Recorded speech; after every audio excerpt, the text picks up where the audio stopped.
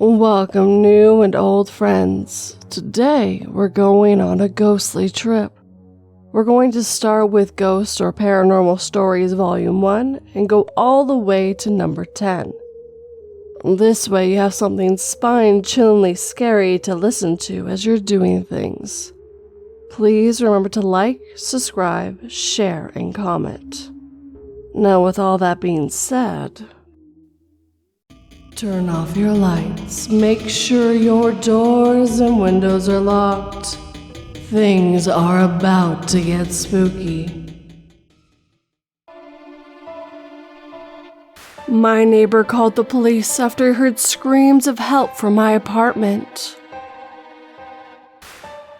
But I was smart enough to have a talking parrot so he could mimic what he heard from my basement.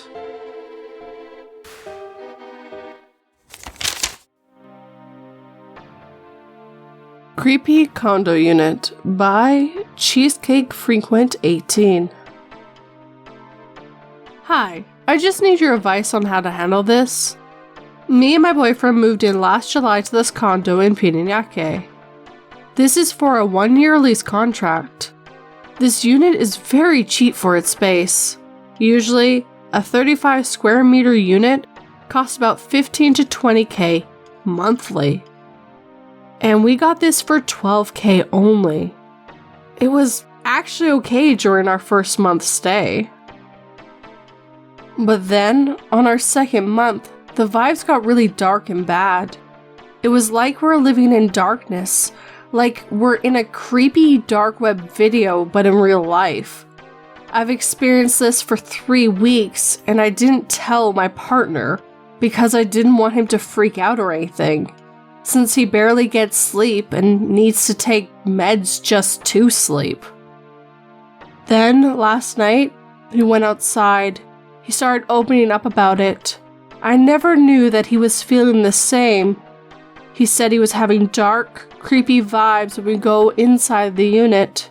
He also admitted that there are random moments where there's something provoking him to commit suicide / jump out the trellis, even if he doesn't have any problems, which is the same with me. I was having random visions where I would jump out of the trellis even though I'm busy working at the time. That happened many times. It was like there's something whispering / provoking us to jump. Take note, our unit is on the highest floor of the building. Here comes the worst part. Brace yourself. I was having thoughts last week to killing and dismembering my boyfriend. I'm not that kind of person. I'm one of the soft-hearted persons, and I know myself that I cannot do evil such as that. We didn't fight or anything at that time. We were really okay. We already have been living together for 3 years now. That's the weird part there. It was like it was controlling my thoughts. That's why for 2 weeks, I was sleeping in the other bed because I was scared that I can harm him. I told him about the reason why I'm doing it, and I'm just praying by heart to remove those thoughts. There was also the scenario that we both experienced. He said that whenever he glanced at the mirror, he seen that his eyes were different, like demonic eyes. And he was, like, smiling at the mirror's reflection even though he's not. And I was experiencing that for weeks. That's why I was always avoiding to look at the mirror.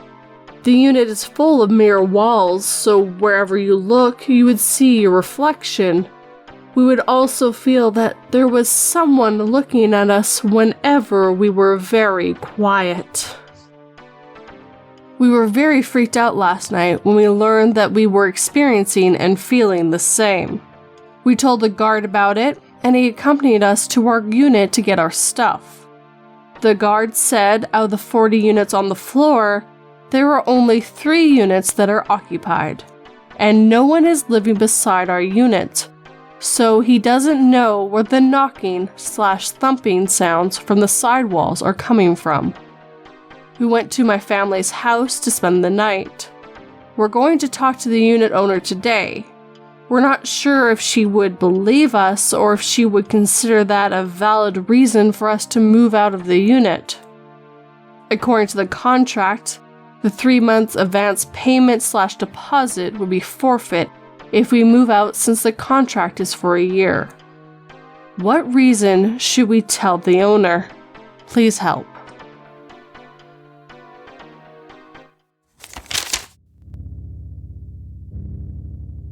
My mom started to scold me and tell me that I had to stop being so dependent on them for money and learn how to finally be adult before hanging up on me. The kidnapper gave me a sympathetic look as he prepared to cut off another one of my fingers.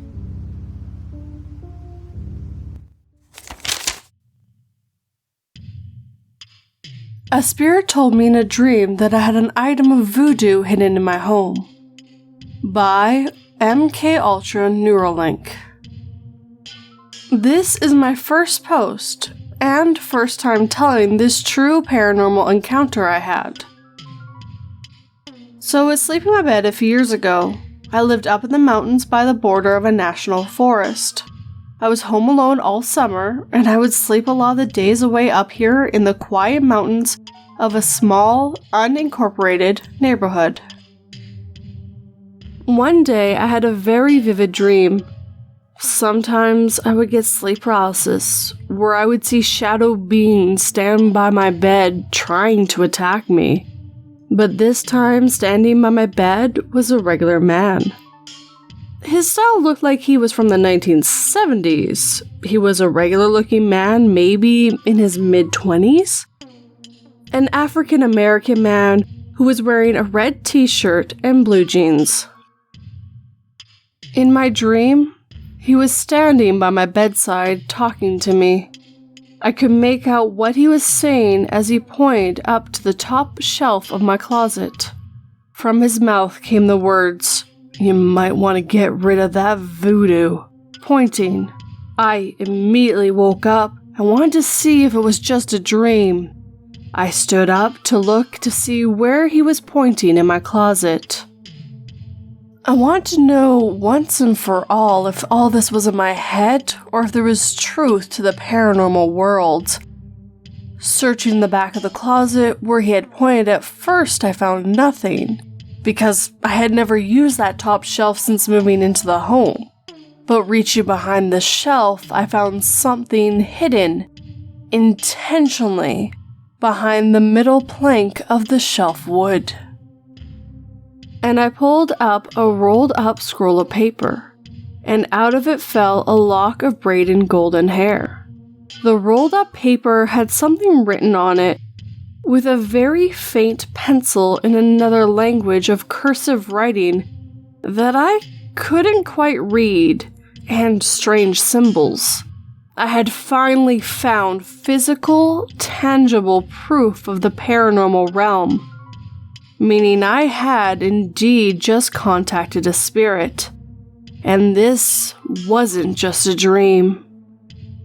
After some research, I found out this braided lock of hair hidden in the home is what they call a witch's ladder, and is indeed black magic.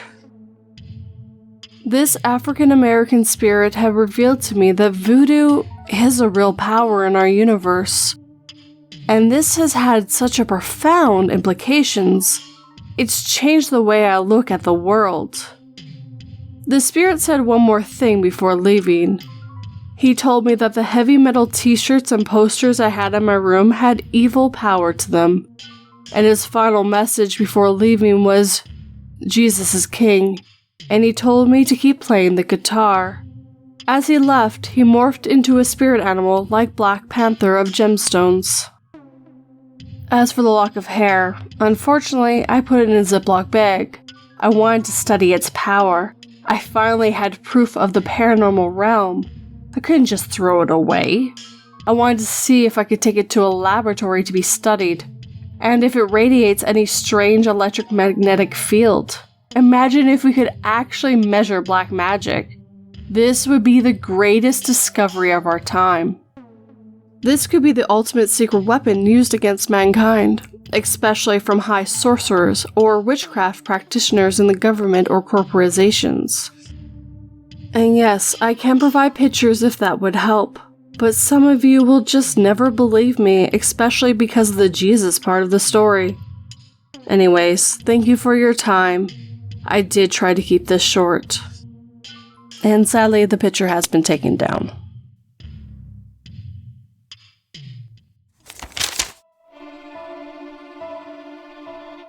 I woke up in cold sweat and let out a scream after I had a nightmare about someone breaking into my house. My roommate came in to check up on me, and that's when I realized I don't have a roommate.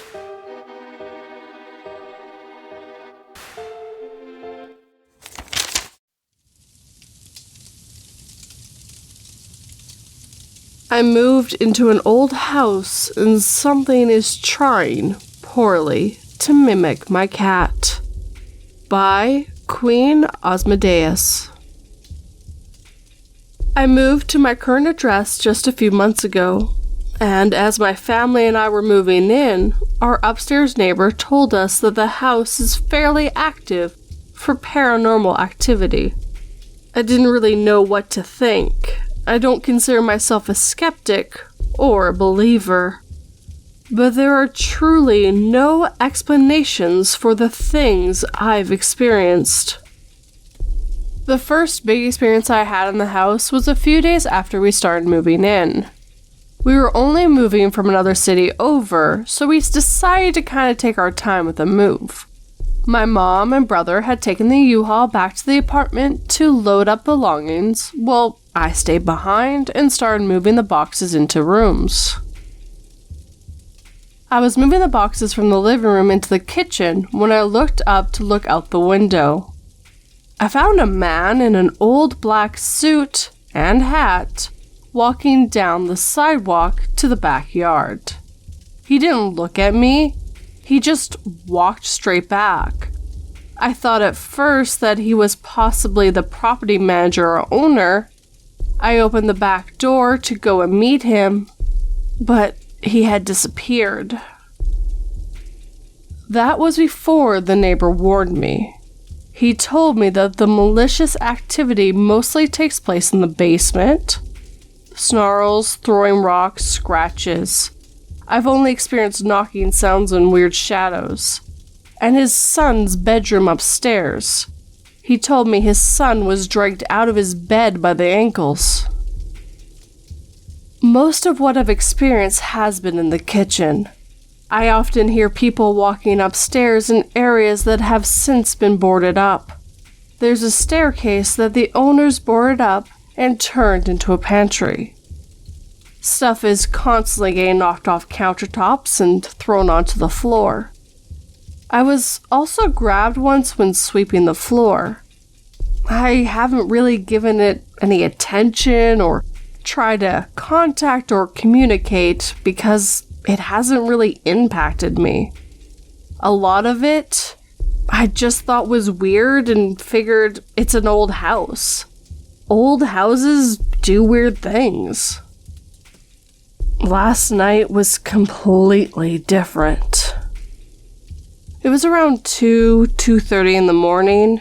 I was in bed, trying my best, when I heard something in the living room or kitchen making the weirdest noise I've ever heard in my life. It sounded like a man yelling, trying to mimic a cat in heat.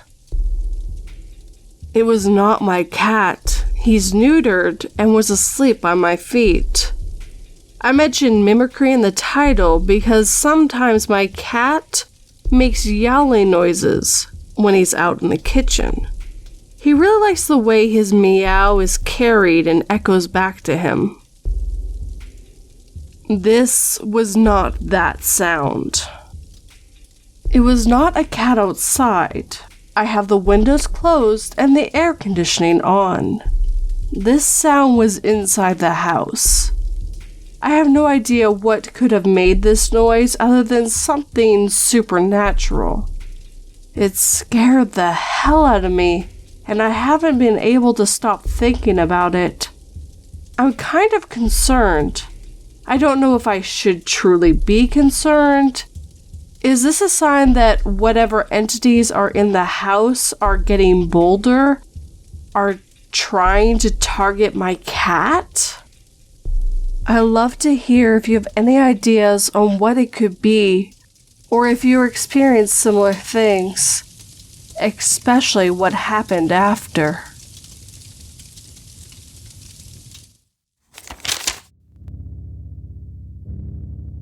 One time, I went to the closet pretending I'm dead to see how long it would take my family to notice I'm missing.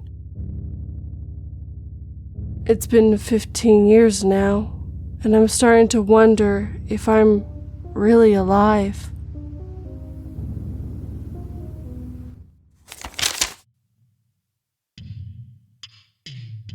Not Mom by Delavina00.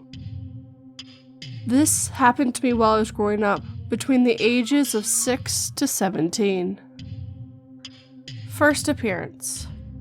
I was 6 and sleeping on the floor next to my parents' bed because they had a habit of giving my bedroom away to any guests that came to stay.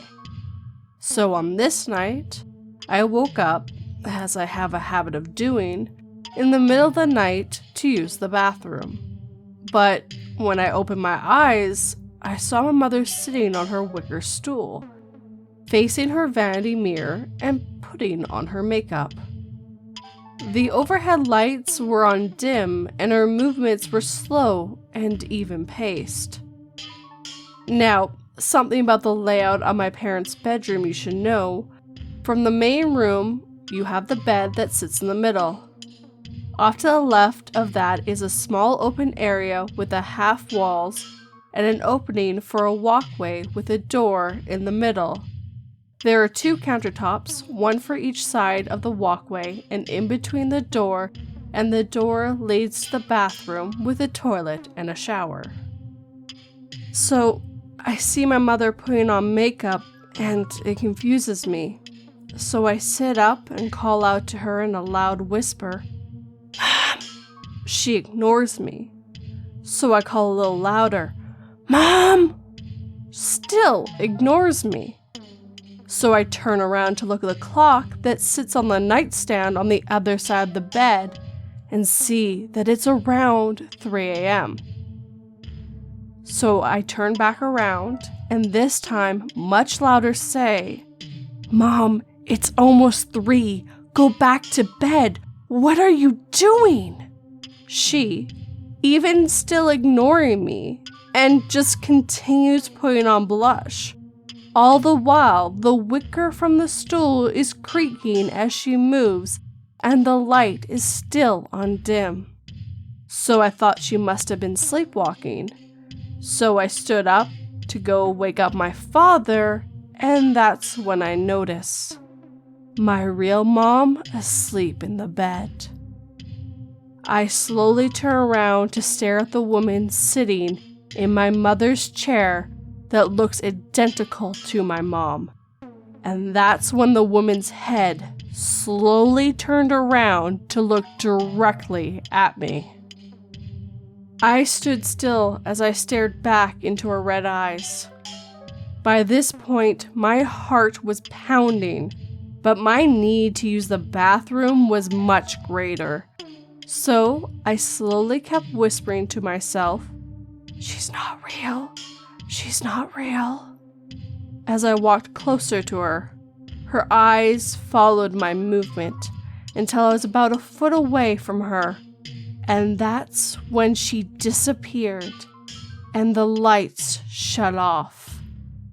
After finally using the restroom, I crawled back under the covers and stared at the seat for hours. I didn't realize this wasn't going to be the last time that I would see her. I have told these stories to my parents much, much later in my life, as at the time I thought they wouldn't believe me. So we have nicknamed her Not Mom.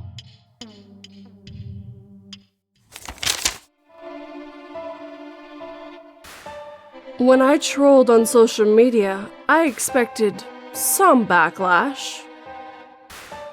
I didn't expect the mob outside my home holding my mother hostage.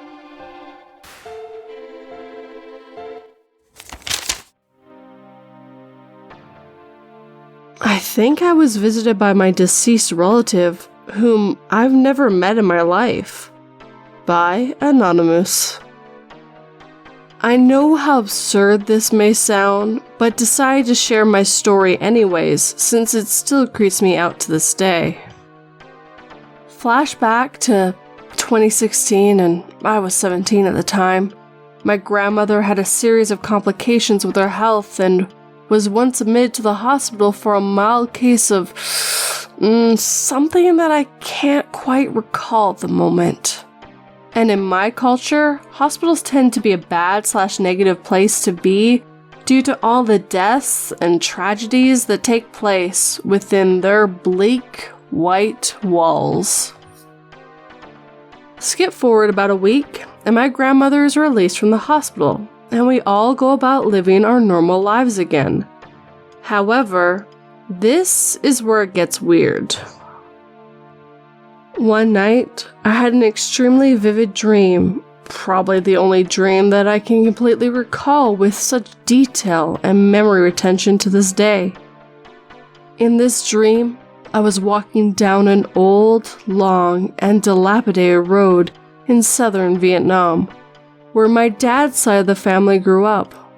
Mind you, I've never actually seen photos of the old house in Vietnam.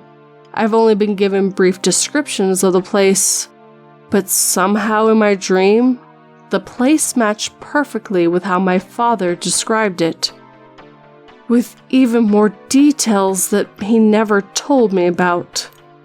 As I'm walking down the road, one house in particular stood out to me the most, and for some unknown reason, I knew I had to go there. As if someone was calling me. When I reached the house, I went straight into the bedroom where 3 people were. My grandmother, who was sitting in the chair propped against the wall to the left, a man who was sitting next to my grandmother, and an old, frail woman laying in the bed attached to an IV pouch. She was definitely sickly, and from the looks of it, on the brink of death. So, this is where it gets interesting. My grandmother introduced me to the 2 strangers, to which I give my respects to. They showered me with compliments and say how familiar I looked to my dad. Pretty much how all elder Asian people talk to the youth. Eventually, the man gets up and tells my grandmother to look after the woman in bed, and leaves. As this happens, I approach the woman in bed and she grabs my hand, giving it an ever so gentle squeeze, smiles at me, and I wake up. When I wake up in the morning, I knew something about this dream felt different, so I explained it in detail to my dad. And when I tell you the look on his face was one I have never seen before, as if he just saw a ghost. He goes on to tell me that my grandmother has 2 siblings, an older brother and a younger sister. I learned that the brother, my great-uncle, passed away many years ago, and that my grandmother's sister was extremely ill and bedridden in Vietnam in the same exact house and room. This is all super weird to me because prior to this dream, I had no idea that my grandmother had siblings. It was as though I was visited in my dreams by my deceased great-uncle and near-death great-aunt. I eventually found out that my grandmother's sister passed away shortly after I had that dream.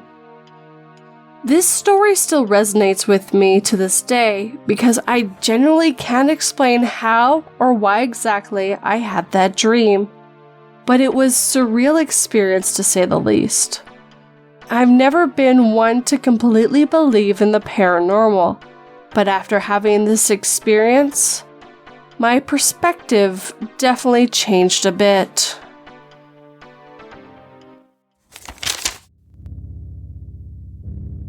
I have been labeled a freak and a weirdo by people, as I am constantly screaming at the top of my lungs.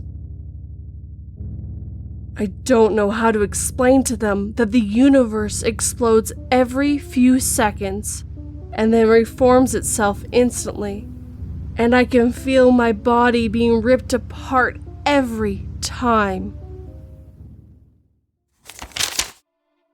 When it was clear that the zombie apocalypse was upon us, we knew our best option was to wait it out until they decomposed. What we didn't know was that all that flesh was just holding the skeletons back.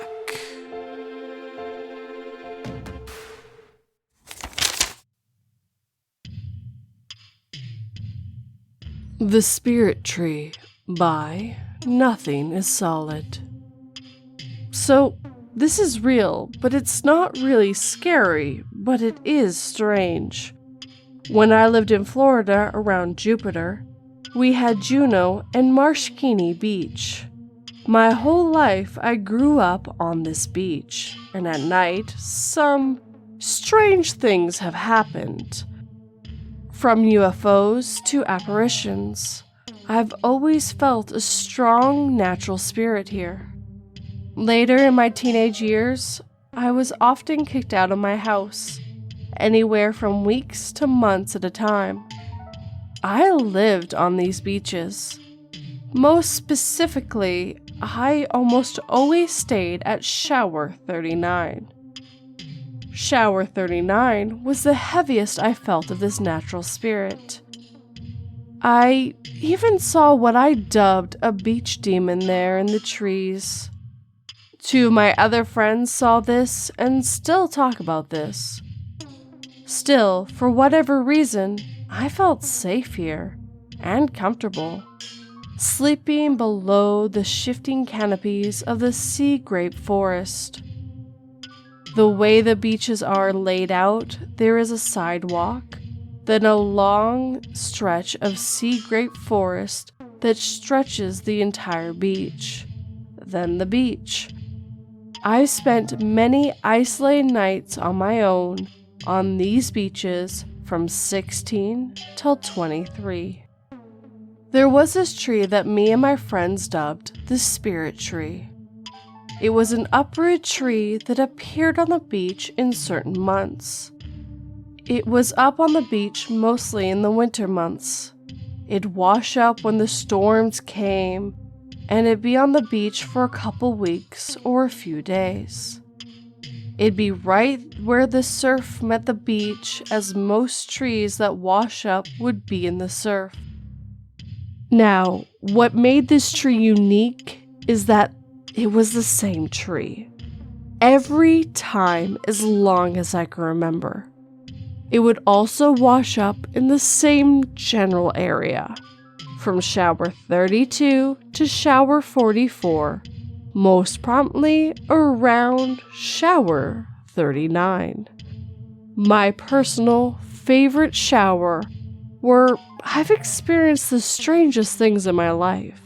I'd seen it a lot while I was on some serious psychedelic journeys, but other people who were sober and with me would see the tree and they always freaked out. Because on the rational side, this should not be possible. But here it was, with the most deepest carving remaining on it. The same exact tree months later. You would drive yourself insane trying to figure it out. And around this tree, everyone would feel this vibe of deep respect, mystery, peace, love, and wonder. For some, it would elicit an overwhelming feeling of anxiety. I remember I was with this one girl when I found it one day. She didn't fully believe me, but insisted that we leave. I was climbing all over it, hugging it, looking at all of our old carvings. I was tripping. Eventually, reluctantly, I agreed to keep walking the beach. She later told me she was at one point felt so nervous around it, and she needed to catch her breath. I love the spirit tree, and most of us hippies did as well. It was something that made no sense. The spirit tree showed itself to me a lot when I was in troubling times, and it always made me feel comfortable. However, every strange or paranormal experience I had on that beach, from UFO, ghost, strange alternate states that made no sense, and even one beach demon-like creature, happened after I saw the spirit tree. Still, it never scared me. The spirit tree, anyways. Anyways, this is one of many of my strange paranormal experiences. This, however, is the most nostalgic, and the thoughts of the spirit tree make me happy as I remember this almost bond I had with it. Many nights alone after getting kicked out of my house, I go to the beach feeling a deep, lonely depression just to find the spirit tree, and it would always lift my spirits. Believe this or not, I promise you that this happens on the beaches of Marchetti and Juneau. And if you find a tree washed up on the beach one late night around shower 39 with carvings all over it looking older than time itself, show your respect to this wonderful, amazing spirit tree if it strikes your fancy. Don't if you don't want to. To many, it's just a washed up tree. But to those of us who know the beach like the back of our hands, this tree is so much more. P.S. I know I sound nuts and like a total hippie, but I have loads of friends who have never touched a drug in their lives who still are in awe and can't explain this. I promise you, it's the same tree, and I like to personify it. I like to think that this tree is some kind of nature spirit, and she knows me, knows my heart, and is happy that I'm keeping her legend alive. And on screen right now, that tree in the water, that is the spirit tree. OP sent me the photo, so I hope you like it.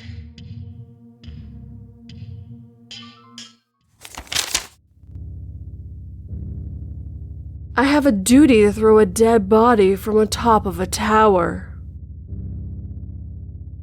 To maintain my little sanity, I ignore the shuffling in the plastic bags, the chill of the air from being so high, and the hungry, vicious growls that sound louder with every drop-off.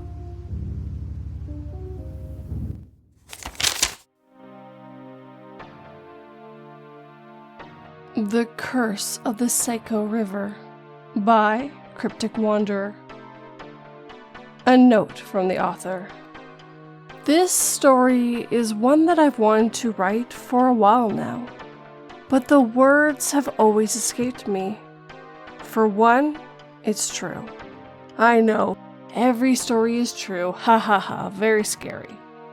This one, however, is as true as it gets, and as everyone knows, writing a series of incredible events while maintaining credibility is damn near impossible. I do invite and even encourage you to look it up on Google after it's finished. The second reason I found that it's difficult is that it's 2 stories in one. There's a lot of history involved, and though the details differ depending on who tells it to you, My hometown of Biddeford was the first inhabited by Europeans in 1616, making it one of the first places to be visited in America. But the general consensus is the load-bearing beam I will include. Thank you for letting me ramble. Now, for your story.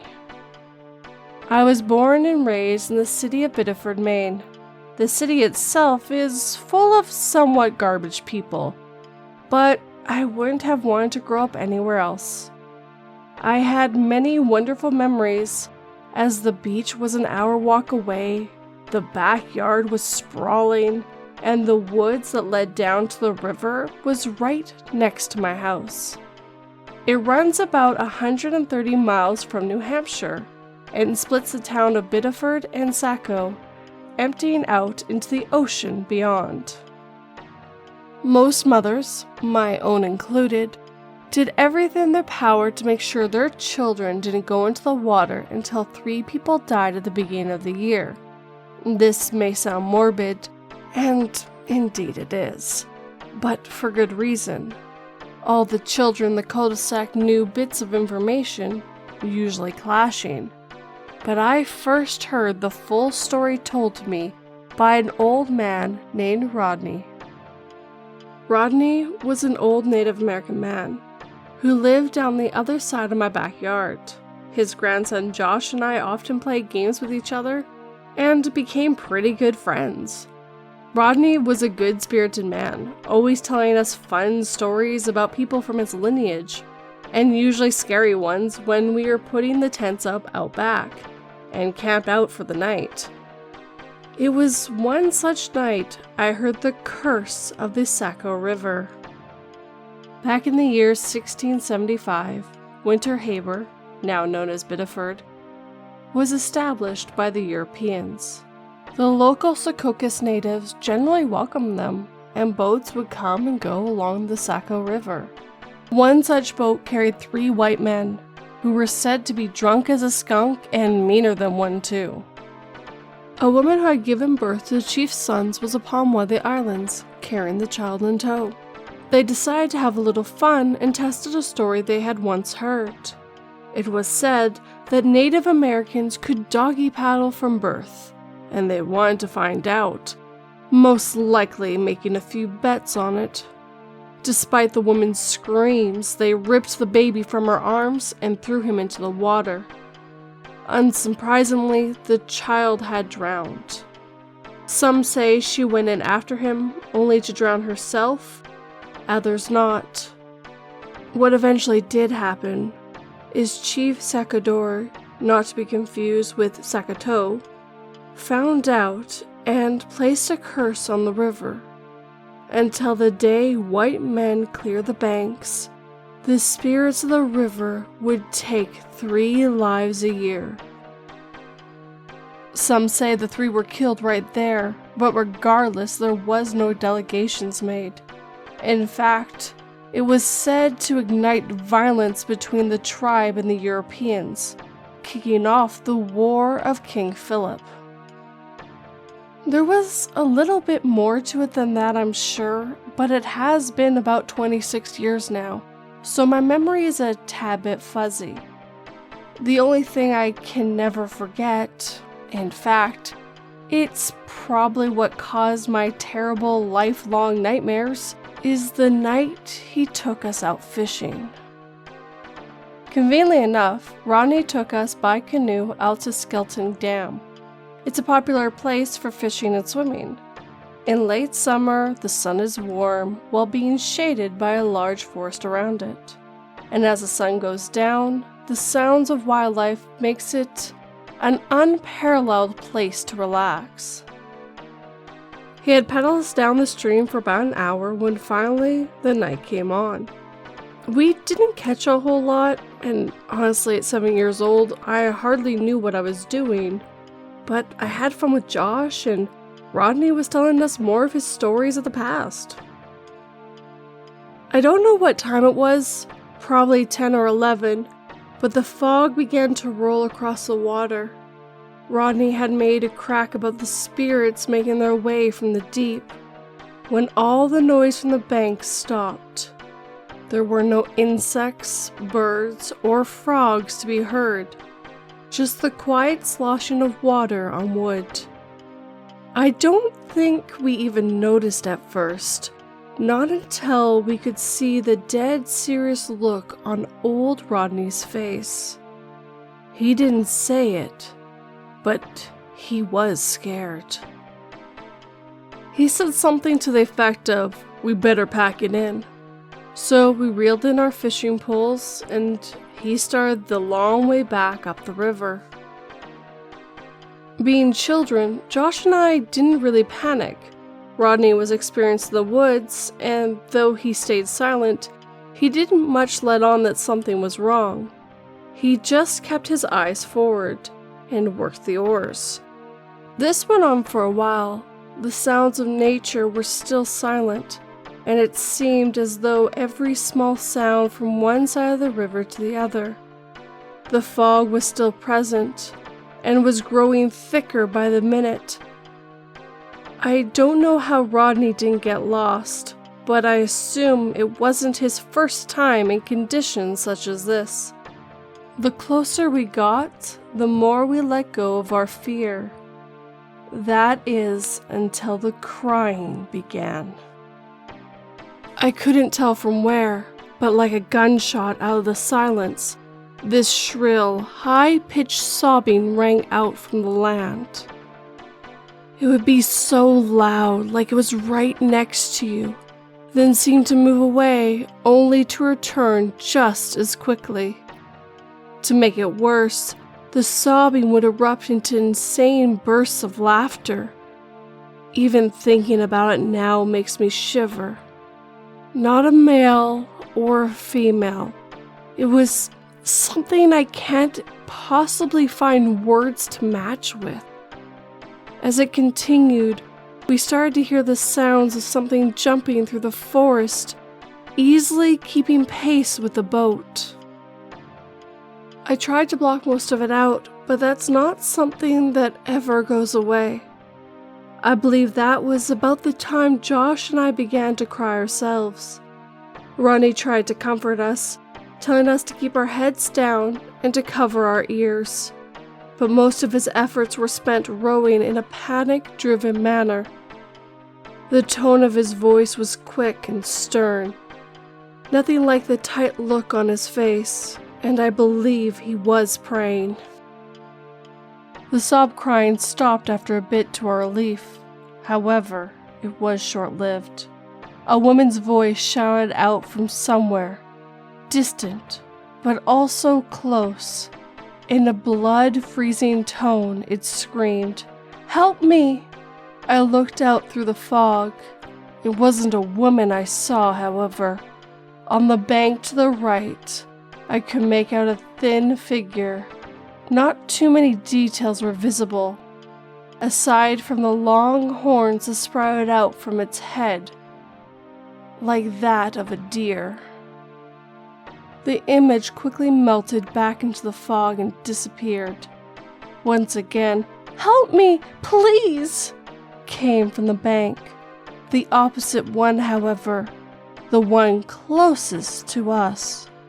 As this happened, the sound of drums came and quickly crescendoed their way all around us, like that of a dozen or more people playing drums. Rodney told us once again not to look and steer the canoe away towards the center of the river. Like the idiot kid I was, I looked as large green orbs of light began to appear, along with multiple little men. I say men, but they were all much too short, and their shape wasn't quite right. It was almost like a group of monkeys were all lined up along the shore, just staring at us, as the ghastly cry for help continued to follow, switching sides from time to time. I'm fairly certain I had wet my pants by then. I don't think I've ever been so scared in my life, including my current age. Unfortunately, our boat trip through hell wasn't quite over yet. The fog was a constant and would swallow anything almost as quickly as it appeared. As terrifying as the things on the bank were, at least they couldn't get to us, or so I thought. We must have been pretty close to the boat launch by that point, but before we could get there, the sounds of splashing erupted on all sides of us. The occasional slosh of water told us there was something around our boat, and it wasn't long till the knocking began. It was soft at first, more like something rubbing the side of the canoe. Then it turned into scratching, but they quickly got louder, as if people were pounding their fists against the side. It was getting so bad I thought we were going to tip, and poor old Rodney was rowing like a madman. The panic on his face was clear as day. He was no longer trying to be silent, and I could even see something trying to grab and pull at the oars. These sort of short, black arms that grabbed at whatever they could. Well, we finally made it to the boat launch. Rodney practically threw us on land. He didn't bother with our bags or fishing stuff either. I was somewhat upset the next day, but I can't blame him one bit. We ran to his truck, still hearing drum beats all around us, now coupled with the sound of loud growls. I can't tell you what for sure, but some sort of animals were pacing around the fog on all fours. They kept their distance, thank God, but before we were finally on the road, we were in for one more surprise. The branches and leaves of the trees off to the left of the truck began shuffling. The forest here is thick, so it's hard to see what it was, but some sort of large bird burst through the canopy and shot across the lake. I'd never seen anything so monstrously huge in my life. Rodney later told me he believed it was a thunderbird. I'm not sure, but the wingspan was anywhere from 20 to 30 feet long. Since that night, I stayed away from that river. In fact, I moved halfway across the country. I can't really tell you a whole lot else from that night. I never got many answers myself. I can tell you, however, that I believe in the curse of the Saco River wholeheartedly, as well as its spirits. Do not go into that river, unless, of course, 3 people have already been found dead.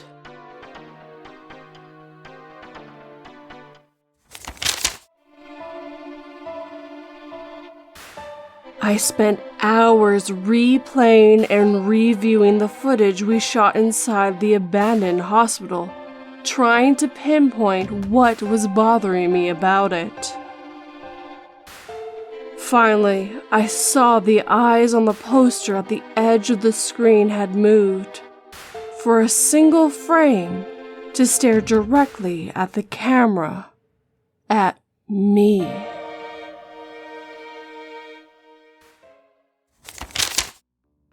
I'm a plastic surgeon, and I consider my work a form of art.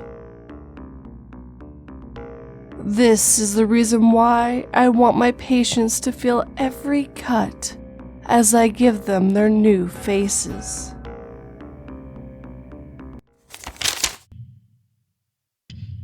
Knock knock, don't answer.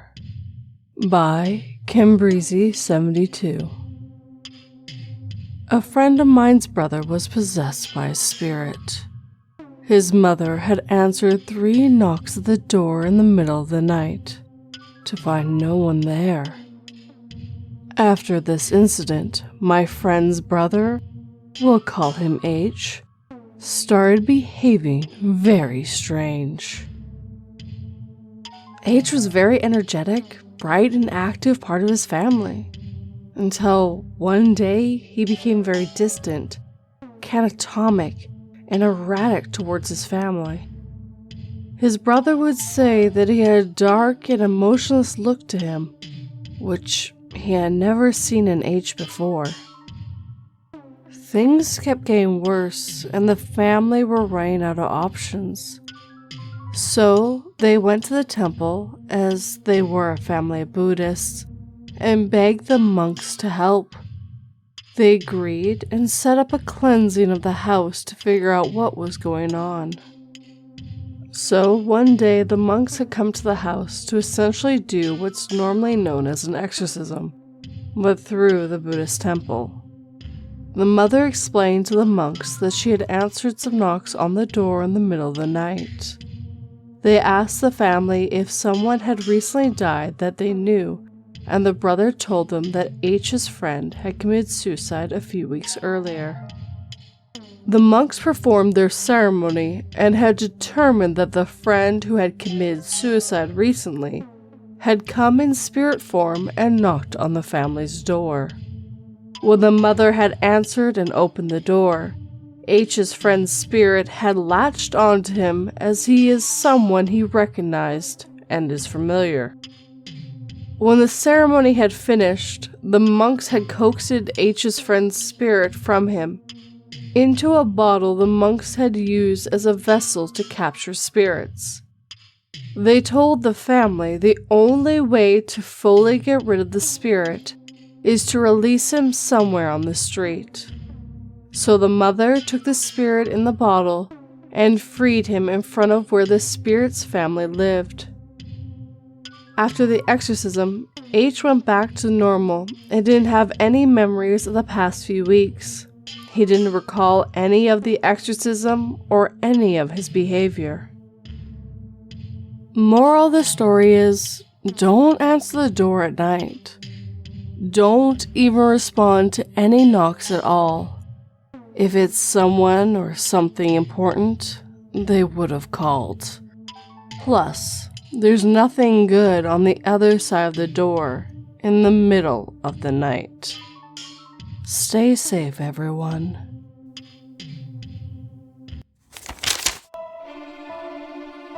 I reached for my credit card and placed a bid for $2,000 and was delighted when I won and got to choose my prize. I watched in excitement while listening to her screams as they followed my instructions and began to cut thin strips off her eyeballs.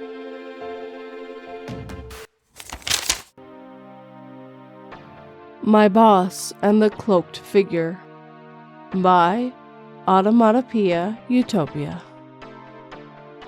I had a boss years ago with whom I was very close.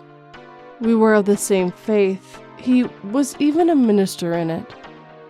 Furthermore, he had officiated at my wedding, and my RN wife had basically delivered his child when his wife's midwife was late to their home birth. We were thus quite close. A few years after our wedding, he suddenly had an epiphany as he viewed it, and his religious perspective and practices changed dramatically almost overnight to a very different position that he believed I too should adopt. It caused a strain on our entire relationship as he began to insult and mock my faith even while I worked for him. It developed into a very negative daily environment for both of us. One day, not long afterwards, while at work, I watched a figure appear suddenly in the room we were in and ran towards him.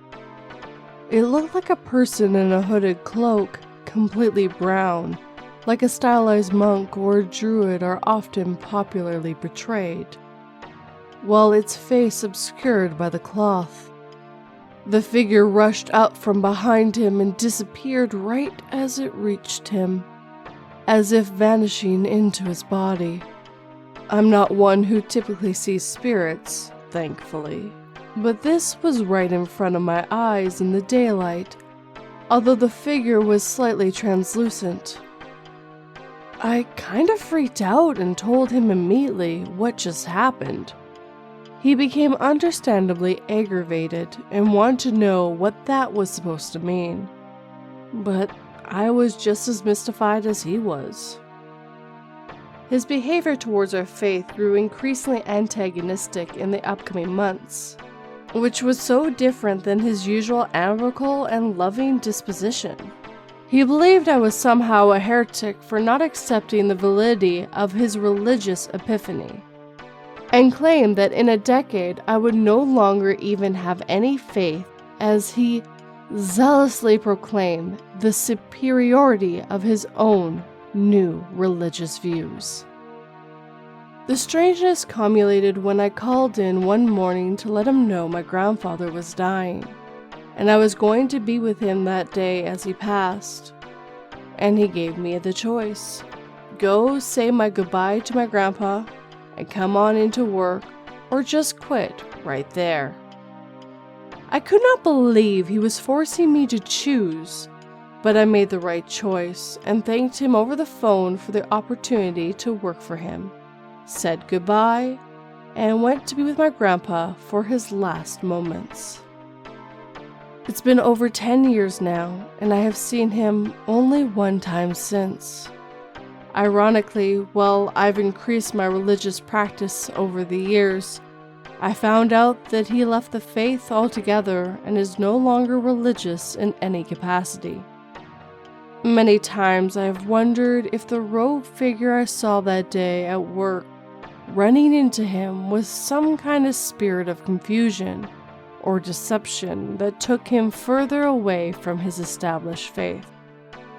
I still mourn the loss of that beloved friendship.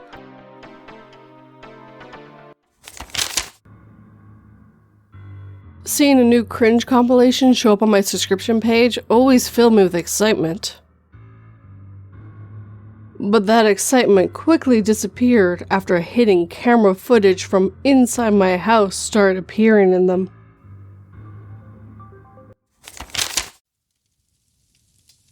He told me to call him Joseph by the trash heap. This happened a few years ago, but it lasted so long, and it was so scary that I can never forget it. Mom says that her and my sister Jay are sensitive to and able to communicate with spirits. I was never sure if I could. I was always told I couldn't, but now I'm not so sure. My sister Jay bought a glow-in-the-dark Ouija board from Toys R Us, of all places, and put it in her and my sister A's room, which they shared while I shared my room with the other sister C. My mother's mother died about 2 months beforehand, and it really messed us up. Everything was fine for about 3 weeks until I had a nightmare. In the nightmare, I was sitting on my bed with my legs hanging down, and I was facing my sister's room. It didn't seem weird to me that I was going through the walls, and I sat and I watched as a man adjusted his suit tie from where my sister's closet was. He had slick back hair and stubble all over his chin. He looked like a very classy man, except for how bad you felt by looking at him. He told me, "Once I'm free, I'm going to kill your mother."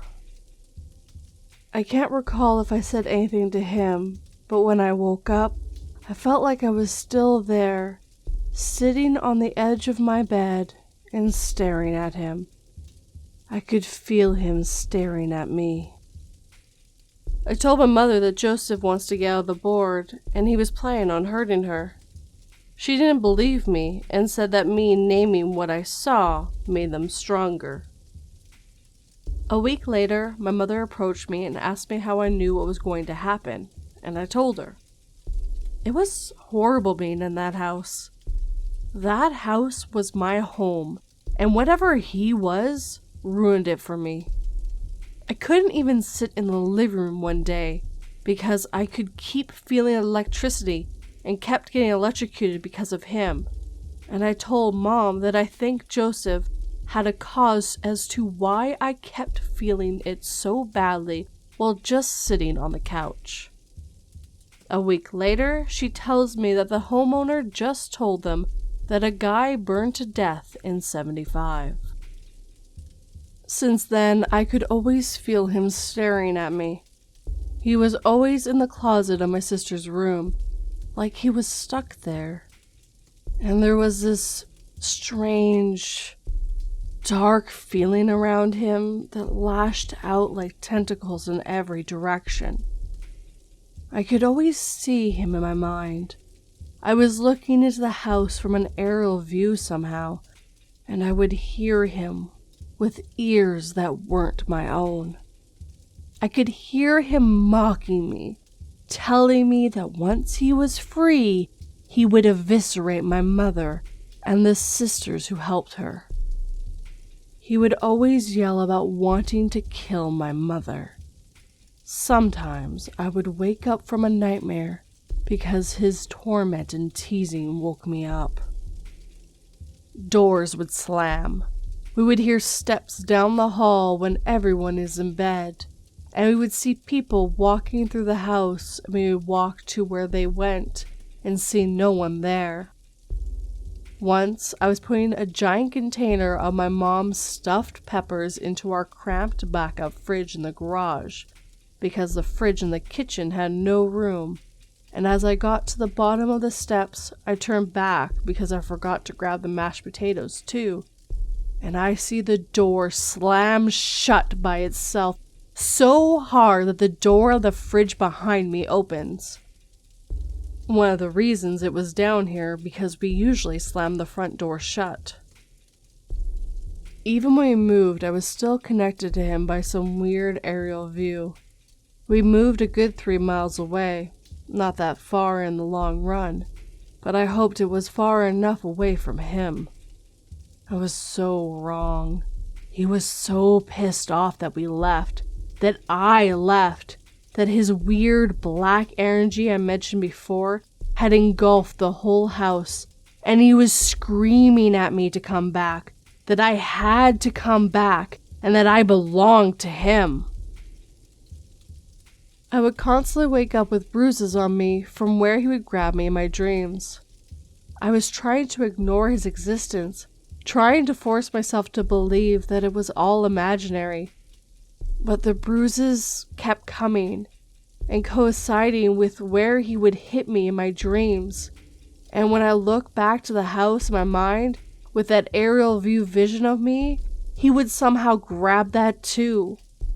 While I was awake, he once grabbed the arm of me when I was looking at him with that aerial view and dragged me down to look at him and demanded I return. I quickly left whatever version of me that even is and went to school. My friends in my second period English class all asked me what happened, and when I was confused, they showed me the large and dark hand-shaped bruise on my left arm.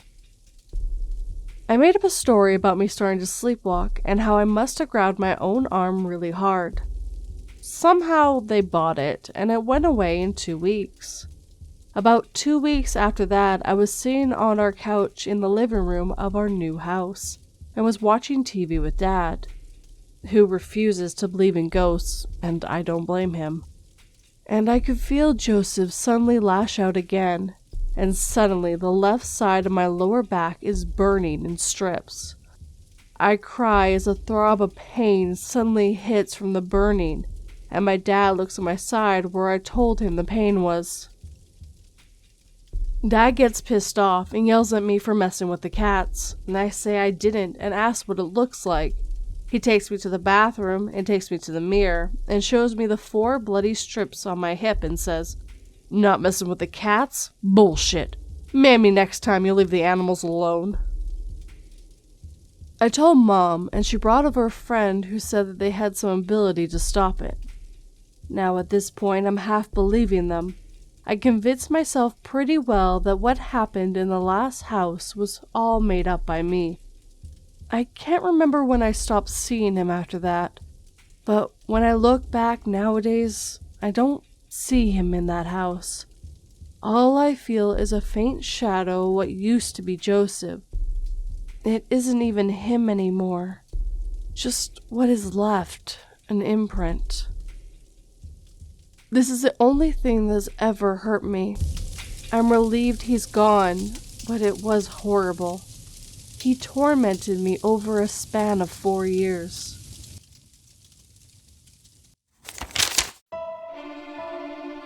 The police officer arrived at the house of a terrible accident to find an 11-year-old boy, dressed in green, on the ground dead. The officer then spoke to the boy's parents, who explained that their son Peter had jumped out of his bedroom window, convinced he could fly.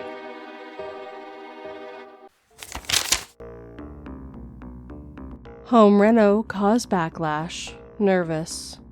By the trash heap. So to preference, the reno was just a bathroom repair. We had to reline the drywall of the shower because of water damage. So nothing substantial to the point of the whole scene from the movie Poltergeist and finding bones in the yard. But still, stuff picked up since then. I had experienced a few things since we first moved here about 3 to 4 years ago, including hearing myself and my family members, seeing people who aren't there, watching stuff move or break on their own, and, although not the worst but the creepiest, I saw myself walk from my room to the back door. The me I saw had much shorter hair than I have at the time, and didn't notice me. We've gotten a couple regular special guests. One thing is in my parents' closet, and it has gotten much meaner since the reno. Another is a tall, blonde man that my sister and I have coined the name the Sood. He's more of a protective thing than others and usually comforts us when something lashes out. And the last one was a more tricky thing, stomping up and down the hallway and running into my face, knocking on my door and waking me up mid-sleep. And this was all before we had the bathroom repaired. As the repairs were going on, I heard 2 of my sisters calling me from different sides of the house when I was home alone. And one of them has even moved out.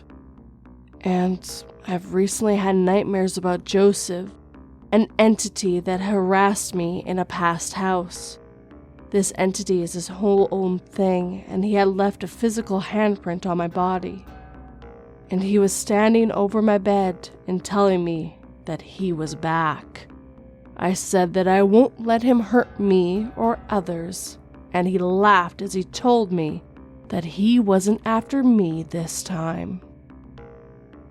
I was having an argument with my father yesterday, and I turned because I heard my mother in the kitchen, and both my father and I watched as some items that were on top of the microwave suddenly shot into her face as she walked past. Some paper and plastic containers. It also broke some glass bowls that my grandmother had gifted us. This morning I woke up and had to go, as you do. But I noticed my father was in the bathroom, so I decided to wait in the bedroom to avoid another possible argument. Some minutes later, I heard the door open and him start petting one of our cats, ringing her collar's bell, before walking into and shutting his room's door. He drags his feet, so I know it was him I heard, but I opened the door and nope, he was still in there. He had actually started a shower as I watched the space trying to figure out what was happening, so it's no way it could have been him. My sisters and I are a little more than nervous, because activity has definitely picked up with my dad yelling at us a lot more than usual lately. My mom is trying to ignore that anything is going on because if they were bad, they would have shown me.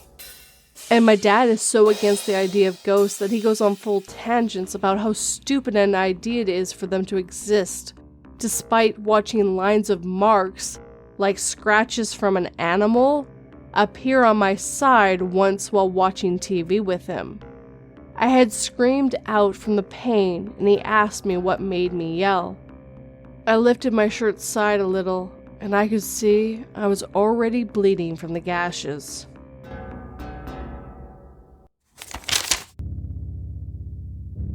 The person responsible for the Midtown Mall massacre had a look I was far too familiar with. It was not the visage of a cold-blooded killer, but the baffled face of someone formerly possessed. Scientists were ecstatic when they discovered a message left behind for humanity by ancient aliens. After years of translating, they were less thrilled to discover that it simply read, "We are sorry."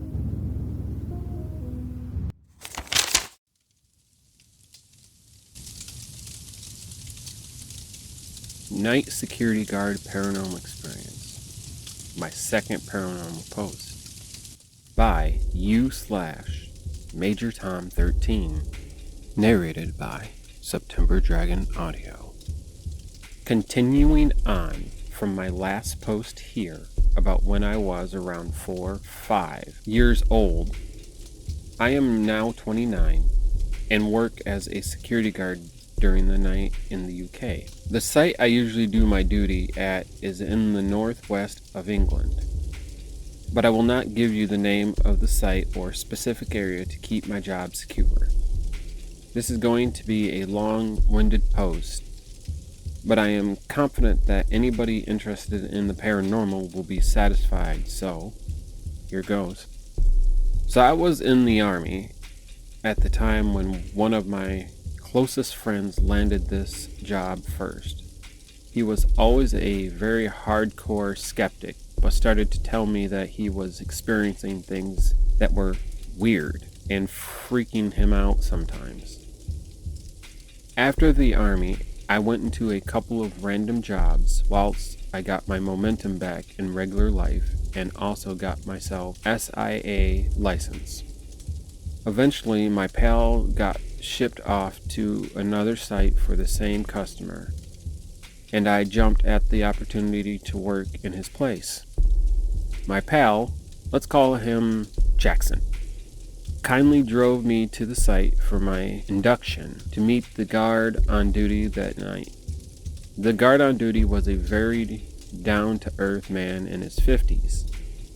After showing me the ropes, the whole 5 minutes, he asked me what I thought about poltergeists.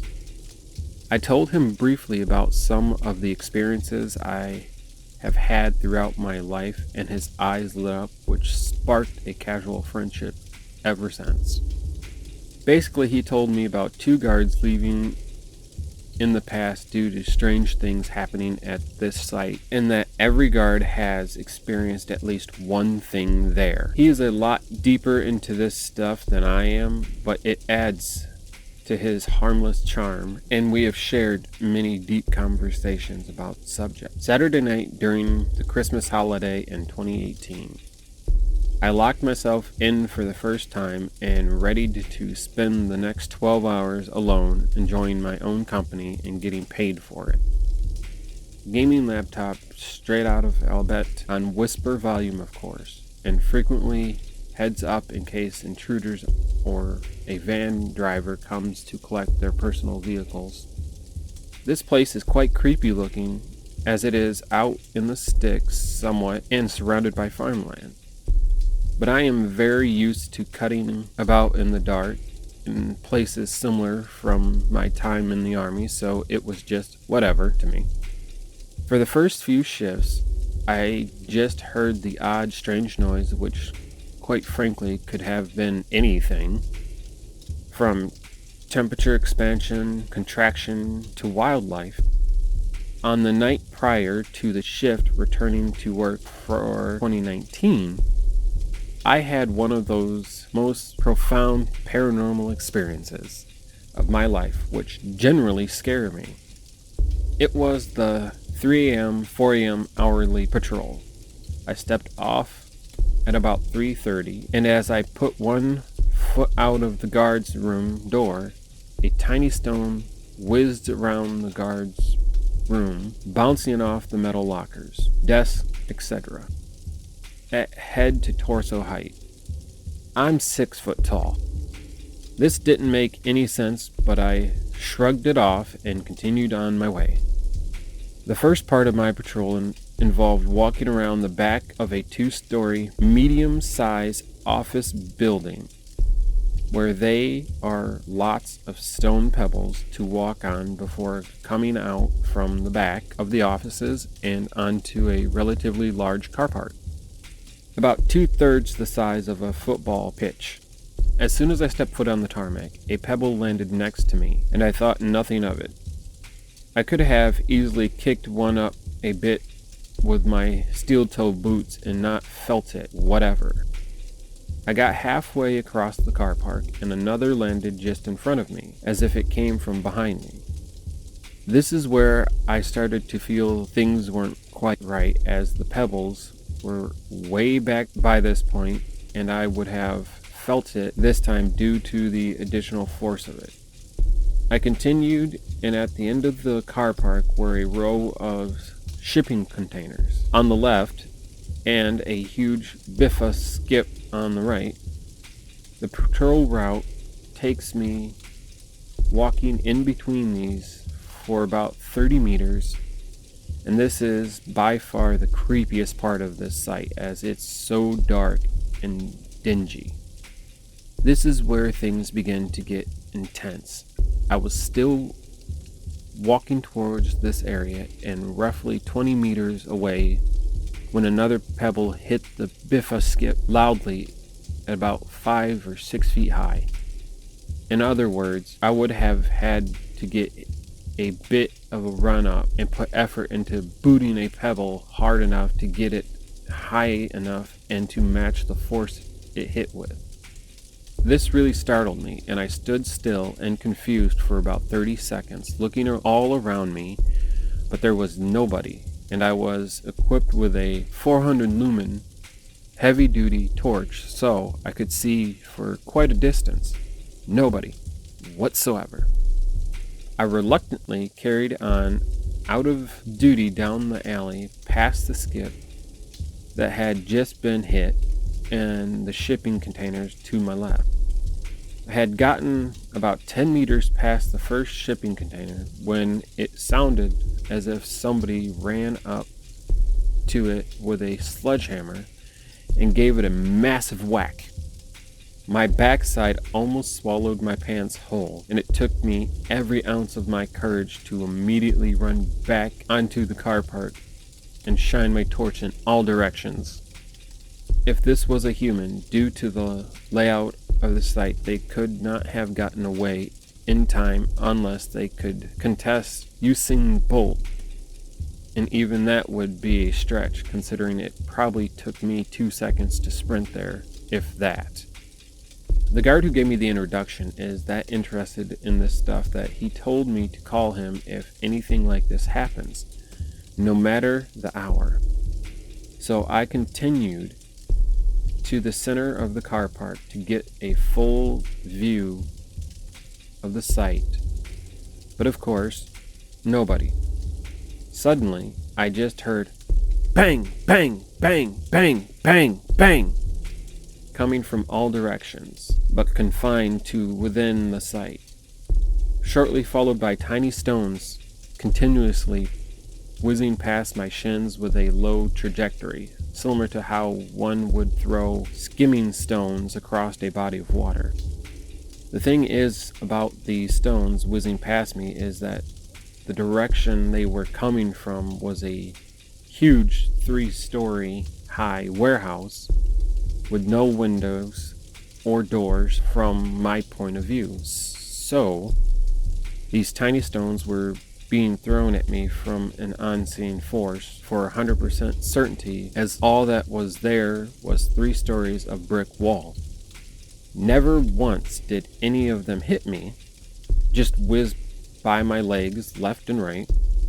Behind this warehouse is a river that gets quite choppy in the winter, but Even so, the trajectory indicated that the stones were definitely being thrown from in front of me and not over the warehouse, which would be the next to impossible feat anyway. I rang the other guard, and he could immediately hear the racket going on. He told me to go by the river and call out to it. Now, despite having a few experiences sparsely throughout my life, I have never been interested in engaging with whatever the paranormal is, but I decided to humor him anyway, all the while crapping my pants. I called out to it.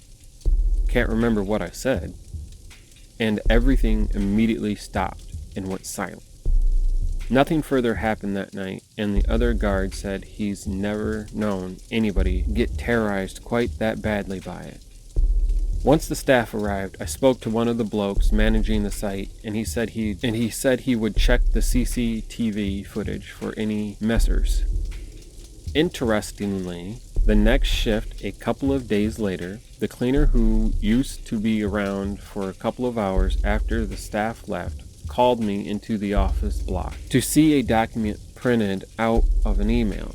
This was to my security firm about the events, but stated that they could not see anybody or any stones on the camera, but could see me doing an intense investigation and being violently startled a few times. Since then, I have had very sparse experience, such as doors slamming, a filled mop bucket moving 3 feet from the wall in front of my eyes, plants smashing in the canteen. Very annoying, as security officers get the blame for this, understandably. Cutlery having a quick jingle in the canteen drawers.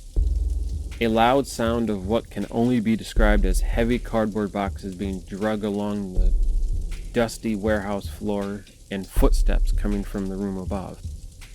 A few months into the job, I also got another very close friend a job there, who was also in the Army prior, and also a massive skeptic until now. He literally laughed at myself and Jackson whilst we gave him his introduction when we mentioned the strange stuff. Jackson, to this day, references his cocky laugh, as his attitude soon got set straight.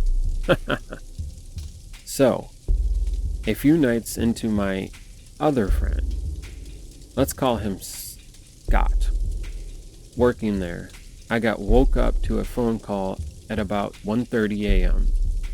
And it is Scott with a trembly voice saying that somebody was just sprinting up the stairs, ran through the short corridor, and is currently stood outside the guardroom door. I said, well, you're a security guard, do your job, and see who it is. Of course, nobody was there, and nobody could be there due to coded doors. I haven't experienced anything paranormal there for a long time now. It seems to have weeks, months of calm followed by short bursts of activity. I have also since branched out and done all of the sites my company contracts with, and never had an experience elsewhere besides one place to which I have video evidence of. I am reluctant to share, and even then I need permission from the guard who works that particular site.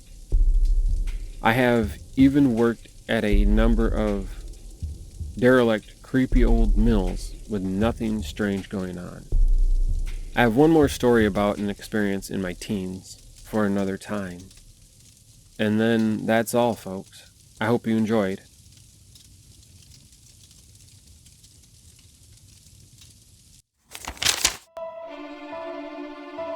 The stranger who threw me into a dark cell laughed when I demanded if he knew who my father was, and how much he'd be sorry when I was found. Chuckling, he leaned in and whispered in my ear, "Who do you think paid me to take you?"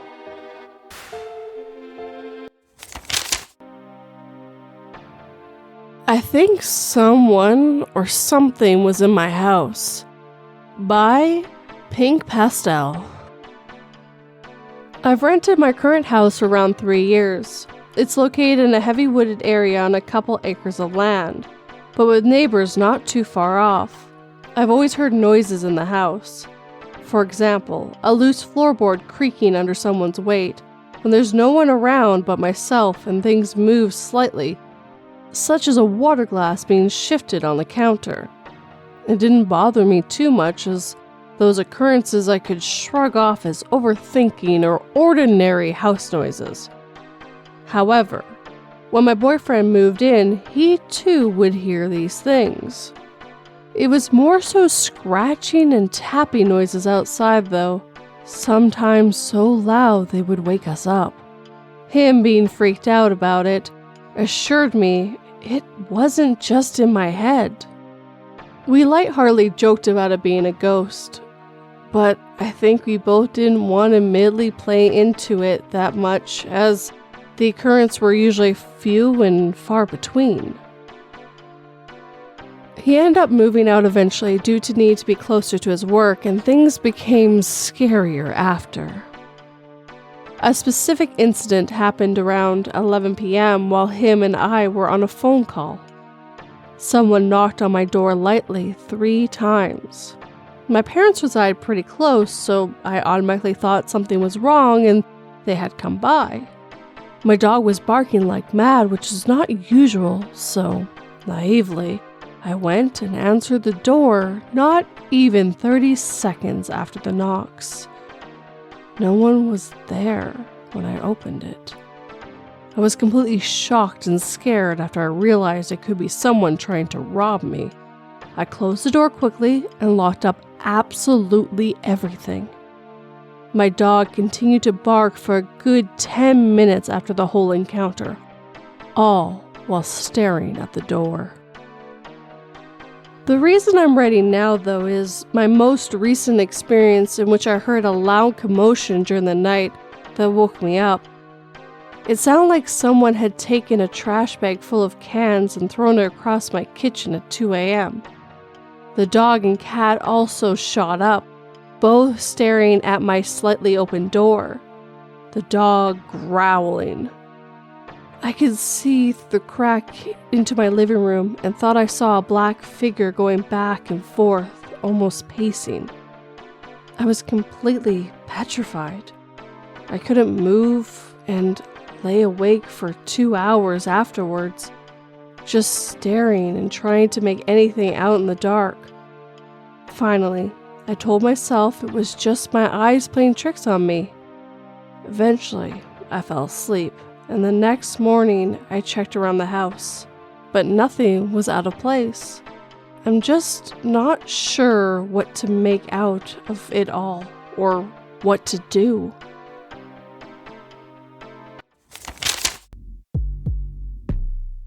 The ticking clock echoes through the hallway as a police squad nervously awaits the arrival of the kidnappers at the exchange site. All of them started to look around when the ticking became faster, and one of them noticed the hands on the clock never moved before a wave of intense heat washed over them.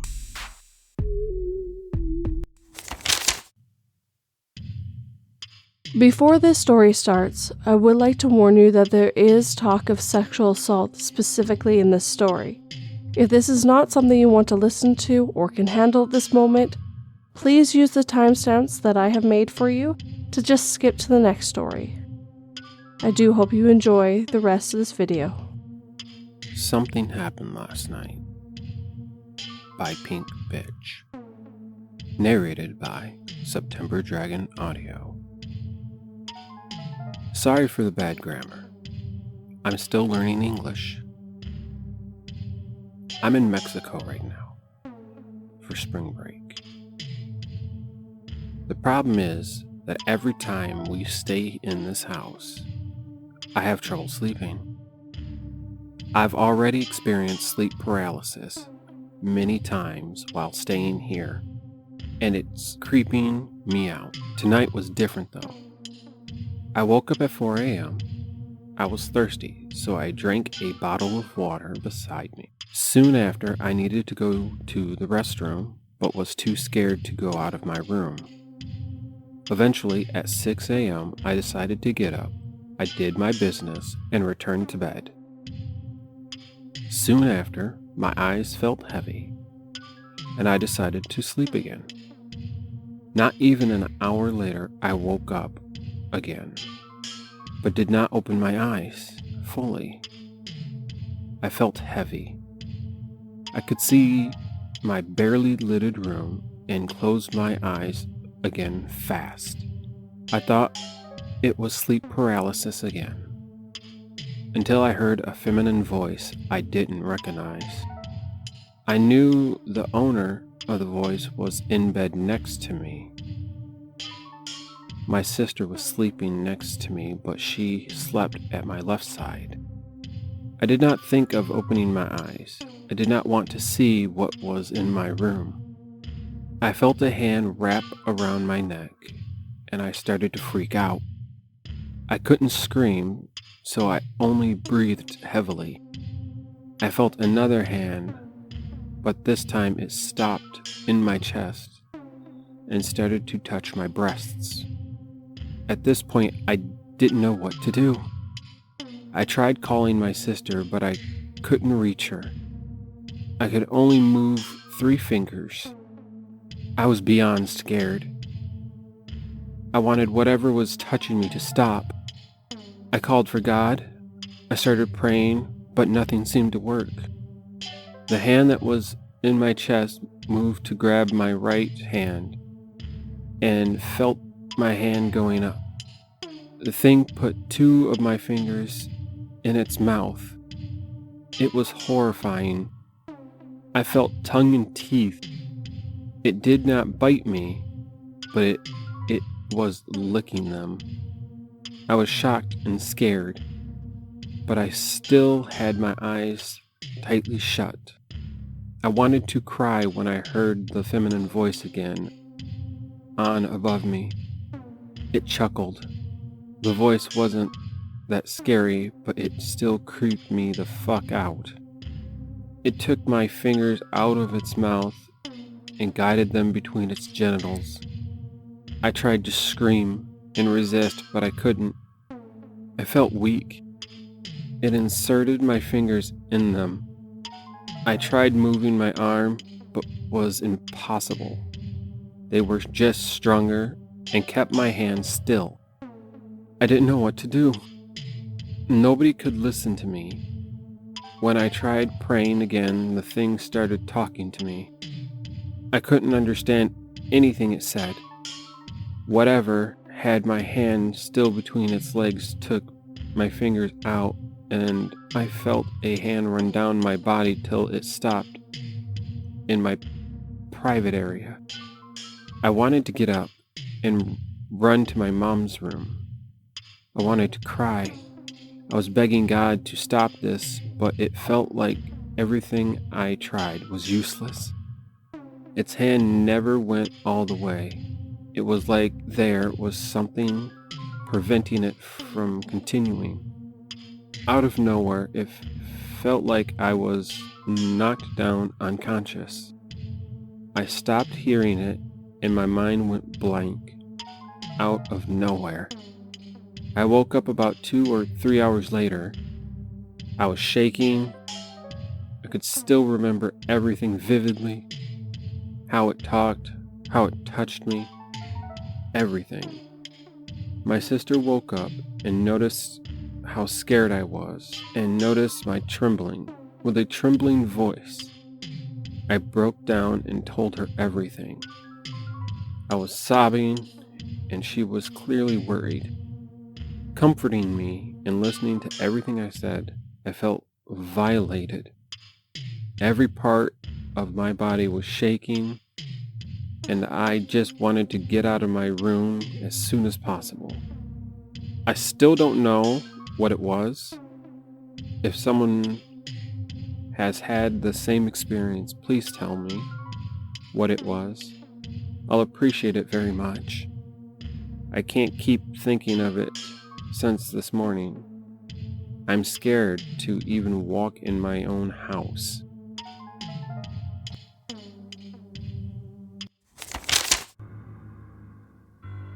The nauseating hum from the old broadcast tower carried unpleasant dreams to the villagers below. No one was surprised when the reports of sporadic violence started.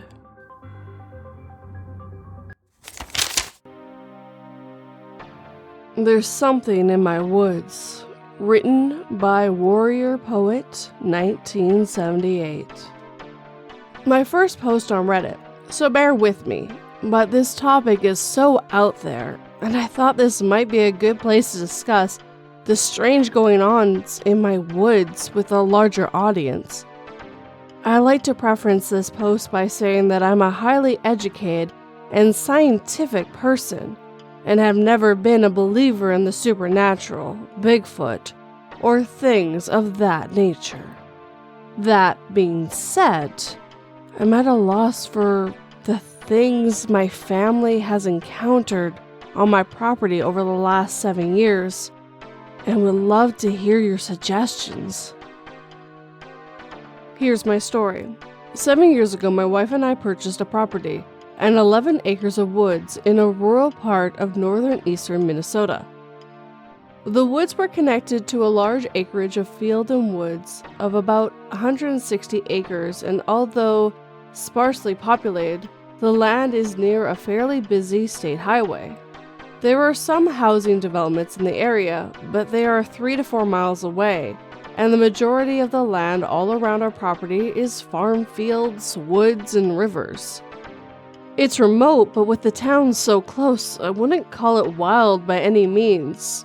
I'm mentioning this because I've heard many Native American legends of things in the deep northern woods of Minnesota and Canada, but the area in which we live is not that. Royal, yes, but not the endless north woods. As I said earlier, I'm not a believer in the supernatural, and have never been afraid of the woods or the outdoors, even though I have a healthy sense of caution and respect for large bears, moose, wolves, or any other potentially dangerous wildlife. I'm also an avid hunter and mountaineer, and I have experienced many nights in the wilderness. I've had numerous encounters with dangerous animals or situations, so I'm not spooked easily. Knowing my state of mind is important to my story, because many so-called supernatural encounters can be explained by people with an already high level of belief, anxiety, or fear. That's not me. Well, that all changed after the first few weeks of moving in. The house and land had been abandoned for a couple of years due to foreclosures, so a lot of work needed to be done to get it back into shape. Wildlife had grown accustomed to no human presence, and black bears frequently roamed the yard at night, along with many other woodland creatures. We also found a lot of animal bones scattered throughout the woods, and coyotes were abundant. One night during those first few weeks, we had a rainstorm, and I was worried about a broken downspout potentially causing a basement leak. It was about 10 p.m., so I grabbed my headlamp and headed outside to deal with the situation. Behind our house is a fairly large, swampy area that divides the woods. I had my back facing the area while fiddling with the downspout when I suddenly had this intense feeling of dread. It's really hard to explain the feeling, but it was like my body knew something was back there.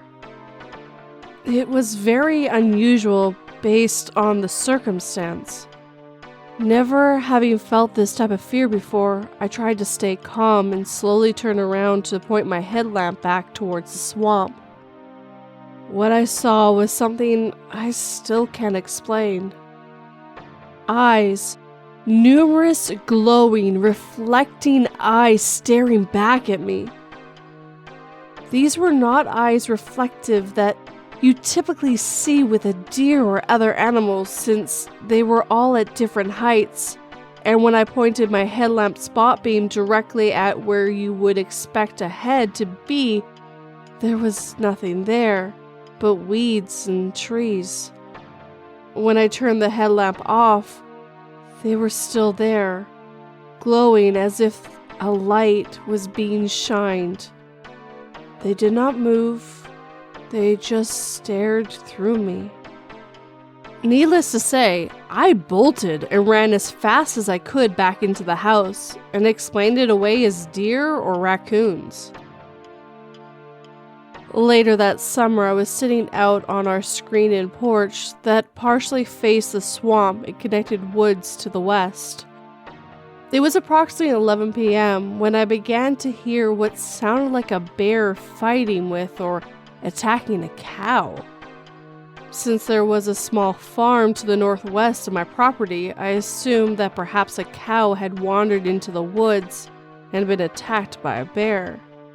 I really didn't know if this was something a bear would actually do, but it was my only guess based on the sounds I was hearing at the time.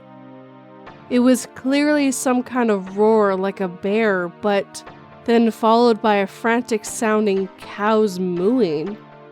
This went on for over an hour, and it was probably one of the most horrible sounds I ever heard. Even though it sounded so strange and almost supernatural, it didn't frighten me since I had a rational explanation in my head. Even weirder, this same series of sound happened again the next summer. These first few years, I never investigated the area of the woods the sounds came from, since it was not my property.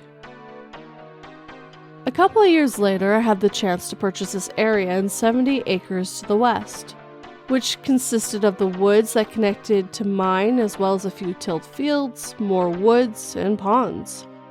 As part of purchasing this land, I spent a great deal of time walking around on it to get a good understanding of its value and layout. As part of my walk, I was able to get a much better look at the farm setup to the south.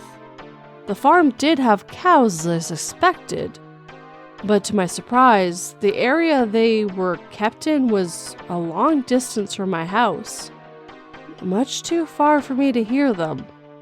And the fencing was also extremely well built and electrified. Looking at it, there was just no way a cow was wandering off from that farm. I didn't really think about this fact until recently, but feeling it's best to lay everything out in a chronological order.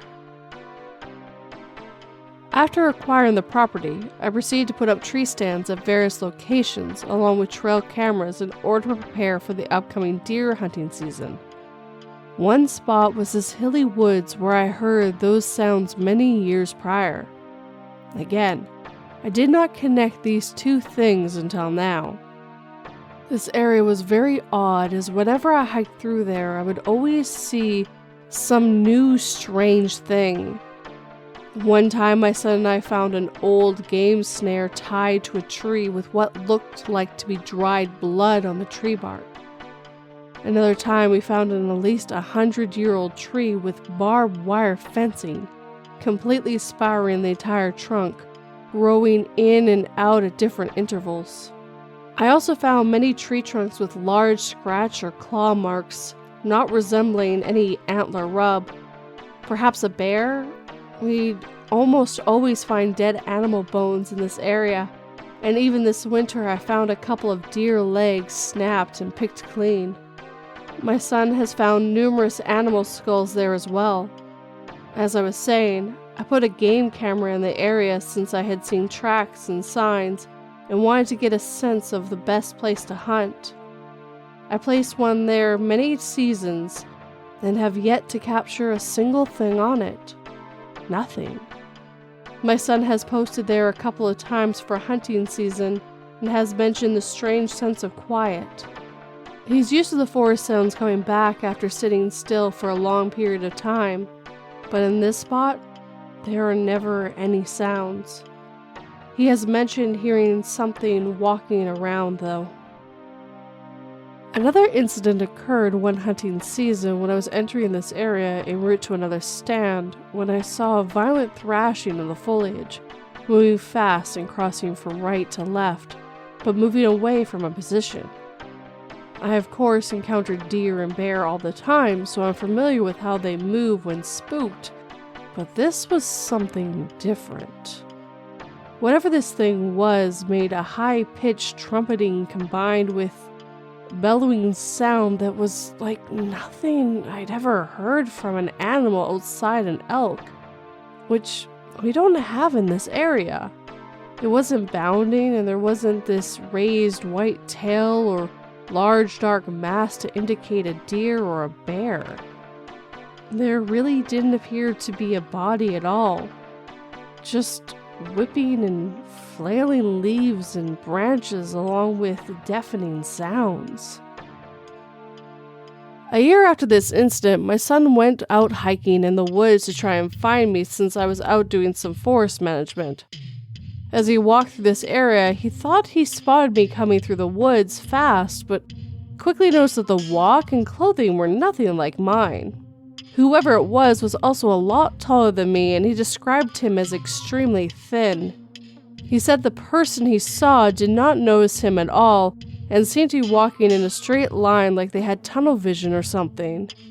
Seeing someone in this part of the woods and their direction of travel don't at all make sense, since there really would be no reason to be there or to be heading that way, as it leads to a deep ravines and an uncrossable river. After he found me and explained what he saw, I quickly went over to investigate to see if we had a trespasser. I hiked for a quick while, but never found anything or anyone. If someone was there, they either got picked up on the road or vanished. That same year, my son had a friend over and they went for a late afternoon walk in the woods. As it began to get dark, they made their way back by walking on the edge of the field that is next to this area of woods. As they passed by, they said they saw a figure a little way off in the trees. Whatever they saw was near one of the hills in this patch of forest and seemed to be making some kind of hand gestures. It began walking slowly towards them when they called out, "Hey, hello!" He or it stopped still and said nothing. It was at this point the boys sensed something wasn't right and bolted back towards the house. They rushed into the house and told me what they saw, and I of course laughed it off, as their minds playing tricks on them. My son described the figure as very tall, like 10 to 15 feet, but with skinny arms, and his body was dark all over. Not hairy per se, but dark. They even thought it was an animal at first because of the weird way it looked. He couldn't really describe it very well other than gaunt or skinny and strangely dark. Me, being the curious and protective father I am, was worried about it being trespassers, drug addicts, or both. So I told them I would go and take a look. They brought me to the area and pointed to where it was standing, and I headed into the woods. Since it was winter and there was snow on the ground, I thought it would be easy to locate the tracks of whatever this was and find out where it came from or went to. When I got to the spot, there wasn't a single track or disturbance in the snow. There was no way an animal or man could have been in that area and not left tracks. They had either made it up or their minds were playing tricks on them. Or so I thought.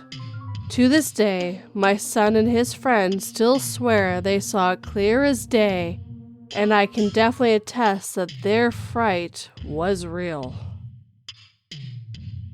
My wife has also experienced strange thrashing sounds and other feelings of dread or being watched in this part of the woods, and generally refuses to go over there anymore.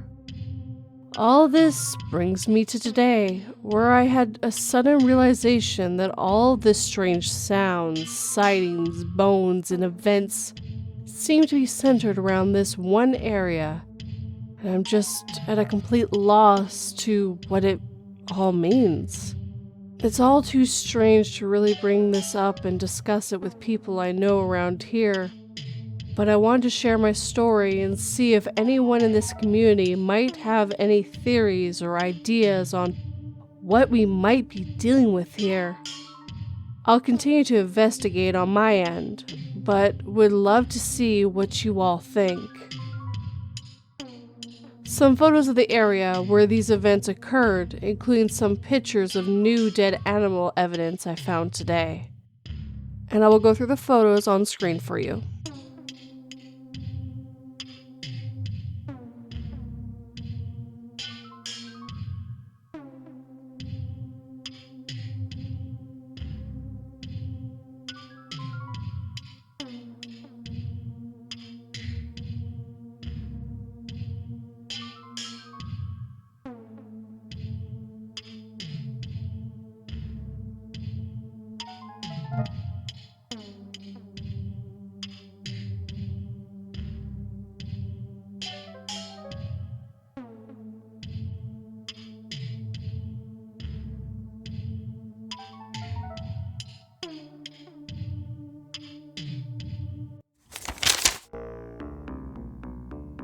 I was walking through the woods, alone and at peace, till I heard my mother's voice in my ear. "It's been so long, murderous daughter." "Mommy, please help me." The pleading voice of my son echoed all around me. After spending days lost in this damn forest, the birds' voices have turned from sad to torturing.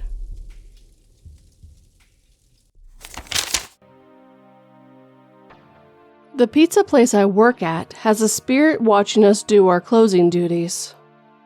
By Your Gay Uncle 2112. So I work at a pizza place that is like a 3-minute drive to a very haunted cemetery that was on ghost adventures at one point.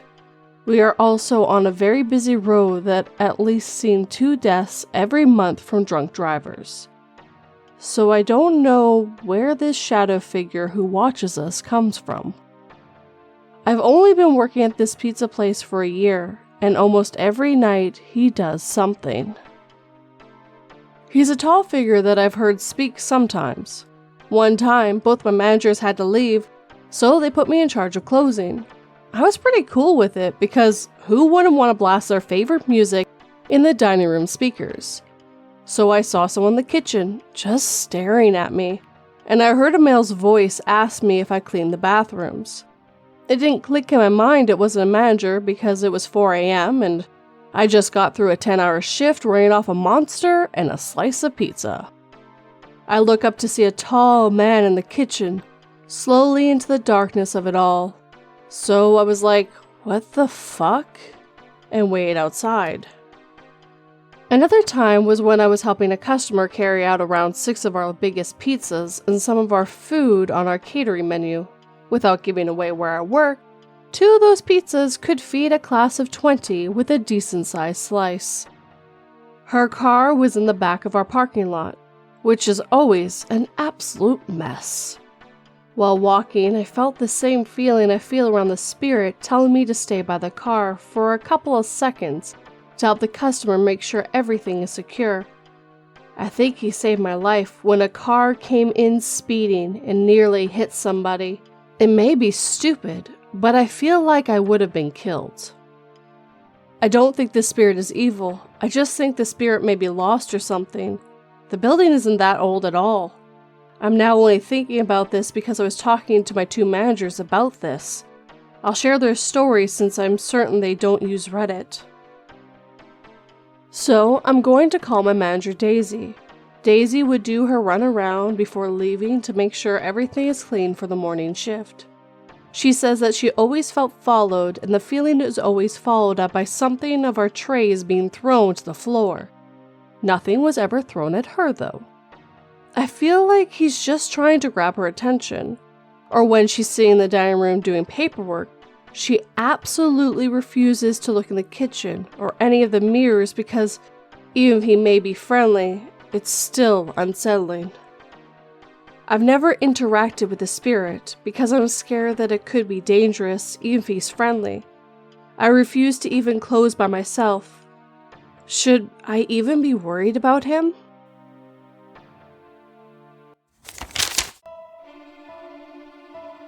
My sister flung a phone at my face while I walked towards her, laughing maniacally. I couldn't hide my glee as I ran the lawnmower over her phony body and watched as the blades tore her once beautiful face to shreds.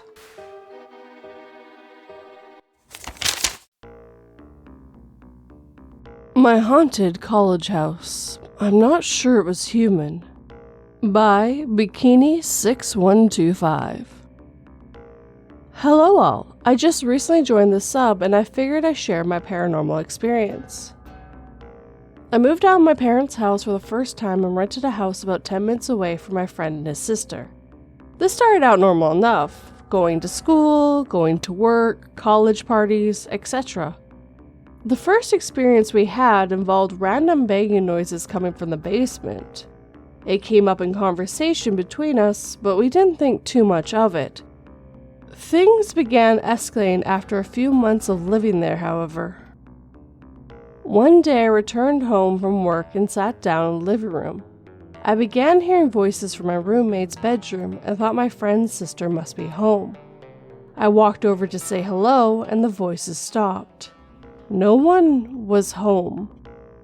I thought that was weird, but went back to the living room to sit down. The voices started up again and lasted about 15 minutes.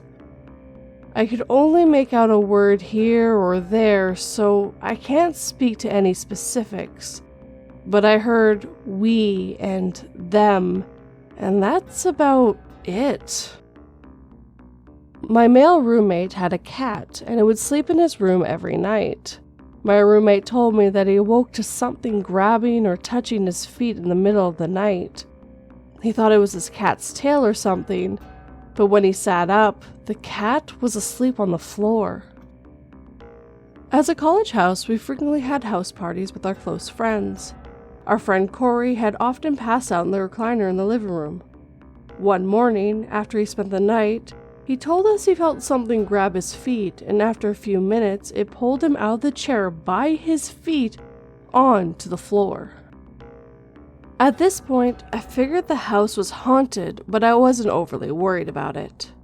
The atmosphere changed dramatically, however, when I would get this strong feeling of dread and hate towards me when I was home alone. This feeling was very strong in the basement. Whenever leaving the house, I would get this distinct feeling something was watching me leave. Now, the cherry on top. I was asleep one night when I suddenly woke with that feeling of dread. I looked across the room, and there was a figure standing with its arms resting on top of the desk chair.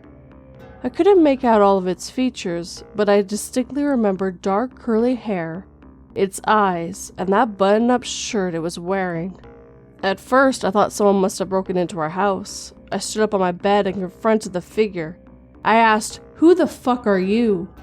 It didn't answer me, and after getting angrier, I threatened it and took a step forward. It disappeared. I didn't tell anyone what I saw because I couldn't be 100% sure it wasn't a dream, and I didn't want to freak my roommates out further. A month or so later, we were having another house party. The group of people there were all close friends. Our friend Amanda went downstairs to get her purse that she had left down there, and soon came running up the stairs hysterical. She said she saw a dude standing in the corner who she had never seen before. We went to investigate and found nothing. I asked her to describe him, and she described the figure I saw exactly. Again, I didn't tell anyone about what I saw in my room.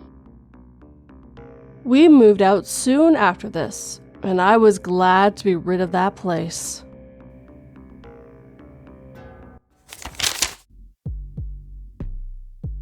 Having never learned to swim, I was terrified when I fell overboard in the middle of the Pacific Ocean. As I sank beneath the waves and took what should have been my last breath, I was even more horrified to learn that I could breathe underwater as I continued sinking even deeper.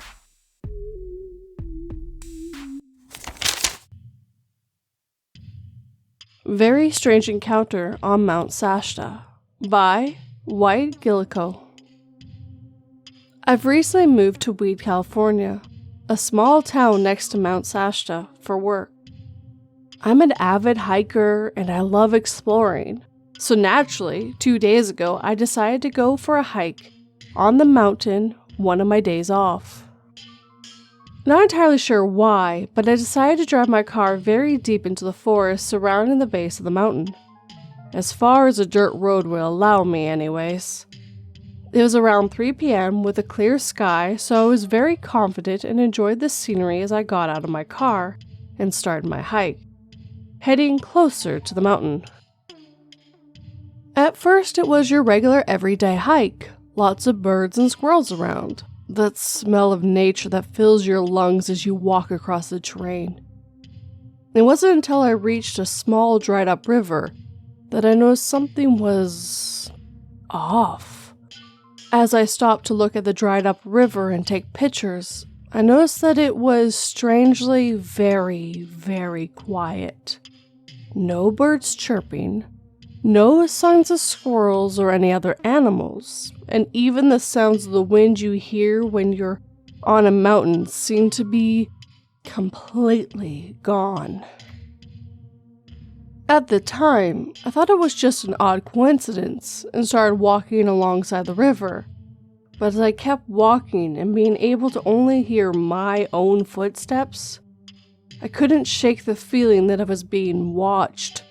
Not the kind of feeling that makes you think that someone is outside your window watching you. The kind of feeling that makes you feel like multiple people or things are observing your every movement, studying you. I never had that kind of feeling in my life, but what happened after made me completely forget about that feeling. I suddenly started to hear something out of nowhere that sounded like angelic humming, or maybe a song with no lyrics, but it also sounded strangely electric, like the sound of a telephone line makes. It wasn't very loud, but it was enough to make me look in the direction it was coming from.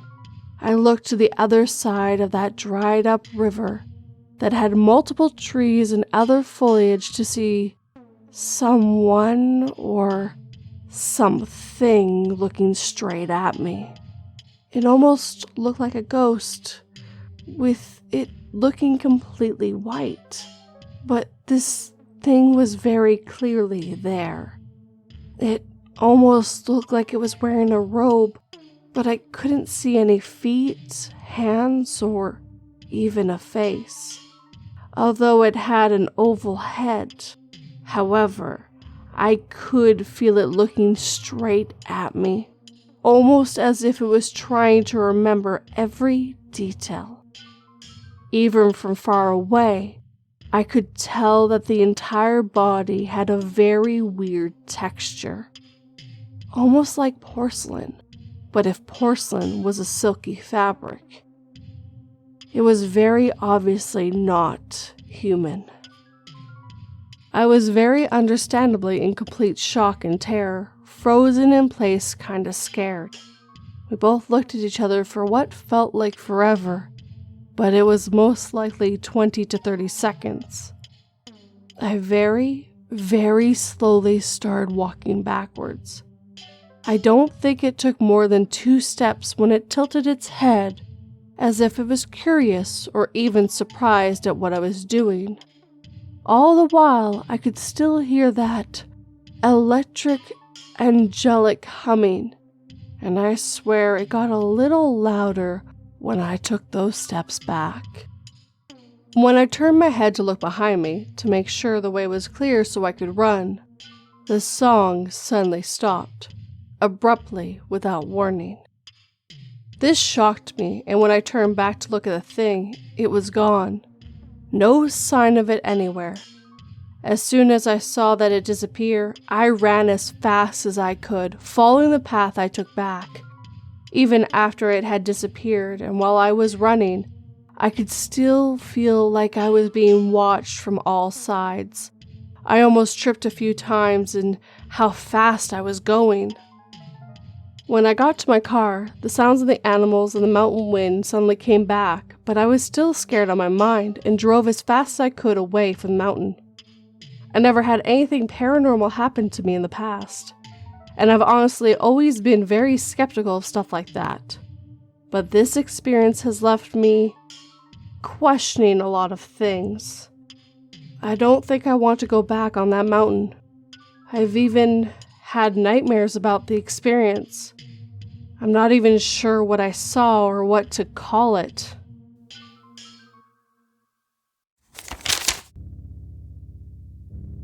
I was riding my bike down the road till a truck hit me in the back, making me almost fall.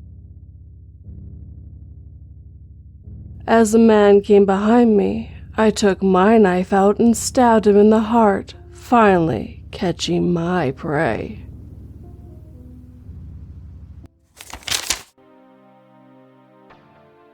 I have no idea what to do, and I really need all the advice I can get. By Squishy Gushy. I think I'm being haunted and I don't know what to do. I moved into an old farmhouse a few years ago, roughly about 7 years. There's a little cemetery in the front yard with about 6 gravestones, I think. It's hard to tell, my mom never cleaned it up and they've been dead for over 100 years or so. But in the beginning, before fully moving in, doorknobs would jingle, only upstairs. Doors would close upstairs while we were talking in the kitchen downstairs. We just brushed it off and assumed it was just because the air coming on or the air coming through the cracked windows pushing a door shut. We all wake up with scratches and bruises on our legs, back, arms, stomach, chest, wherever, but I'm most affected out of everyone. I've woken up with scratches in the form of a smiley face. I have had the same exact dream, but with a slightly different involving some kind of demon. And I think I might have brought something into my house playing with a Ouija board when I was younger. I'll explain everything shortly. When we first moved into the house, I was scared like a normal kid would be of the dark and things, but I would see dark shadows, dark blob-like figures moving at night in the darkness in my room. I picked my room because it had a hospital bed in it, and the door was bolted shut. I was super into creepy stuff / supernatural things. A week after moving in, my mom had to get cable set up, and the guy came over and he did his usual stuff. But then he had to move to the basement to put the cable through the floor and everything, etc., etc. Being that we lived on a farm and my stepdad was the only one home during the time that he was there, he had to go out and feed the cows while he was in the basement finishing up. The man said while he was working he heard something, not quite sure, it's been years. So he turned around and at the top of the steps there was this figure of a man standing in the basement doorway looking at him. He told my stepdad and we just decided to ignore it. Weeks pass, and one night I get out of bed at about 12 or 1 a.m. to go pee, and go to pass the steps to go downstairs, and hear footsteps coming up towards me. Someone hitting their hand on the railing. I froze for a second in fear, and chose to run back to my bedroom. The following weeks after that, things would go missing as soon as we laid them down, and we would find them in our shoes or little silly places that we never would put them down. Like an apple on the counter, and we couldn't find it, and the next day it would be in the car. Little things like that, constantly. I thought it was funny, and I told my family it was just the ghost and was playing a cute trick on us, and I gave it a name. My whole family refers to it as Robert, and when things go missing, we go, "Robert, can you give it back?" or, "Oh, that's just Robert," etc., etc. A year goes by, these things are always happening. Thumps, rain on the steps, things being stolen. I started to ask my mom for a Ouija board. I want one. I want to talk to the ghosts with my friends. I want to scare my brothers.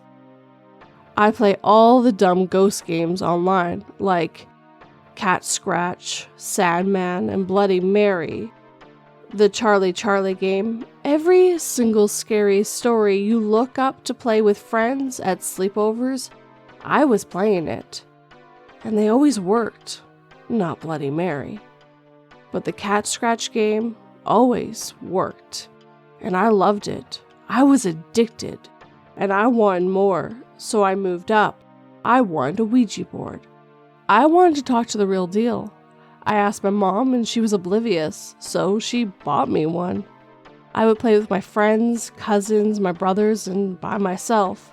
Sometimes I moved it to scare them, and sometimes I didn't move it at all. And it moved by itself, especially when I did it alone. And I thought it was a dumb trick the board did so people would buy it. I was a child. I didn't know any better. After I started using the Ouija board, I stopped for a while and things died down a lot in the house. For a while. The only thing that would happen was I would see the shadow at night. All the time, dark black blobs. Sometimes they had arms that would come out of the dark masses that they were. My stepdad was outside one day and his truck was off and the key wasn't even in it and the truck revved its engine. I remember my stepdad telling me this clearly. I even asked my ex-boyfriend to back the story up for me because I told him as soon as it happened. And he told me it did happen and he remembered.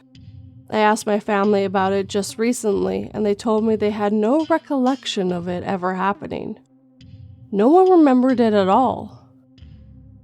Everything seems to be getting progressively worse. A few months ago, I was sitting watching Family Guy, glanced down at my phone for a second and glanced back up, and the whole family was standing on the screen staring at me. And the whole screen was black with a darkish red tint, and their eyes were black. So black. And blood was gushing out of their mouths, but it was dark red, just like the dark black tint the screen was, but more red. I was so scared. I started to cry and looked down at my phone trying to call someone. I looked back up and it was back to normal. I tried researching if it was a part of an episode and asked many people, but no one could tell me anything. Recently, I've been getting more scratches, and even scratches in the form of smiley faces, which I have pictures of, and bruises, deep, dark, purple bruises. I have pictures of those also. And my mom gets those more than anyone else in the house. And my mom, when she sleeps, she does astral projection. I think that's what it's called. It's out of the body experience. She watches herself sleep at night. She told me once she was watching herself and my stepdad sleep, and she saw these hands come out from under the bed and grab his ankle and start to pull on him. She then tried to wake him up, but couldn't, and ended up waking herself up. I asked her about that recently as well, and she had no recollection of that either. But my brothers remember her talking about it. More recently, I'll be trying to sleep, and I'm almost asleep, and my shirt will start to rise up, and I'll feel this weird tingly feeling on my skin, and have to pull my shirt down, and will then be fully awake and freaking out. I will hear music. A few days ago, I heard what sounded like carousel music coming from outside my room at 3 a.m. The stomps and the running up the steps happen almost every night. But the main reason I'm putting this on this subreddit is because recently I've been telling whatever has been hurting me and my family to go away and leave me alone, and an online friend has been saying it's over the phone as well. A week or so ago, I had a dream that me and my boyfriend were on the phone, and I got scared for some reason. The dream felt super real. I thought it was real. So he told me to tell it to go away, so I proceeded to tell whatever it was to go away, and laughed. I kept repeating the third time I said go away after I heard laughter. It was not my voice anymore. It was the scariest fucking voice I have ever heard in my life. The most demonic voice I have ever fucking heard. I'm tearing up right now typing this, and I couldn't control my voice or what I was saying anymore, and I just kept saying go away in this demonic voice. And my boyfriend, who was on the phone in the dream, was so scared. I finally got my voice back and I was crying and I said sorry. But it scared me so bad I woke up shaking and crying. I woke up with some scratches after that dream, but they weren't that bad. Last night I had the exact same dream, except of him using me to speak. I started to breathe rather hard, and spit started to come out of my mouth and my eyes started to roll in the back of my head. My boyfriend started freaking out again, and I started crying again. And it stopped, but this time my boyfriend said, I think I gotta go. Because he was so scared. And I begged him not to leave me alone. And that's when the demonic voice came through the phone this time, and I got scared and hung up in the dream. After hanging up, the voice kept going through the phone. Couldn't understand what he was saying, I think because I was scared, and then I woke up. Last night before this dream happened, I woke up 50 times and was so exhausted that the last time I woke up before I had the dream, I felt something sitting down on my bed, but I was too exhausted to stay awake, so I just curled up in a ball. And before I had went to bed hours before, my brother had showed me these huge, really bad scratches on his leg. They were super long and almost to the point of bleeding. My stepdad also had a nightmare last night, but I haven't gotten around to asking him what it was about yet. I have also been dealing with super bad migraines for months now, and they've been so bad to the point where I've just curled up in a ball with sunglasses and a hoodie over my head, with no noises just to get any comfort. I wake up in the mornings nauseous and gagging, and have been put on multiple migraine medications. The pills I'm on now seem to be helping, but I still have them sometimes and still get nauseous in the mornings. I used to vomit midday at the house. I don't know what to do or what's happening, and I really need advice. Please, if anyone can help or give any input, I would greatly appreciate it.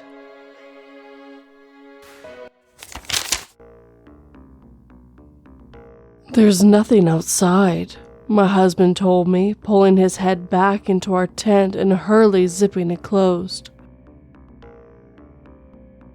I let out a sigh of relief before he continued. Babe, you don't understand. There's a void out there. Like, literally nothing.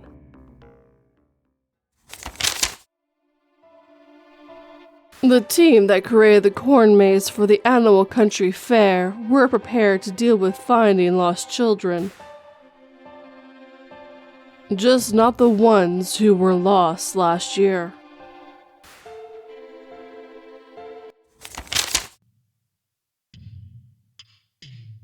Moved out of my childhood home with my fiancé, and I can sleep again. Here's the story of that house. By Stonewall 30 NYR. I'll separate the individual stories and I'll gladly answer any questions, but I legitimately grew up in a haunted house. It's not like in the movies. There's sometimes months between events and then something happens and it just surrounds you with an oppressive feeling. Always feeling watched, uncomfortable, and unwelcome there in an otherwise wonderful childhood/family.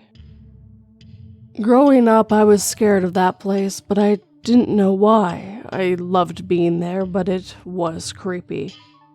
I could hear footsteps in the attic, which wasn't even walkable, it was unfinished. I could see dark shapes moving at night, but the worst thing to happen was one night I couldn't fall asleep, and it was 11 p.m., which was late for me. I was watching cartoons, and out of nowhere a stack of loose leaves get flung off the shelf and go halfway across the room. Papers flying everywhere. I turned on the lights so fast it had to be a record. Coming from a huge family, it was almost unheard of to be home alone. But one Thanksgiving, after a shift at CVS, which is a drugstore in the States, I went home to change before meeting up with my family at my aunt's house. I'm upstairs in my room when I hear clear as day footsteps of someone walking around, opening and closing cabinets and the trash can. I go down thinking someone was waiting for me to give them a ride, when I realized that I was actually alone. I was hit with a feeling of dread and felt surrounded, so I noped the F out of there. I know what you'll tell me, it's just interference, but across from the Xbox 360, PS4, PS5, Discord on my laptop, and 5 different phones, people have told me that they've heard what sounded like an old man and a young girl arguing, even though there wasn't anyone talking in my house. Once on the PS4, one of their mics was echoing and I heard it myself, and it felt like it was right behind me. They were screaming stuff like, "See? We've been telling you about this shit for years, dude." My little sister, about 6 years old, with tears in her eyes, mentioned, "The shadows that move around and are darker than the darkest part of the room." My dad, who's the biggest skeptic and yells at us all for scaring ourselves whenever we talk about our experiences, came downstairs one night pale as humanly possible. For reference, he's Italian and so tan that as a kid I thought he was a black man, and told us that while watching the Yankees game in his room, he felt like someone was there, so he rolled over and there was a shadowy figure just leaning over the bed staring at him. He believed us after that, lol. I had a dream that my dad was going to ask me to put away the Christmas decorations in the basement. I brought down the nativity and remember thinking I probably shouldn't let baby Jesus be face down. For some reason, so I made sure I placed him face up. When I went down with the next few things, I noticed he was face down and was like, "F, that's not good." And I looked up and saw a 7-foot-tall shadow figure with a weird wolf-like head on a humanoid body. Without facing me or moving, it kind of just spoke in my head. "I found you," over and over until I woke up. There are many more stories to tell, but basically those are most of the biggest. In general, it was just a day-to-day feeling of being watched or creeped out. I had trouble sleeping there because I always felt like something was there when I closed my eyes. But thank God now I moved and I've not experienced even 1/10 of the stuff. But I still randomly will get this little feeling or hear a faint whisper. It's funny, I live literally with a cemetery as my backyard, and experience practically nothing compared to that house.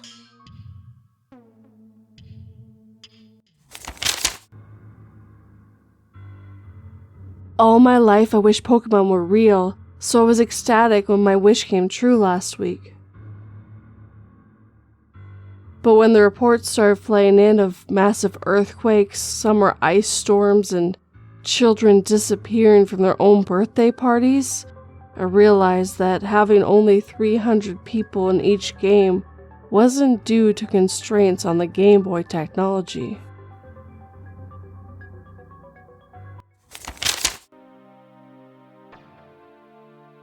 Footsteps in the Loft by EI95. Coming on here to share a story of an old house I lived in when I was younger. Brace yourself, it may be long. We moved in there as a family, my parents, my brother, and I, when I was around 7. It was a semi-detached UK house, with 2 bedrooms and a loft. The bedroom my brother and I shared had access to the loft via a standard door and a staircase leading up to the large loft ensuite. My father used to sleep and work there before he moved out, as my parents were separated for a long time before their divorce. While he still lived there, however, I became accustomed to the sounds of him walking in the loft and down the stairs to me and my brother's bedroom. This is important for later. Again, I knew the inside and out what footsteps sounded like when someone was in the loft, or walking down the stairs to the bedroom. Anyway, before my father moved out, a lot of stuff happened between him and my mother. So I remember starting to feel a deeply troubling energy whenever I was in the house. After he left, I still continued to hear footsteps of someone pacing up and down the loft and sometimes down the stairs to the door where my brother and my bedroom was. My mother would often go up there to use the ensuite, so there were many occasions where I heard the pacing and went out thinking I'd find my mother there, but the loft would be empty. I heard these footsteps a lot in the evenings, all the way from downstairs in the living room. They were heavy, and sometimes would slow down or speed up. I dreaded when my mother would send me up there to get some wrapping paper or something else. I distinctly remember walking up to the landing where the main bathroom, master bedroom, and my bedroom, while still hearing these footsteps going back and forth. I reached the attic door, and the minute I would open it, they would stop. Sometimes, when I felt brave, I'd do a thorough check of the loft space and ensuite. Again, finding no one there. This went on for months, maybe even a year.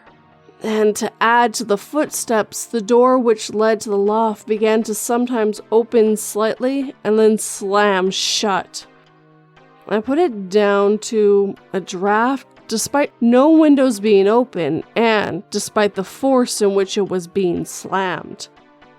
I also deeply considered that I, an 8-year-old, was going crazy. I thought maybe the divorce and the negative experience in the house were making me see and hear things, and I was resolved to confide in my mother for help, which I didn't. One day, my mother wanted to go food shopping. There was a Safeway about 40 minutes walk away from the house, but on that specific day, I was too tired to do the 40-minute walk, and I threw a tantrum, adamant I was going to stay home by myself. My brother and mom left, and I sat down on the sofa to watch TV.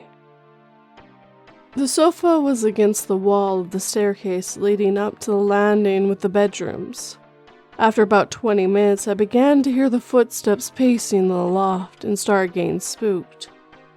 I remember thinking, it's all good, they'll stop soon, or if they don't, nothing bad will happen. There's nothing up there. And then they started coming down the loft stairs.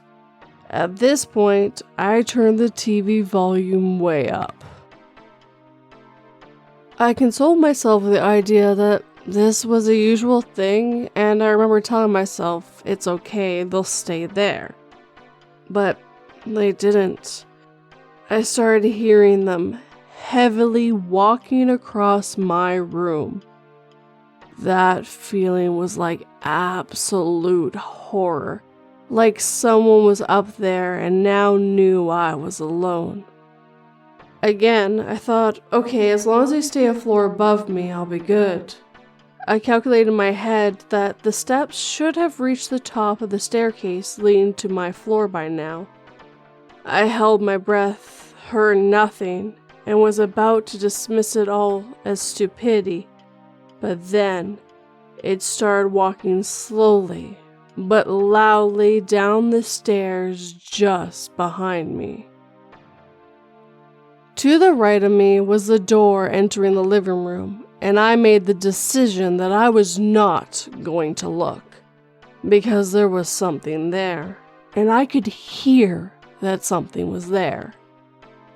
Anyway, I started singing to myself.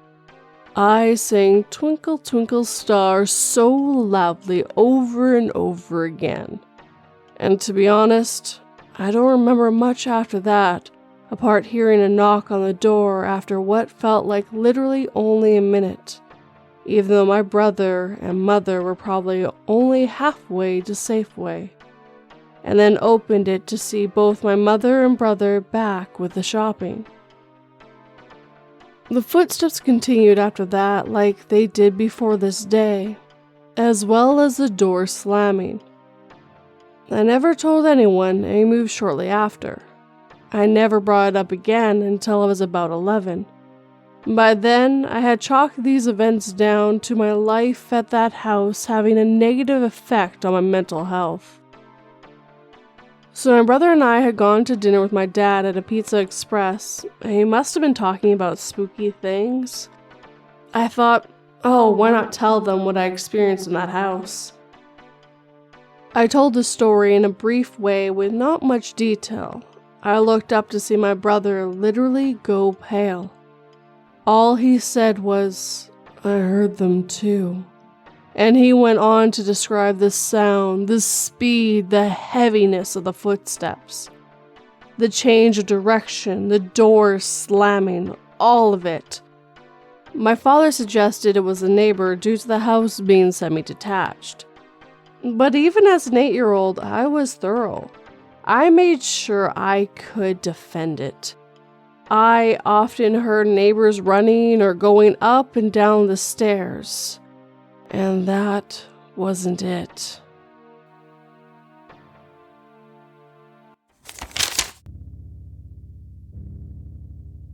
Without telling my wife, I made a deal with the devil to exchange my firstborn for my newborn daughter's life.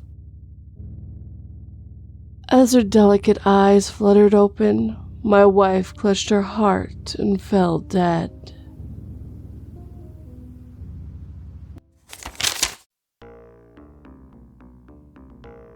The Green Woman by Big Tack Bro.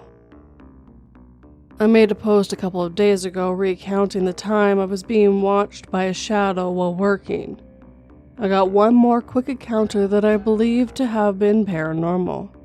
It's not nearly as creepy as the shadow, though. When I was a kid, around 7 years old I think, I spent the day at a cousin's house in my old hometown. He lived right in the middle of town, so we could ride our bikes everywhere. This was back in '98, and in the tiny place I come from, everyone knows everyone and keeps an eye out for the safety of any kids they see. When my mom dropped me off at my aunt's house that morning, she gave me some money to be able to go to the corner store for snacks for my cousin and I. After a while, hunger struck and took off on my bike to Reeves Grocery. It was the best stock store in town. There were only 2 stores. Pulling up, I noticed an old maroon-colored car parked outside. Reeves store's front was a short brick wall about a quarter of the way up, but from the brick up to the roof was all glass. The type of glass that you can see through on one side, but is mirrored on the other. I didn't pay the car too much mind at first. I rode up onto the sidewalk and gently rested the handlebars of my bike against the wall. I hopped off my bike and, by force of habit, I looked into the store's window. In the reflection behind me in the old maroon car sat a little old lady in the passenger seat. She was dressed in all green, dark green, wearing a barrette hat, and she had on one of those crocheted Afghan blankets draped around her shoulders. She looked very, very old. Deep wrinkles covered her face to the point that I couldn't even see her eyes, and her skin had a gray tint to it. She smiled sweetly at me in the mirror, but that's when I turned around to wave and smile back. She wasn't in the car. Confused, I glanced back at the store window and I could still see her sitting there in the passenger seat, smiling at me. Fight or flight kicked in, and I aborted all thoughts of 3D Doritos and Gatorade and raced off as quick as I could. Hell, I didn't even get on my bike. I grabbed it by those handlebars and pushed it as I ran as fast as my little legs would go. Looking back, the little lady really seemed to mean me no harm. Her wrinkled face looked kind, her smile was warm, but my 7-year-old brain yelled ghost and told me to run. When I told my mom about it a few days later, she told me sometimes spirits get stuck or have unfinished business, so they can't pass on. I remember this encounter fondly these days, though, and wish I could have better reacted to the situation. Maybe I could have helped the Green Lady somehow.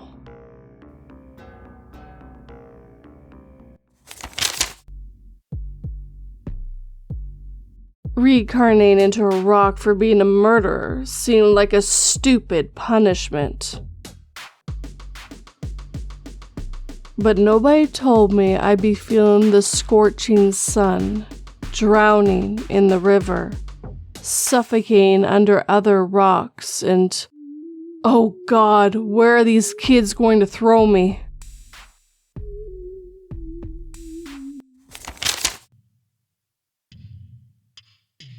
Shadow in the Tree Line by Dig Tac Bro. This is a cross post from another forum because I feel like it's paranormal, but I'm not entirely sure. The other Reddit page I posted to said no paranormal stories, so I just wanted to be on the safe side. This might end up being a long story, but I want to be as detailed as possible. I work for my city's water department. My everyday job consists of repairing leaks or doing new installations for businesses and homes. There are 2 parts to our water department that keeps everything running. Distribution, where I normally work, and production. Production deals with the chemical side of things. They chlorinate the water and do water sample checks. Production is also responsible for the upkeep of our water well sites and our water storage facilities, like the tall water towers you might have seen in your city. Mowing grass is one of those responsibilities. Both parts of our department are extremely understaffed right now, so we sometimes give the production guys a hand with the grass when they need it. A couple weeks ago, it was my turn, and here is where the weirdness begins. My city is in central Louisiana with a population of about 45,000 people. We're surrounded by a wooded area. No matter which way you travel into or out of town, you're going to see plenty of trees. As such, a lot of our well sites are located out in the boonies. Most of our city trucks are 4-wheel drive with mud grip because it's needed more often than not. I had the foresight to cut that day. I headed out just before sunrise to the one at the end of the long dirt road, where if trouble strikes, your phone better be charged because no one is going to be able to hear you yell for help. Surprisingly, this isn't where my strange encounter took place. The sun was rising and I was approaching my first sight, and on the road ahead of me stepped out a doe and her 2 fawns. Excitedly, I hurried to snap some pictures. To my surprise, the mama and her babies were not afraid of the loud, rumbling diesel I was driving. The speckled fawns made their way across the path as Mom calmly watched me in the truck. Once the babies were safely across, she looked back the way she came, and then joined the little ones in the tree line on the opposite side of the road. I breezed through my mowing, loaded the equipment back onto the trailer, and texted my mom the picture of the deer as I head back into town. My mom messaged me back saying, "I've read that deer are an omen of good fortune. Looks like you're going to have a great day. Be safe. I love you." And I did have a great day. I knocked out the next 2 sites without issue and everything was going smoothly, until I reached the gates of the last place I had to mow. McKeithen site is the biggest one we have that's closer to town. It's about the size of a football field, It's not in the middle of nowhere, but it's on the outskirts of the city. There's normally plenty of traffic that travels the road there, so there's really no feeling of seclusion, even though it's surrounded by thick woods on 3 sides. I've cut this spot plenty of times, but that day felt different. I pulled the truck through and hopped out to lock the gate behind me. Immediately, I felt like I needed to get back in the truck as quickly as possible. I made my way down the driveway to park near the tower like I have done many times before. But after I parked and killed the truck, everything felt heavy and silent. I don't know how long I sat until I was able to will myself to open the door and get out. Instantly, I felt eyes on me. The feeling was coming from the back right corner of the field outside the fence, just in the tree line where the palmette bushes grow. I calmed my nerves and reminded myself that I was surrounded by an 8-foot inclinable fence with the gate locked. Yeah, if someone had a gun, then they could have shot me if they wanted to, but they weren't going to actually get to me. If the barbed wire at the top of the fence didn't get them, a face full of weed-eater string blades would. I jumped on the 0 turn and took off mowing, keeping an eye on the back corner during every pass. After about 2 hours, it took multiple runs due to overgrowth, I had an entire front mowed and it was time to hit the back by the creepy corner. I was about to head that way, but the mower blades wouldn't engage. I had to take the covers off, pull the grass out of the belts, and rip grass out of the under of the deck. I had to grease the pulleys and do all sorts of troubleshooting. I finally got the blades to go, but then the gas light came on. I didn't realize it until later, but it felt like something was doing everything it could to keep me from going to that part of the lot. I finally got everything up and running and mowed the back as quickly as possible, doing everything I could to keep a sight on that fence. I finally got done and loaded the mower. I still had to do a little bit of weed eating around the area, but when the weed eater wouldn't start, I knew it was time to go. I hadn't had an issue with it all day, but it was the last hint that I needed to get out of there. After pulling out of the gate and locking it behind me, I turned out onto the highway to head home, but not before looking at the back corner one last time. That's when I finally saw it. The unmistakable shadow of a figure standing in the palmettes. It wasn't trying to hide or make itself unseen. It was there. Being at a safe distance from it, I stopped and watched. It moved to the side as if it was bending to try to see me better at the road. It had no distinguishing features, no hair, no clothes, just a person-shaped mass. I decided I had to get as far from there as I could. The thought that I had been so close to it for so long and never saw it sent chills to my core. I called my mom later that night and told her what had happened. She told me that she did some more reading about seeing the deer and learned that they are a sign of protection. Some people believe that a deer means that a higher power is watching over you. After my mom told me that, I couldn't help but think, what if I had not seen the deer that morning? Would I have even seen the shadow? Would it have been able to do something to me? Why did it choose to show itself to me? Is it something about me, or is it tied to that part of the woods? My mom texted me even later that night. She was sitting out on her back step in my old little hometown when she heard some rustling near the storage shed. She shone her phone light into the dark, and what stands there but a deer? Deer never come into the backyard before, but that night a large deer stood tall, staring back at my mom. She told me she felt like it was there to say, "It's okay, he's safe, don't worry, we got him." Y'all, I feel so dumb for not thinking of this before. There has been a lot of land clearing in the area over the last few months.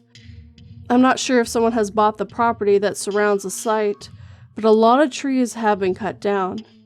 Maybe the shadow is tied to the forest. Maybe it saw me mowing the grass and thought I had something to do with the deforestation going on. Do you think this is a stretch?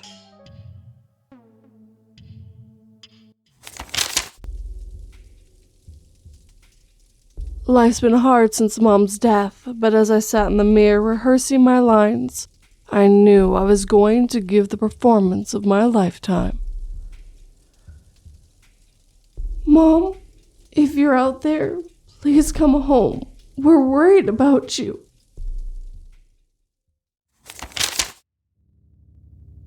After a grueling 12-hour shift and a tasteless meal and a long bus ride home, I stumbled into my tiny, dark apartment, opened a beer, and collapsed on the couch in front of the TV.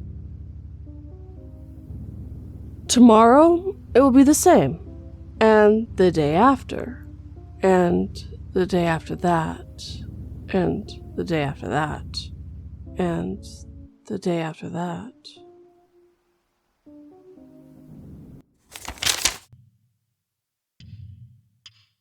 Guardian Angels by Caterpillar Puzzle 32.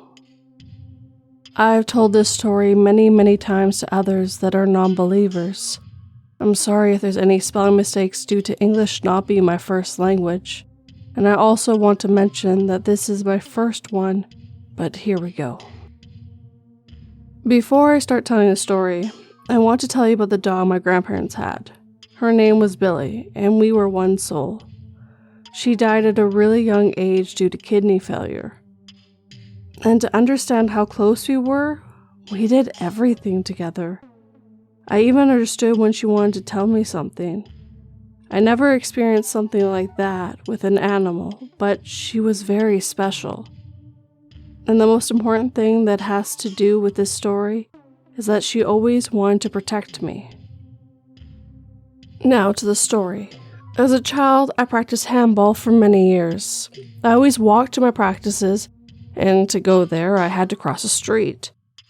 I crossed this street thousands of times before, but sadly, a lot of people don't care about the speed limit and go a lot faster. My mother made me very paranoid about crossing streets and getting hit by a car, so I always checked multiple times if a car was coming or not. So little me checked if there was safe to go, and when I was sure no car was coming, I went my way. As soon as I stepped foot on the road, a car was racing towards me at very high speeds. My 7 to 8-year-old self honestly thought at that moment, okay, that was it. I'm going to die. Until I felt 2 strong arms wrap around my stomach and a tug on my leg. I was now back on the sidewalk and the car flew by. Someone saved me, I thought in my head. With tears in my eyes, I turned around to thank the person that just saved me from death, but there was nobody, not a single soul. The weird thing is that normally there are always people walking by or cars driving past the street, but not this time. I was very confused and went home totally forgetting where I was originally heading. As I walked into my flat, my mother looked at me and said something about me looking like I'd seen a ghost. Well, I guess kinda. I told my mother what happened, and she said that one of my guardian angels must have saved me. She told me about my great-grandfather had passed away before my birth. That night, I dreamt about a man with a big, bushy eyebrows and my dog Billy next to him. So I went up to him to say hi and thanked him for taking care of my dog. Some years later, I finally saw a picture of my great-grandfather for the first time ever, and I was shocked. He was the man I saw in my dream that night. I truly believe that they saved me that day.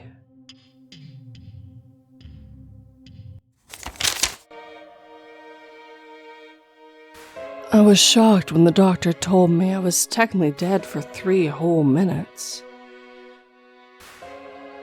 Time moves quite differently in hell.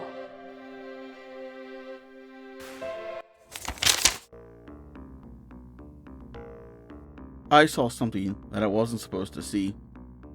Posted by 6,081 Miles. Narrated by PA Nightmares. I was once working as a receptionist at a 5-star resort that's about 45 minutes away from the city center. Everyone who has worked in tourism and or hospitality knows that there are certain periods during the year where it's busier than usual, i.e. peak season. The incident happened during peak season. The resort was overbooked, and guests were checking into their rooms one after another at the reception counter. I was almost done checking in as a lovely couple when I saw a family of 5 standing behind them, and I tried to finish up the whole check-in process so I could assist the family that was next in line. You must be thinking when I said family of 5, it's the parents and the 3 kids, right? But it's actually 2 kids and 1 elderly woman, who at the time I assumed was either the husband or wife's mother. Now, the resort's policy was to get the details of every guest that was staying in the resort, and it's for good reason, safety. It's the same reason that all the airlines are doing when they obtain their passengers' information. So I told the husband that we need everyone's details, and he just said, sure, no problem. And of course, I was expecting 5 names on the registration form.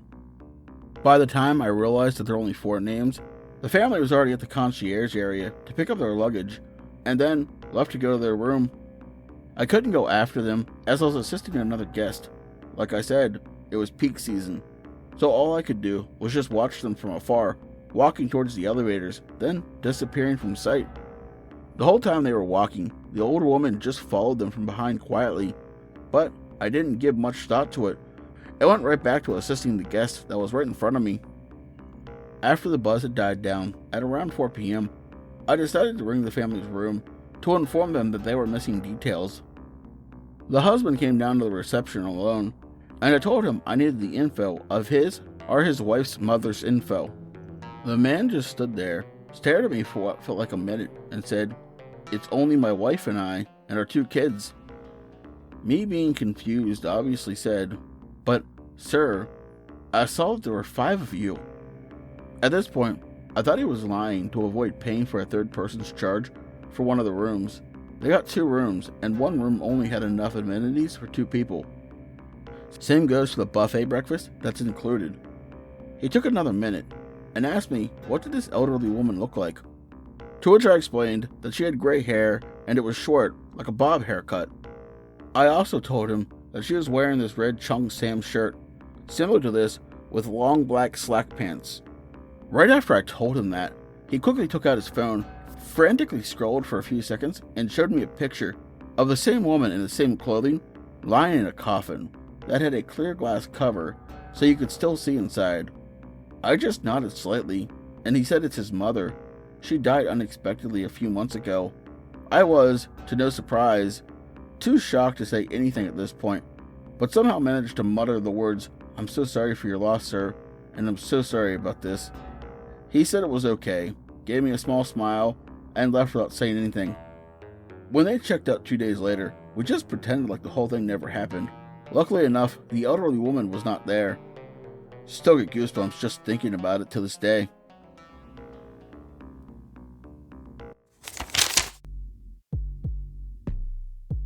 "I'll be your server," she said as she placed a menu before me on the table. My blood ran cold when she smiled at the empty seat across from me, set down a kid's menu, and walked away.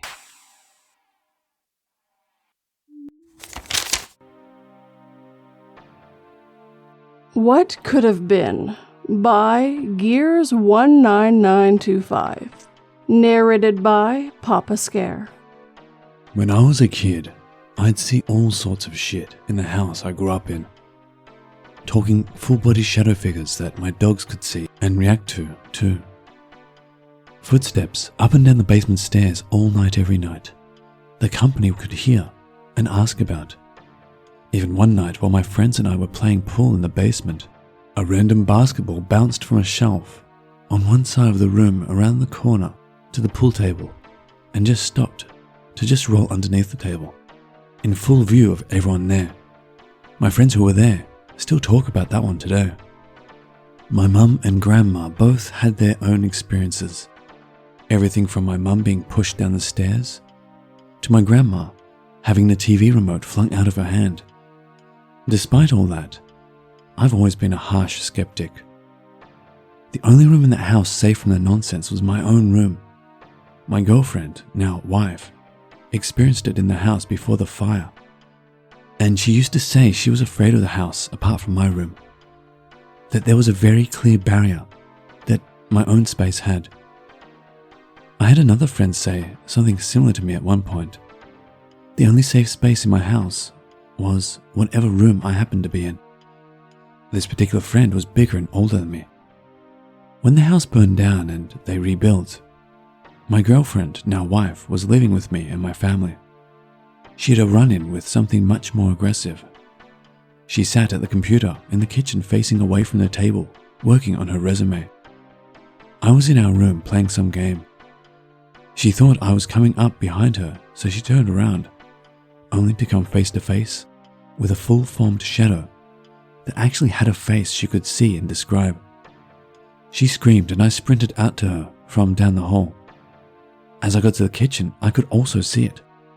It darted from the kitchen, across the living room, and made the blind smack the windows hard as it vanished through the front of the house.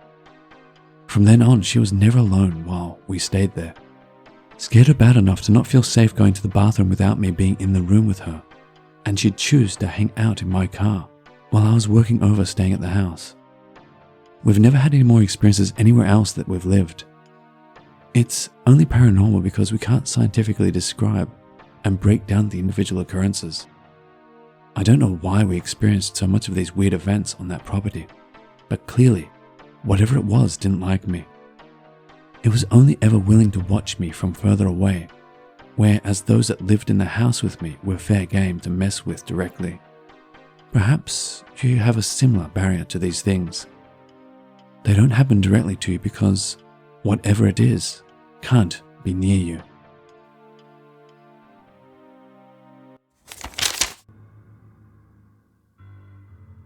I've been tracking the serial killer for over a decade, almost losing my marriage, my job, and my house. But now I knew I was close. As I pored over the maps, notes, letters, and photographs pinned to the garage wall, I looked at one, noticing something odd when my wife's voice whispered in my ear, "Well, now you know."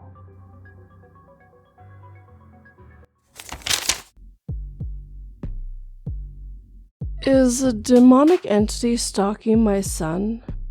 By Situation Piston 308. I have a major question. To start, I've been completely open to anything paranormal and have even captured pictures and recordings before. However, nothing ever affected me, nor have I seen anything with my own two eyes before. Okay, to start, I'm a new father. My son was born at the end of June, and we got to bring him home to our apartment in July. We have lived in our current apartment for around 6 months and haven't experienced any paranormal activity until we brought our newborn son home from the hospital. Not long after we brought our son home, the first thing that happened was me and my wife were talking in our bedroom when out of the corner of my eye, I see a white ball of light leave our closet and shoot straight into the floor, and we are on the second story. At first I didn't say anything. I finished my sentence and then I looked over towards the closet. My wife noticed I was looking that way, and then she asked if I saw the same thing as she saw. And yes, we saw the exact same thing. Since then, not a lot has happened. We would find doors and cabinets open or closed when we don't remember leaving them that way. Now, before I get into why I'm writing this, I want to say that we have 2 cats that we've had for 4 years. They are amazing cats that are insanely nice to us and strangers. Yesterday I woke up with the back of my neck stinging really badly, so I stood up and felt it, only to feel 3 marks on my back of my neck. My son is asleep in his crib, and my wife is awake at the time sitting next to me reading. Our cats weren't anywhere nearby. My wife sees the scratches, and at first we blow it off thinking it had to be the cats. However, the more I thought about it, the more that didn't make sense. In 4 years, my cats have never scratched me. My cats sleep with us here and there, but they never go above our hips on the bed and enjoy sleeping in between me and my wife's legs. Also, why did I just now start to feel it if my cat scratched me beforehand? Now confused, I asked my wife to take a photo of the scratches. When I saw the picture, I ended up with more questions. There were 3 lines, 2 running down my neck, then 1 going alongside my neck at the bottom of the other 2 lines. It's almost the shape of an L, or maybe a V?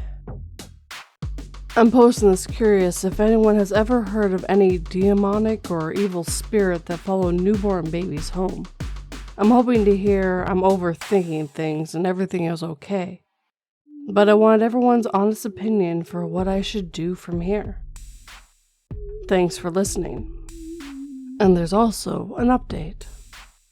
I did a small amount of research, and after reading a few people's suggestions, I went to try and do something about the situation, just in case it was a demonic entity.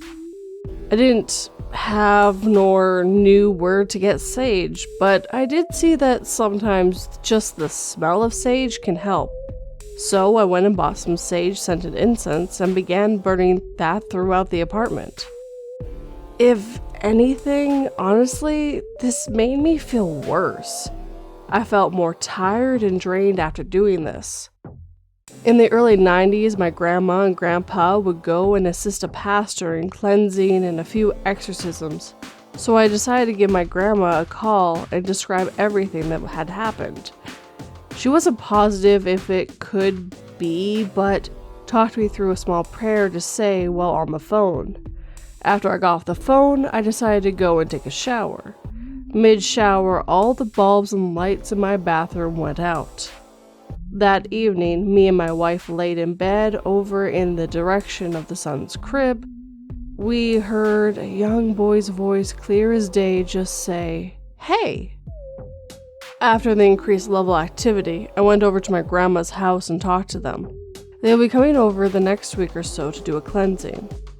I'll keep everyone posted after that. Thank you for all your advice and support.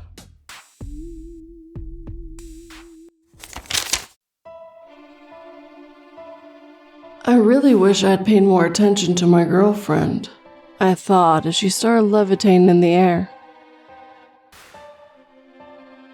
Maybe then I would have known what our favorite song was.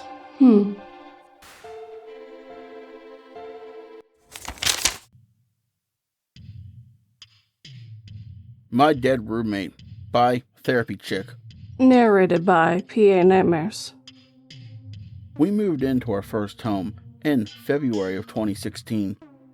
It was an old home, built in the early 1900s, in the historical part of town. I loved it.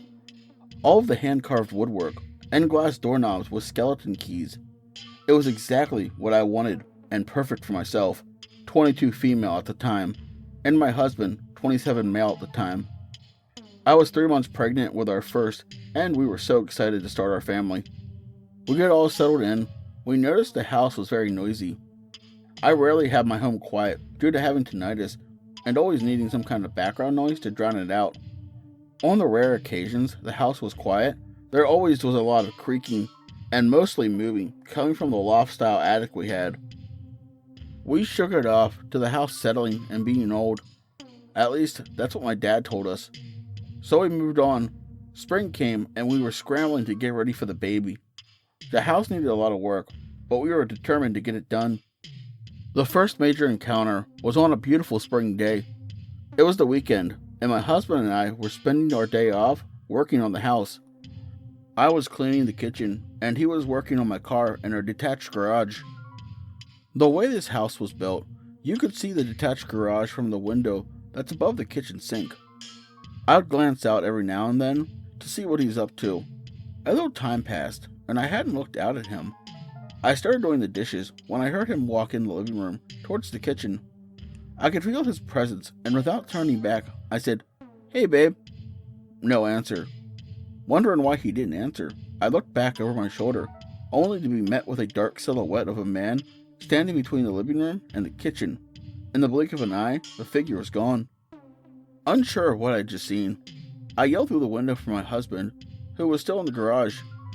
He came in, and frantically I told him someone was in the house. Immediately, he went and grabbed his weapon and checked all over the house. Nothing was there. In all the years we lived in that house, not once did my husband see our roommate. I saw him all the time, out of the corner of my eye, peeking around corners, but more than anything, I saw him looking into the living room from the staircase that led to the attic. In the beginning, he frightened me, but after a while, I got used to him being there. I even spoke to him sometimes, telling him I'm okay if he stays in the attic, and asking him to leave my baby alone. He seemed to have agreed, since in the 5 years my son lived there, he never saw him. When we went to sell our home, the realtor brought us some historical information she found regarding the house and our neighborhood. We found out that our house and our neighbor's house was built by a brother and sister. Our home was the brothers. The last name was the same as our current neighbor, so I figured he was most likely a descendant. I asked him one day, and he told me that the sister was his mom and his uncle owned our home. He said he was a kind man who lived alone and died in the home many years ago. I asked him about the attic, and he said that was his uncle's favorite place in the house. He kept all of his trinkets and projects up there and would spend hours working on things. I didn't tell him I believed my house was haunted, as he didn't seem like the type who would believe me. Our home was listed and sold within the same day. Sometimes I wonder about the man in the attic, if the new owners are nice to him or have even noticed his presence. I hope they give him his space, as they are only passers-by in his home like we once were.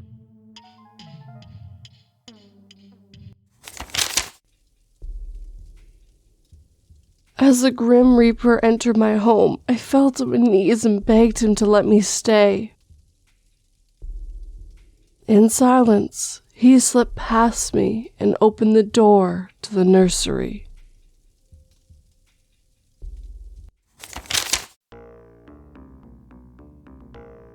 I believe I'm experiencing something, and I don't know if I'm going crazy or if I should be worried. By Aggravating Cup 5291, narrated by Papa Scare. Second time trying to type this because the first time didn't save before I finished. I'm on mobile rushing this, so ignore any grammatical mistakes. Ever since my earlier years in life, I believe I experienced something, twice. And now, after many years of not, I think I am experiencing something again. My first two encounters happened when I was around 13 or 14 in middle school. Not as close to each other, but same year, same house, same room. The way my room was set up was I was sleeping on the top bed of a bunk bed with my older sister on the bottom. The beds were placed against the wall and a window. My very first encounter was at night/early morning. I remember waking up around 4 or 5 a.m. and was half asleep in a way that I wasn't visually seeing anything, but I was hearing sounds like running water and sounds of birds. Ultimately, something peaceful. I remember just relaxing to the noises when, all of a sudden, I felt 2 fingers pressing against my neck. Sort of like checking a pulse, but not laying the fingers flat, just poking the area very firmly. I was still half asleep and was very confused because the fingers were coming from the side of the wall and window, which was closed with the blinds down. I remember physically grabbing the fingers and feeling them. They felt like they belonged to an adult, and I knew they weren't mine or my sister's because I remember specifically feeling nails. They had long nails that felt like acrylics, which neither me or my sister had. The only person who did was my mother, who was asleep in another room. When I processed that, I remember becoming startled and jumping up. As soon as I forced my eyes open, all the sounds stopped, and I was almost out of breath. Nothing was there. My second encounter was later that same year. Same room, but different setup. We took the bunk bed apart and placed mine against the wall, with the window by my head. It was also at night when I woke up. I don't remember the time, but I remember watching YouTube videos and at one point, just laying back and closing my eyes. My mind wanders, and I remember thinking, I wish I had more friends. And at that very moment, I noticed something hover over me, because even with my eyes closed, it got darker. I tried moving, but it was like I was being held down. I remember just squirming, but that was all I could do. My body couldn't move and I couldn't open my eyes. Then I started hearing a screeching, staticky sound coming from my right ear that was facing the wall. It started quiet, but got louder and louder, to the point it started to hurt my ears. I remember thrashing, and at one point it all stopped, and I threw myself up. I was sweaty and out of breath, and like before, I didn't see anything. These 2 moments scared me shitless, and I haven't experienced anything again up until now. Currently 17, around 18, but different house, different city and different people. I think I'm experiencing something, but a part of me feels like it's just me and my imagination, especially since both of these moments were so much closer together within the same month. The first one was at night. My room is set up to where my bed is set against my wall with my mirror above my bed and my desk across from my bed. I remember listening to music with my LED lights on, and I was just pacing. I looked at my mirror, only to see a black figure behind me. I got scared and turned around, but nothing was behind me, and when I looked back, nothing was in my mirror as well. So, I thought it was just me. But my most recent experience happened a couple of days ago, and now I just need closure and confirmation that there is even a small chance I'm not crazy. I was changing in my room facing my closed closet. I have a window below my bed, and had my blinds closed, but was where if someone were to pass by it, a very thin shadow would move across my closet door. This was in the middle of the day too. Again, I was changing and noticed a small shadow moving across my closet door. I was curious and looked at my window and saw someone passing by, and after, I looked away and went back to changing. I then noticed another shadow, except it wasn't a thin line or was moving. It was a shadow of full body. It looked like a male, skinny, hair to the neck, and a little over 5 foot from what I saw. And it was like as if someone was shining a flashlight behind someone, that type of shadow, which was impossible because of how my blinds are. The real kicker to this, it waved at me. So me being confused because that wasn't me, I looked towards my window to see if something was there, even though it would be impossible for anyone to make a full body shadow. And shocker, I see no one, not even someone passing by. I got so confused, I looked back and the shadow was gone. At this point, I'm constantly thinking about it, and I feel like I'm going crazy. I'm scared I'm going to start having more scary experiences. Is there a chance it's just me? Is there a possibility it might be something else? If there is even a chance, how can I protect myself? Literally, anything can help. I just need advice and clarification. I'm literally trembling writing this, with my heart pounding.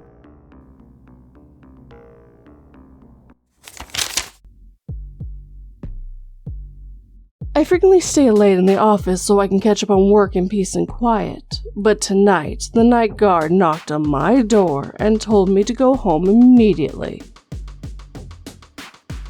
I said I would go and tried to act normal as I packed my bag, pretending I didn't know that our office didn't have a night security guard, and that I didn't notice the blood on his shoes.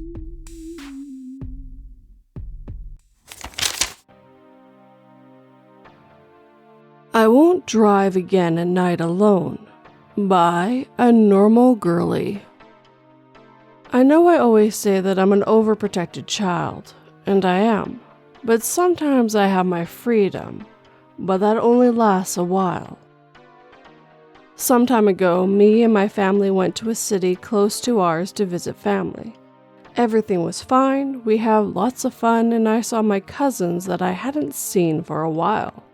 We decided to go camping but returned to my aunt's home some hours after, a little traumatized. That's another story.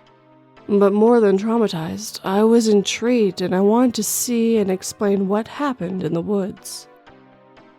So I begged my mom to let me stay another day. She said that she and my dad had to work the next day. I was on vacation, so I didn't have school. My aunt then interferes and says that I can stay and that she can take care of me. My parents trusted her. Bad idea. My aunt was a remarried woman, and the guy she married, it was not much to my family's liking. He had a lot of money, but he is very arrogant and selfish. Once we did a party to celebrate my great-granny's 99th birthday at my aunt's house. He got mad and kicked us all out. We didn't even get to sing happy birthday, but luckily he was on a business trip and we were alone. I always feel something off about him. Everything was good. My cousins and I tried to return to the woods to continue investigating, but for some reason we got there feeling like we were not going to make it. So we decided to return and go to the cinema. When we get out, it's almost 10 p.m. I called my parents to tell them that I was still there and wasn't on my way. They said it's okay, but if I was returning home, better do it next day because it was really late. It should be clarified, my mother left me her car so that my cousins could return me since his car broke down in the accident in the forest. My mother left hers just in case. Me, as a very stubborn child, decided to still return that night and don't obey. But first, I needed to say goodbye to my aunt and go for some things I left there. At the time we arrived to the house, I only heard shouting from inside the house. One of my cousins covered my ears, but was in vain. The husband, we'll call him Chobi, was home. When he saw me there, he freaked out. He started yelling at me that I shouldn't be there, I was not family, and etc. I explained to my aunt I was taking my leave. She said the same thing my parents said, and I was about to agree with Chobi interfered and said that I wasn't allowed to stay in his house for the night and that I should return home. I obeyed him because I fear Chobi. There's something weird in him that creeps me out. When me and my cousins were about to go out, Chobi again interfered and said that I'm old enough to be by myself and drive a car. It should be noted that I'm 16 years old and I'm just learning to drive. But since it was night on a not so busy road, it could go well. He didn't let my cousin or my aunt come with me. They fear him a lot. He once slapped her. Yeah, maybe Chobi gives you everything you need and maintains you, but for that you need to obey him. If you don't, bear with the consequences. So I packed my things, put them in the car. It was a short drive, like 2 hours. If I go, I could arrive at 12 a.m. and surprise my parents, because they still worried for me. So my aunt walked with me to the car and apologized for the third time. I started to drive and everything was fine. I was slow because I'm still learning. But shortly before it had been an hour on the road, it started raining very hard. The truth is I felt happy because my city is in a drought, so a rain was something miraculous. So I slowed a little bit more just to be cautious. But for some reason, I got lost. I didn't know where I was anymore. I called my aunt, but nothing. My cousins, I even called Chobi. I was really stressed because I was alone at night, lost. That's how horror movies begin. I calmed down and started to drive again. I found a motel in the middle on the road. It wasn't weird because, well, it was a well-used road some of the times of the year. But it should be open, so I went there. The place looked very run down, but it had a sign saying there were some vacant rooms. I didn't hesitate and went inside, but for some reason I felt really weird. I didn't care at the time. It was late and I was wet and I wanted some sleep. I get inside and there was a receptionist, a woman in her 50s. She looked at me weirder, and after a talk, she told me she couldn't do anything. I can't have a room because I'm underage. But at the time, a guy like in his 20s came. He said that he was the owner. Of course, it was a weird situation. He said that I could have a room and gave me a key with a really creepy smile. I take it and smile awkwardly. The receptionist was there with a really worried face. I was on my way to a room when I heard someone crying. I see at a distance a woman, but I felt that she wasn't normal. Like I have said before, I can see dead people, so I know when someone is not here. I ignored her. It's not that I go there and talk with ghosts. So I went to her room, but I couldn't sleep. Something was bothering me. Then I started to hear whispers, but that is normal, to be honest. Normally I have my earplugs and I can't hear anything anymore. But I could still hear a voice saying, "Get out of here."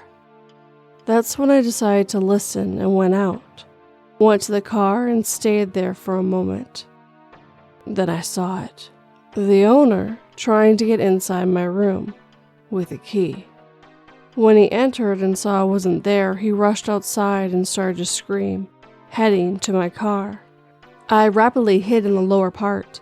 He peeked inside. The fear was killing me, and little by little the tears began to come out. I had to get out of there as fast as possible.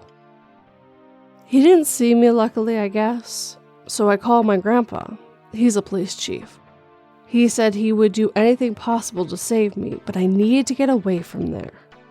As soon as the owner leaves, I saw the golden opportunity to get in front of my car and drive as fast as I could. But there was a problem. I left the keys in the room. I started to cry more when I heard tapping on the window. It was a receptionist. I thought I was going to die there. I thought it was the end. But then she showed me the keys and left them there. She helped me. She saved me. The owner started to return screaming. I peeked and he was really mad. He then cursed and see the ghost woman in the pool. The man rushes there. I don't know if he was thinking it was me, but my opportunity to get the keys and run away was there or never.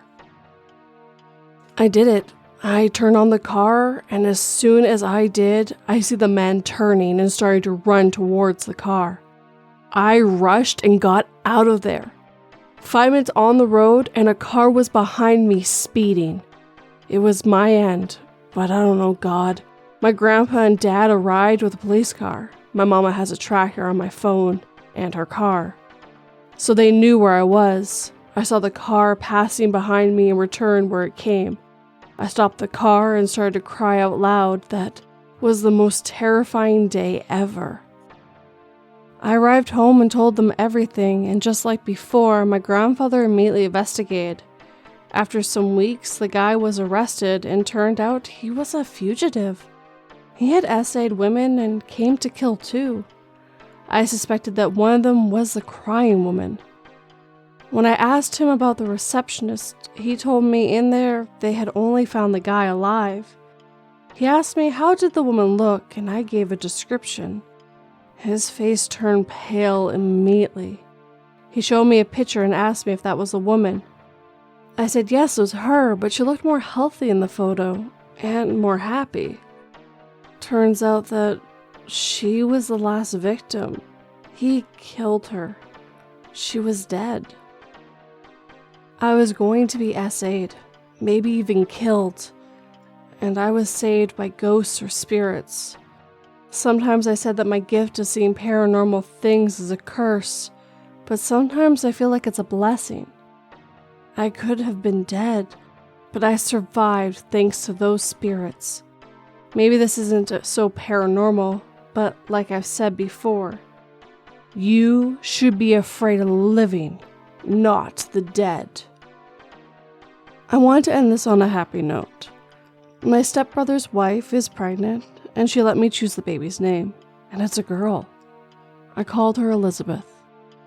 Elizabeth is the name of the victim, the name of the woman that saved me, the name of the woman that I owe my life to.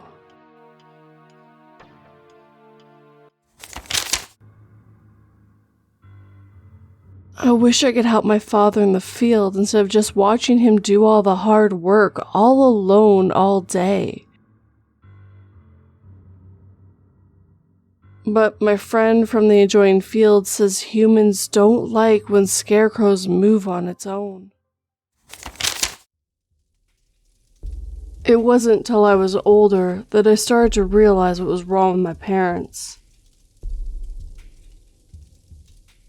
In all the years I've known them, they've never blinked.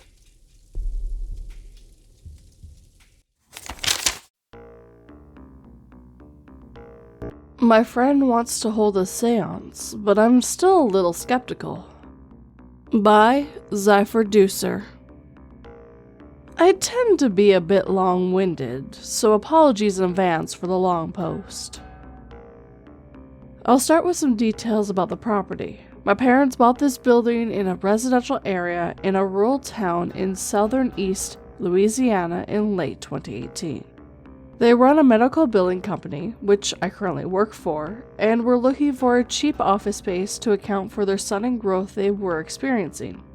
Despite this being a residential property, the layout is pretty weird. There are windows and glass doors completely lining 2 exterior walls, and the other 2 walls are wooden siding.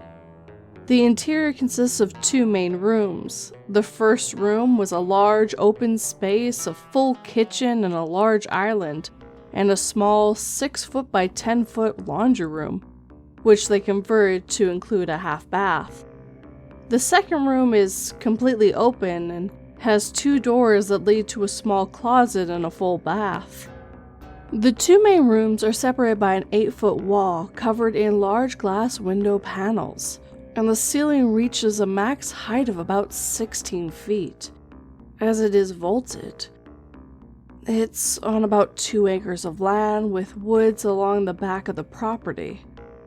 I'll also add the building has a metal roof that will often warp when it heats or cools, resulting in a single loud popping sound.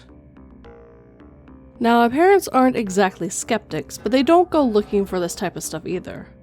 One evening, shortly after closing on the property, my father was at the building working on some minor repairs and cleaning up the place.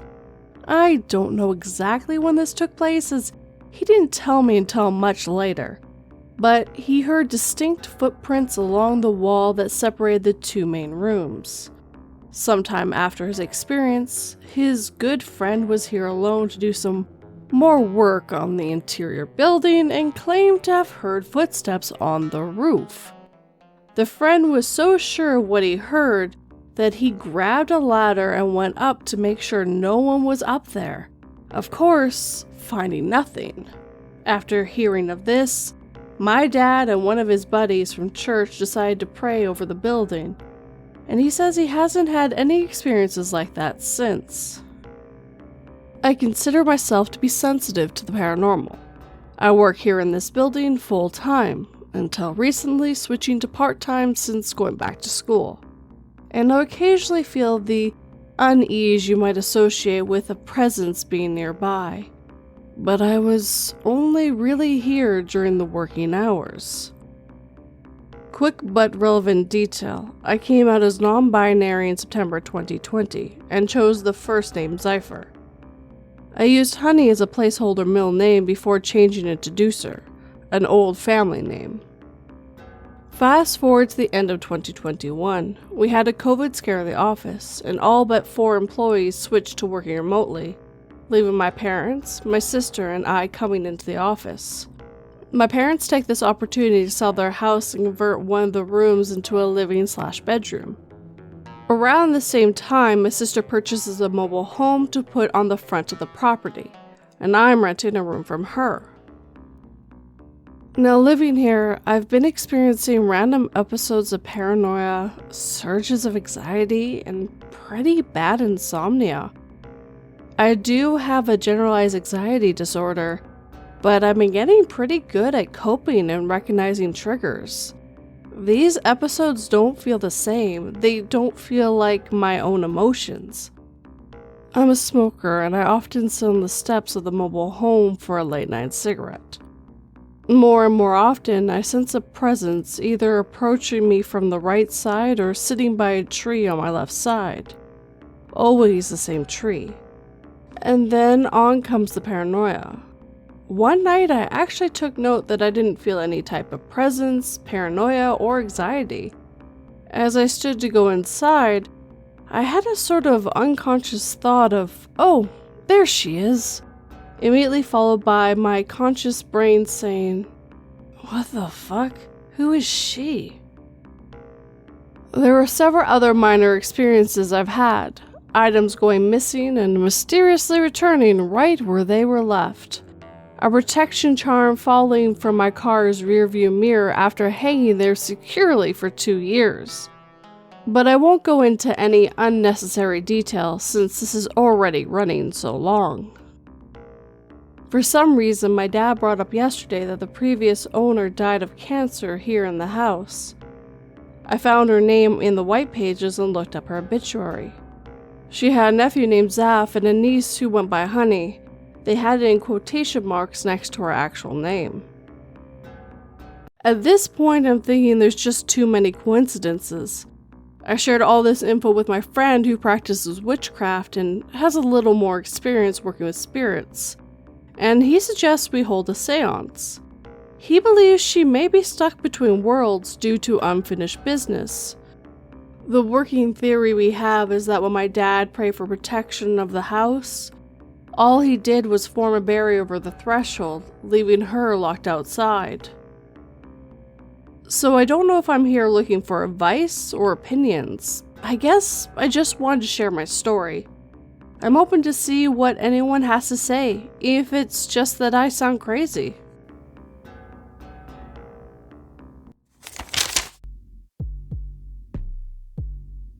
People fled in terror as the alien scum ripped apart our once beautiful city, killing tens of thousands in the process.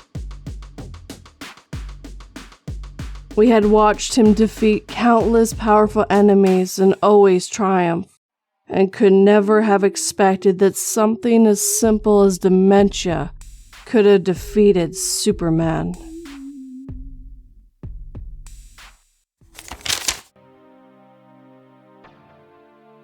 Weird Experience Inside a Forest by Kimsley V.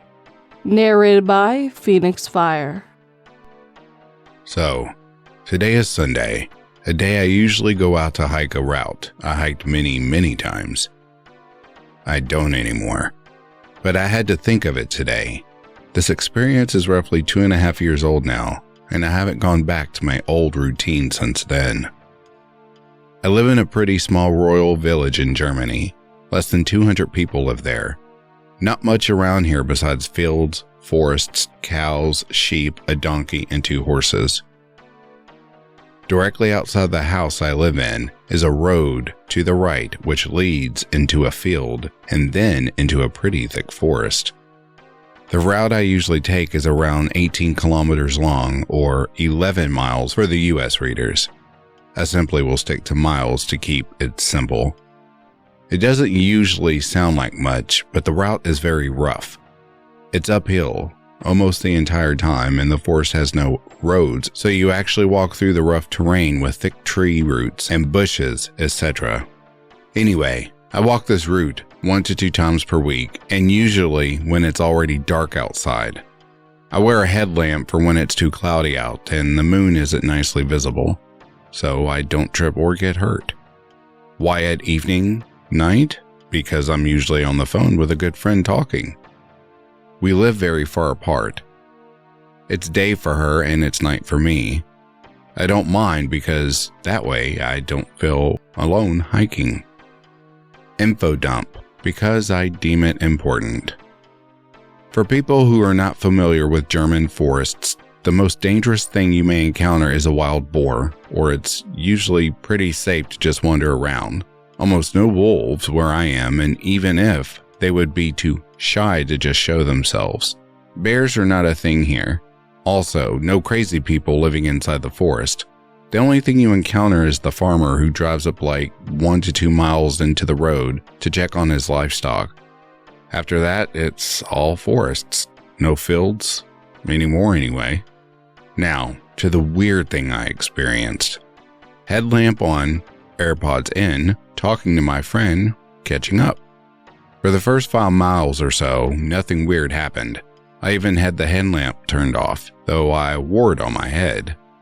The moon was making enough light, and once your eyes adjust to the dark, you can see quite well, as long as you don't sprint around the forest. Though once I was in the deeper part of the forest, my AirPods started making weird noises, almost like I was losing connection. But I could hear her voice still. It was more like a background buzzing. It wasn't actually interfering with my call. This buzzing went on, and after 20 minutes or so, I noticed that I couldn't see as well anymore as I could. The moon was blocked by clouds, and these clouds didn't look like normal clouds. They looked like thick walls of fog, just way higher than fog should be. I know it's hard to picture, but clouds usually look fluffy or thinned out. These seemed heavy and wet? It's hard to describe.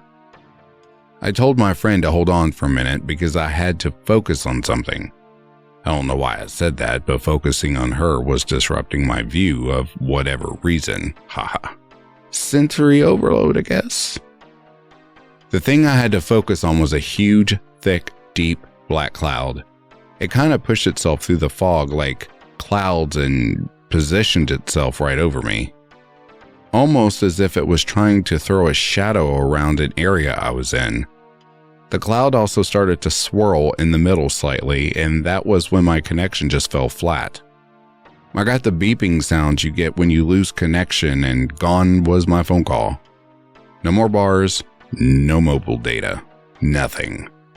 But my AirPods were still buzzing like crazy in my ears. That's when I felt uneasy. Neck hair standing up, cold sweats on my back, and I started turning around to leave because the way ahead just seemed a lot more dark and sinister than my way back. The moment I turned around and started, slightly jogging back because I felt scared, was when I started to hear bell sounds. Almost like church bells, but the sound was deeper. That typical ring you hear after a bell sound was just stuck in the air, and it was giving me this weird sensation, as if my bones were suddenly rubbing against each other. It was extremely freaky. All I remember is that I started to go from walking, back to jogging, back to running, back trying to leave the forest and go back to the fields where you start. I didn't look back while running, but I could hear the bell sound getting weaker and further away, and the fog-like clouds were becoming less and less until I finally left the forest and I was back to a normal sky, thin clouds, and the moon. Once I got back home, I simply undressed, went into the shower, and went to bed, thinking I just simply got spooked today, or maybe I was exhausted and my brain went haywire. I don't know, but I never saw a cloud like that in my life, and church bells are not a thing late at night inside a forest. Never went back to hike that route. Never told anyone, because I'm a bit embarrassed. But I had to think of it today.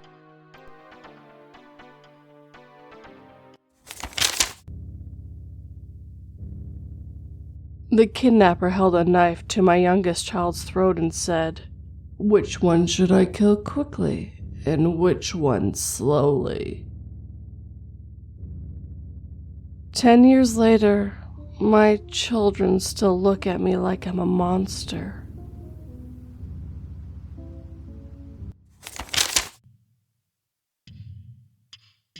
Experiences while working on a Native American reservation by Cab 1218. Hello all. I made a post earlier about how my family and I feel my parents' house is haunted. I've had other experiences outside of that. I will start with the most recent events. I have been working on 2 Native American reservations for a year and a half now. On the current reservation, I have not had any memorable experiences with spirits or the paranormal. But last year, I had multiple at the other. The first started when I was sleeping in the basement of a house I was in, due to having not enough rooms. I was laying on the bed trying to sleep but was unable to too much light coming in. I was night shift. As I lay there, I heard a cardboard box with some of my belongings in it dragged across the floor. I turned and looked at the direction the sound came from and didn't see anything. I got up and walked into the room. Nothing looked out of place, but I couldn't remember if that's where I left it. So I went back to bed, and when I lay down, I heard footsteps above me, but I knew that no one else was home. I just ignored it and eventually fell asleep. Later, I found out other people heard footsteps in that house, and another person saw a shadow person later in the basement. When I came back a month later, I was in a different home. After about 2 weeks, I was laying in bed on my phone when I heard a very loud knock, knock, knock on my bedside table right behind me. I turned to look but saw nothing. A friend attempted to replicate on the window and door, and nothing sounded the same other than that table. Less than a week from then, I rolled from one side of the bed to the other, and as I rolled, I saw an approximately 3 foot tall, all in black shadow run across the foot of the bed. I asked the locals if they knew anything like that and was told about the Weelwala. I'm unsure of the spelling, but there are little people that play pranks. Never had another experience in that home after seeing it. Where I was working, there were many stories of different spirits in different areas of the facility. Late at night, walking around, I always felt like I was being watched. One night, I was sitting in my chair when in the corner of my eye, I see a tall, opaque shadow walk into the room and disappear into the shadow of a door. I let it go as the other person in the room didn't say anything. But then they had to leave, making me the only person in the room. As I look up, I see movement on the blinds, similar to a faint shadow of a tallish man sitting down, wearing a hat. I freaked out and left until she came back.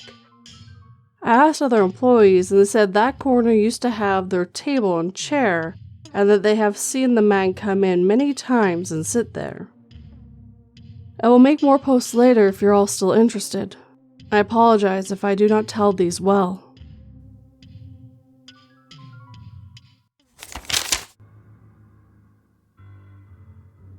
About 10,000 years ago, an intelligent species lived on Earth who became extinct after a great war.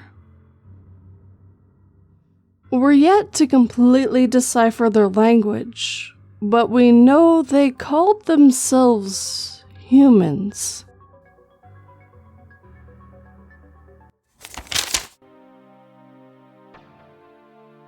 My paranormal experiences as a child by Call Me Child. Narrated by Phoenix Fire. I never really brought this up to many people. I only ever told some of my friends and my cousin. When I was 5, I experienced constant nightmares and strange activities from the deaths of my babysitter and grandpa. My parents had my baby sister, who sadly passed away 3 days after birth due to birth malfunctions. I only have 3 memories of that time. Me playing in the child area with my grandma, me receiving some dinosaur books to keep me company, and seeing her for the first time before she was taking off life support. I had no other memories of her. Shortly after she died, my grandpa died as well. I actually spent quite some time with him, but oddly enough, don't have that many memories of him. Shortly after both of their deaths, I started to have constant nightmares and what seemed to be sleep paralysis. I would wake up frozen in my bed. Voices would go off in my head and my bed would start rapidly spinning. The most vivid memory of this would be the strong pain I would feel in my back that seemed like someone was stabbing me. These dreams would progressively get worse and the pain I'd feel in my back would become more painful. The voices I'd hear became louder, and eventually I'd start to see figures in my room. Strangely enough, I only had one paranormal experience while living in my apartment I was having these dreams in. It was the middle of the night and my mom was in the kitchen cooking. The way the apartment was laid out had the kitchen next to the long hallway where the bedrooms were located. I was sitting at the end of the hallway, which was right next to where my mom would have been cooking.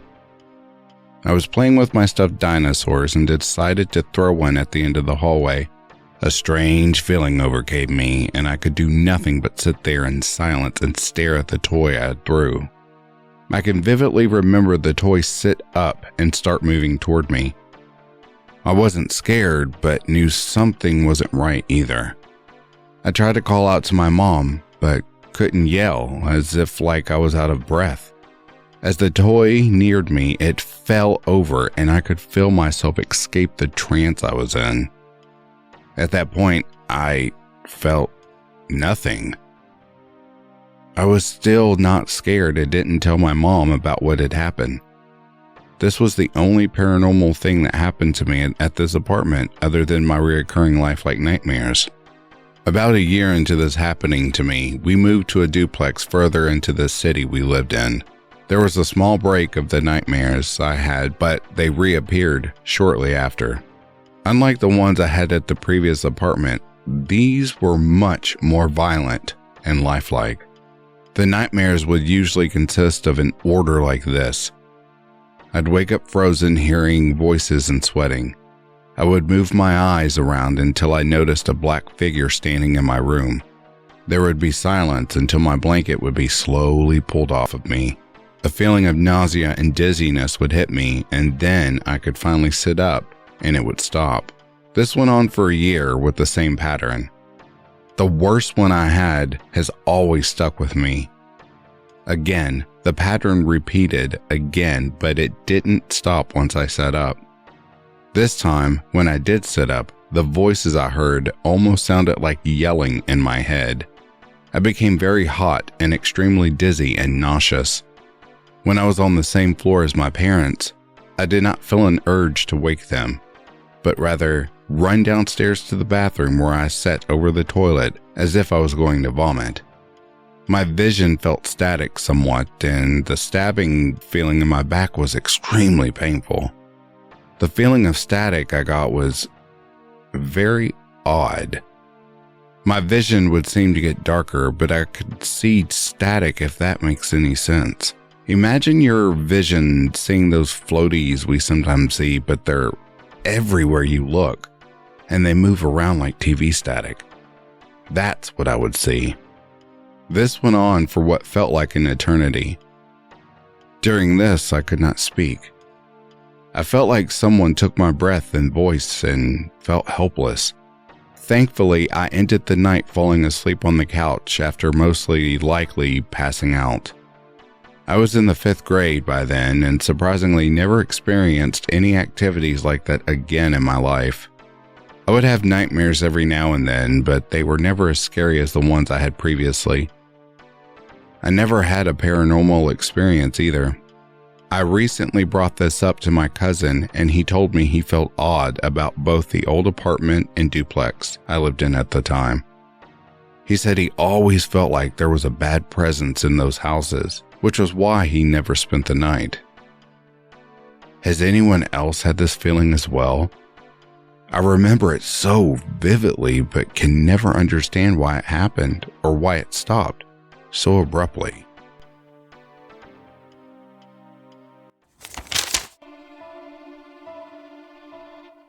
Yesterday, I read about how playing mobile games after trauma can reduce the chances of PTSD and depression.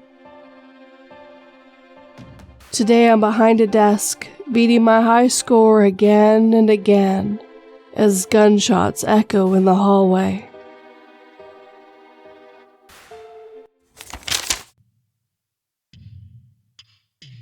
It's been on my mind for a long time. I'll share what I experienced. By Photo Flowery. Hi, before I share my paranormal encounters, I will gently share my family's experiences with the paranormal activity and unexplained things. My mother always had a premonition capabilities and saw things like the Notre Dame being burnt 2 years before it happened. She also predicted and told me to prepare for something that will make people feel sick in the same vision. I can predict the future, not about myself or predict traumatic events like my mom does on a massive scale. I could predict, analyze, and tell my friends if the dude they wanted to ask out was a bad person or a good match for them, predicting their behavior and allowing them to change what was about to happen. Even though I made them aware of it, they were never able to change fate.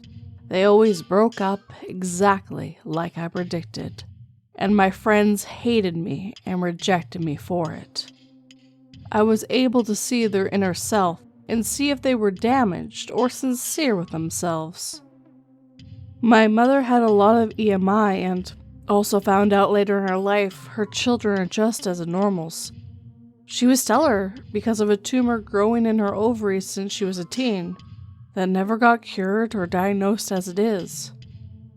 While growing up, I didn't really get affected by ghosts. The only one I remember perfectly was seeing a falling star blow up on the horizon, making me scream and call for my mother about it.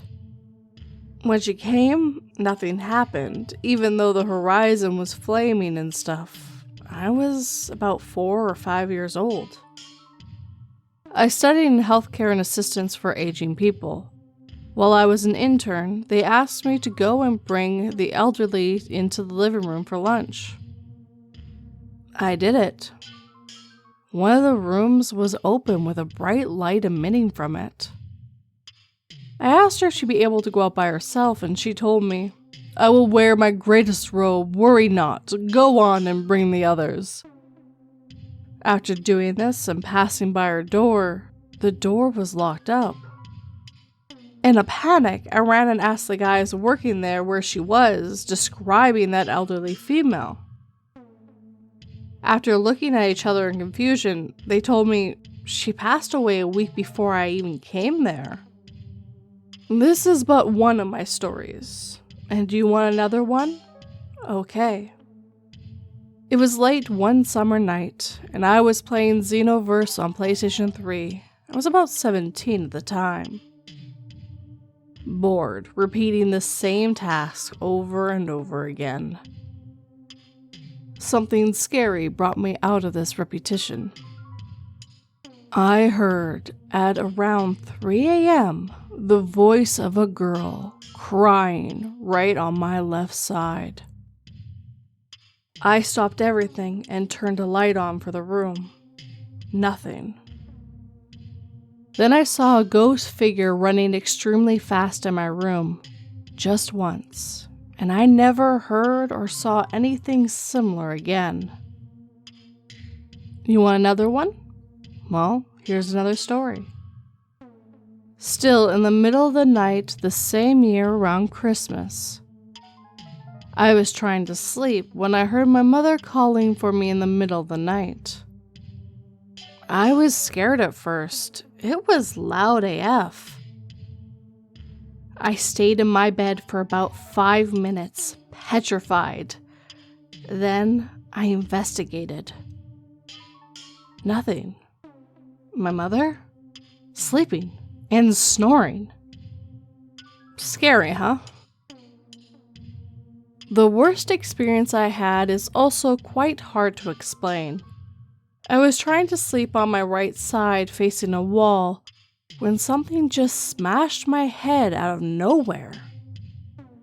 I searched around to see what had fallen on me. Nothing. I saw a ton of UFOs with my nephew. It felt like my brain got hijacked. I asked him if he wanted to see something amazing tonight. The night was August 24th, 2014. He accepted, and we stayed watching out my window for a good hour up until when he was bored and wanted to sleep, and they came. A good 100 of stars, glowing spherical objects flying in a military formation, without making a single sound. I was enthusiastic and out of control. I stayed at my window and kept watching the spectacle. My nephew, though, was scared to death, going as far as hiding under the bed and begging me to make them go away. One of them came closer to my house and just moved out of point of view. It seemed to us that they fled. But something looking like a black egg scanned the house. There was red lights on our walls. Let's just say my nephew was just crying and thought we were about to die. We stayed up for the rest of the night until we fell asleep early in the morning. Last time I heard anything from him, one of those golden spears was flying above his house. His mom called mine in a total panic, and the call dropped. For months, we didn't have any news about them, and when they came back, they were totally different people mentally. I kept these stories to myself for a long time. Only my mother knew about it, and she believes me. I don't know what happened to my nephew. I feel terrible for him. Something happened that night. This wasn't our imagination. I was 15 and he was 14. I do have some other stories to share, but they are irrelevant compared to these.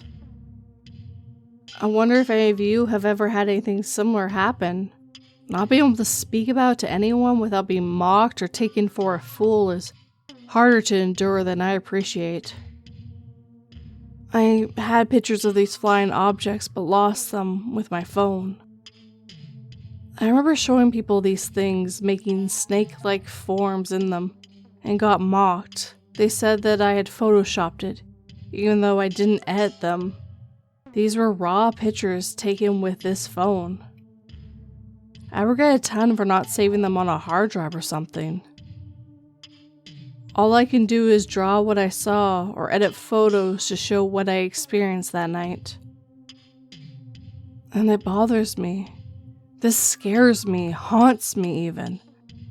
What were those things? What happened to my nephew? Why us in particular? Why so young? I will never forgive myself for letting those pictures disappear. They had a lot of meaning to me. And you? What are your experiences?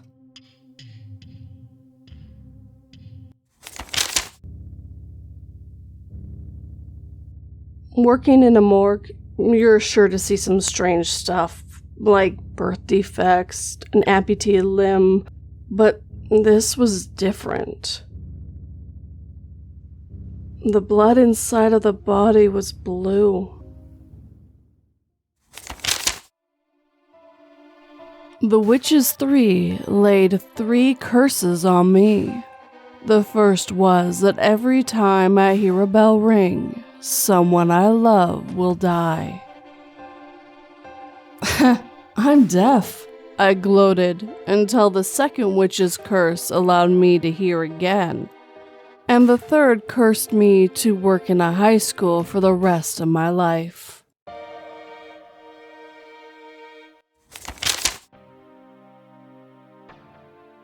I saw the ghost of a missing child. By Anonymous.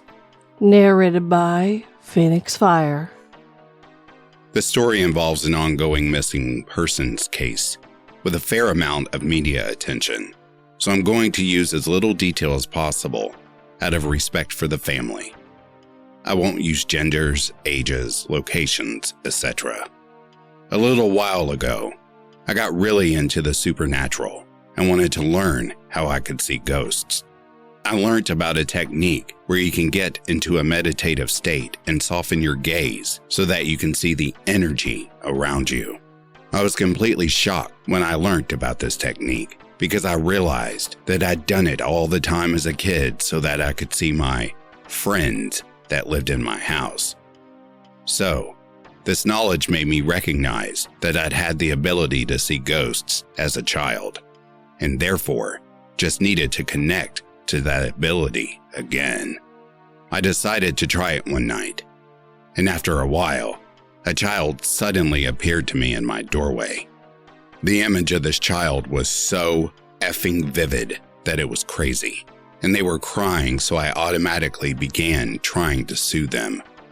I asked them what was wrong, and they said, "Please, you have to help my mom.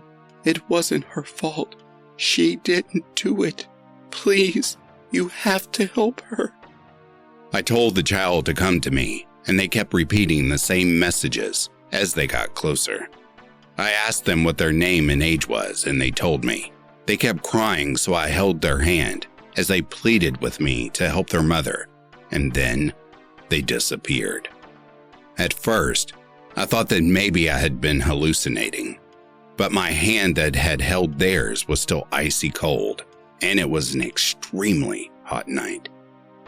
So, I messaged a friend about the experience, and we both started to Google the name of the child. It turned out that they and another sibling had disappeared a few months earlier, and that their mother was being charged with their murder, despite no bodies being found. The image of the child that we found online was identical to the one I'd seen. I had never heard about this case before, and it had occurred in a different country. So I'm still extremely confused as to why the child appeared to me. I've spent a lot of time over the past few years contemplating how I can help this child in the way that they asked me to, and I've watched basically every documentary that has been made about the case. I just don't know what to do, because I feel like I'm obligated to help the mother, but there's nothing I can actually do that would be of any benefit.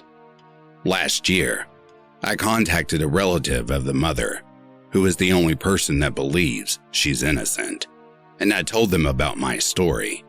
They said that a professional psychic had also reached out to them with exactly the same information. I guess that's the end of my story so far, but I just wish that I knew what to do.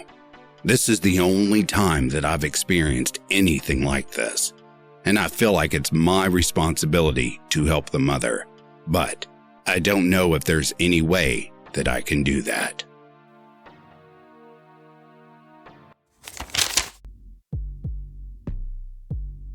My crazy mother told us the best movies were those that were the most realistic. After the movie title came on screen, How I Killed My Children, the screen transitioned to a live feed of me and my sister on the couch, and our mother standing behind us with a kitchen knife.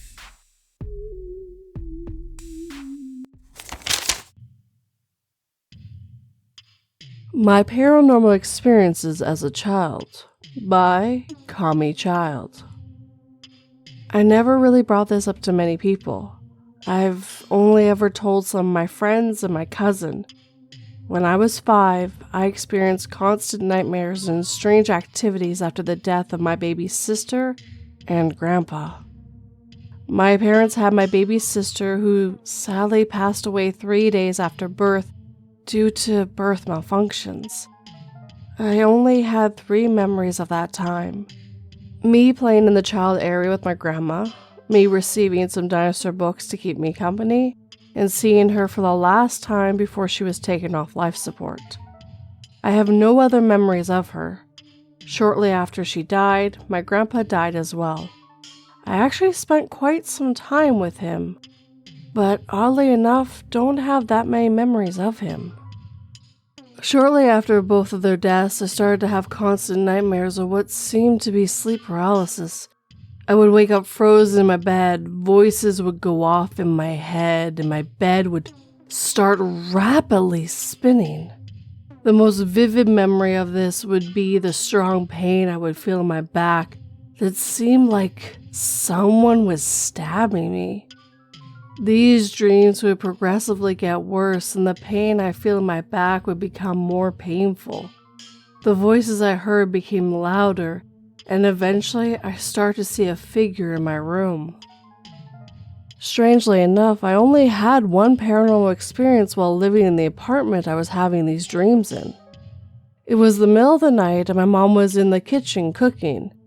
The way the apartment was laid out was the kitchen was next to a long hallway where the bedrooms were located. I was sitting at the end of the hallway, which was right next to where my mom would have been cooking. I was playing with my stuffed dinosaurs and decided to throw one at the end of the hallway. A strange feeling overcame me, and I could do nothing but sit there in silence and stare at the toy I threw. I can vividly remember the toy sitting up and started moving towards me. I wasn't scared, but I knew something wasn't right either. I tried to call out to my mom, but couldn't yell as it felt like I was out of breath. As the toy neared me, it fell over and I could feel myself escape the trance I was in. At that point, I felt nothing. I was still not scared and I didn't tell my mom about what happened. This was the only paranormal thing that happened to me in this apartment, other than my reoccurring lifelike nightmares. About a year into this happening to me, we moved to a duplex further into the city we lived in. There was a small break on the nightmares I had, but they reappeared shortly after. Unlike the ones I had in the previous apartment, these were much more violent and lifelike. The nightmares were usually consist of an order like this. I wake up frozen, hearing voices and sweating. I would move my eyes around until I noticed a black figure standing in my room. There would be silence until my blankets would be slowly pulled off me. A feel of nausea and dizziness would hit me, and then I could finally sit up and it would stop. This went on for years with the same pattern. The worst one I had has always stuck with me. Again, the pattern would repeat again, but it didn't stop once I sat up. This time when I did sit up, the voices I heard almost sounded like yelling in my head. I became very hot and extremely dizzy and nauseous. While I was on the same floor as my parents, I did not feel an urge to wake them up, but rather run downstairs to the bathroom while I sat over the toilet as if I was going to vomit. My vision felt static somewhat, and the stabbing feeling in my back was extremely painful. The feeling of static I got was very odd. My vision would seem to get darker, but I could see static, if that makes sense. Imagine your vision seeing those floaters we sometimes see, but they're everywhere you look and they move around like TV static. That's what I would see. This went on for what felt like an eternity. During this, I could not speak. I felt like someone took my breath and voice, and I felt helpless. Thankfully, I ended up that night falling asleep on the couch after most likely passing out. The nightmares didn't stop until we eventually moved out again to a house in the woods we rented for a couple of years. I was in 5th grade by then, and surprisingly never experienced any activity like that again in my life. I would have nightmares every now and then, but they were never as scary as the ones I had previously. I never had any paranormal experiences either. I recently brought this up to my cousin, and he told me he felt odd about both the old apartment and duplex I lived in at the time. He said he always felt like there was a bad presence in those houses, which is why he never spent the night. Has anyone else had the feeling as well? I remember it so vividly, but I can never understand why it happened, or why it stopped so abruptly.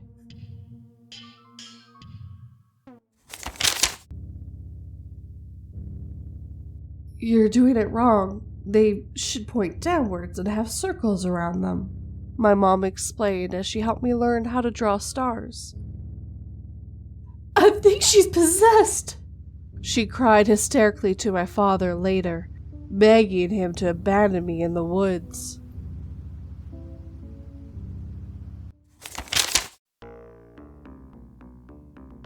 After years of sitting on this experience, I just want to know a simple why. By Dan Brown wrote it. Narrated by Interscare Wifey. Hi all. There recently was a thread about what made you believe in ghosts. I will start with the same context many probably have said before, but I was an extremely skeptical individual. I believe that the majority of events that occur can be explained by logical explanations. That was until both myself and my wife had our experiences with several unexplainable events. I want to context that these events have changed both my wife and myself's views on many things, including the paranormal. Events took place around 6 years ago. Wife and I were staying at my father's house after he passed away. Everyone in the family spoke about the house being haunted as long as I can remember. Personally, never had anything weird happen prior to this, and overall just chalked it up to that side of the family being overzealous storytellers. We were at the house for around a week to clean it out, as it was around 6 hours away from where we lived. There were several weird events leading to the final event that changed myself and my wife forever. To give a better context, the house itself was a postage stamp style Victorian house with 2 floors and a semi-finished apartment style attic. First event.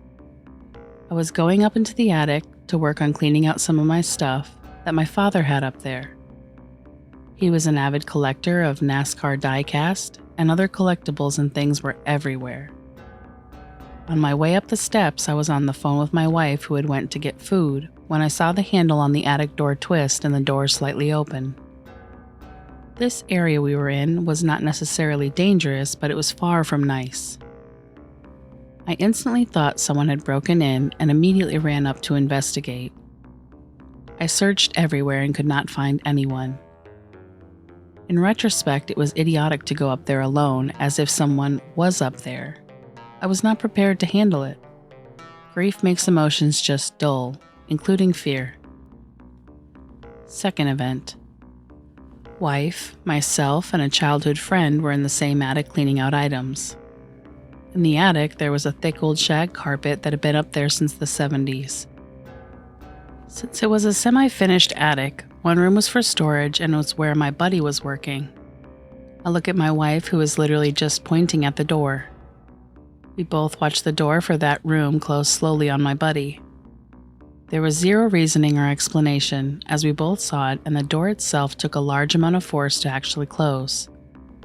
Obviously, my buddy was pretty unhappy, and we both just said, "Sorry, forgot you were in there," to avoid him thinking both of us were losing our minds or scaring him. Last event. The last night we ever stayed there, we slept on the second floor in the master bedroom. The bedroom itself was positioned so the headrest of the bed's wall was aligned with the set of stairs coming up. The wall and stairs were about 3 to 15 feet difference in height, depending on the location, an important piece to what ended up happening. Throughout the night, my wife kept waking me up to say someone was walking around the platform landing outside. I look and did see what looked like a shadow under the doorframe, so I immediately opened the door and braced for what I assumed was an intruder. Again, nothing was there, even after searching the house extensively. Later that night, I'm awoken to sounds of scratching in the wall behind my head. My wife is awake already and looking at me oddly terrified as she hears it too. I assume it's a rat or some type of animal. While weird, it was directly behind me would not be far-fetched as a possibility, since the house did have critters in it. In a tired rage, I turn around and just punch the wall to scare it off. Within a second, something punches back on the wall with such force that it shakes the entire thing. We both then hear footsteps stomping and running away from us and up the attic stairs. At this moment, we are both at a loss for words and immediately pack up with our son and leave. We call the police and just assume it has to be somebody who broke in until the next day when we started to think about it. The area where the scratching was occurred was above the steps, a good 10 feet, and even an extremely tall man would have trouble reaching with a ladder. However, even if they could reach, what we couldn't explain is how this thing ran on a floor that literally did not exist. The sound of running was not going up the steps, but as if there was a hallway floor directly behind the wall, which there was not. The police found no signs of a break-in or of any intruder being there. The security camera ring outside never had any alerts or saw anyone coming in. We ended up selling the house as is with everything in it and never stayed over there again. I came down briefly a few weeks later to finish up some final business and just went to tell my father goodbye at the house. Upon entering, the house just felt so hateful. I don't understand how a house could have feelings, but if someone was to ask me what I felt, hateful is the word I would use. I have no idea to this date what any of it means. To clarify, had I not been in such a state of grief, I would have never investigated nor stayed after the first event. My dad always brushed off other family members' claims to it being haunted as no big deal, and even in my childhood years visiting, I never once had an odd experience. My dad and I had a good relationship throughout his life, and he never talked about the house in a negative light. The house was built in 1879 by a French family, and after them, my family owned it from 1952 and on. Nothing traumatic ever happened there, nor any weird family events. It was just a plain old boring house prior to that week. How has everyone else coped with the truly unexplainable event? My wife and I still to this day cannot even talk about it without getting chills or feeling literally insane.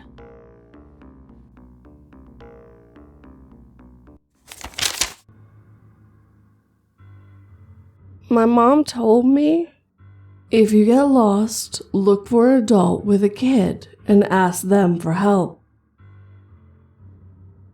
While approaching a man with a little girl, I wasn't aware she didn't get the same advice.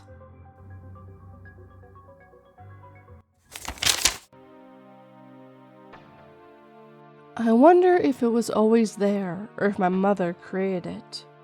By The Violent Famille. November 13th, 2011 is when my mom went crazy. My parents were married for 21 years. My mom has always had her demons, but for a long time she at least tried. Sometime in 2006 or 2007, after I went to college, she went off her meds for depression for the 45,992th time. This time was different. I didn't realize what mania looked like at the time. I was only 18. But years later, I realized she had an adult onset of bipolar disorder.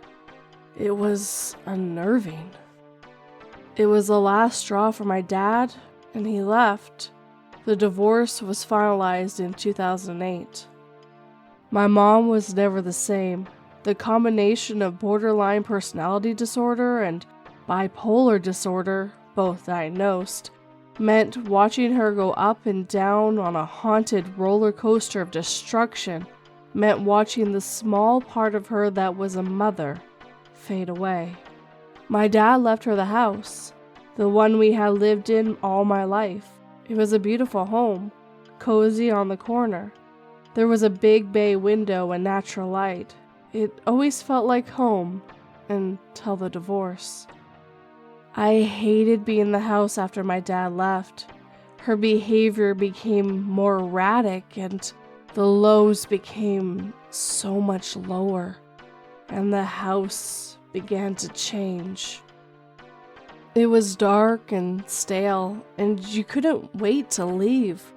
I've always chalked it up to my perception as a young adult weathering a divorce and my mom's downward spiral. But now, I don't know. It got worse and worse over time, and then I got the phone call on November 13th, 2011. I was living in another city.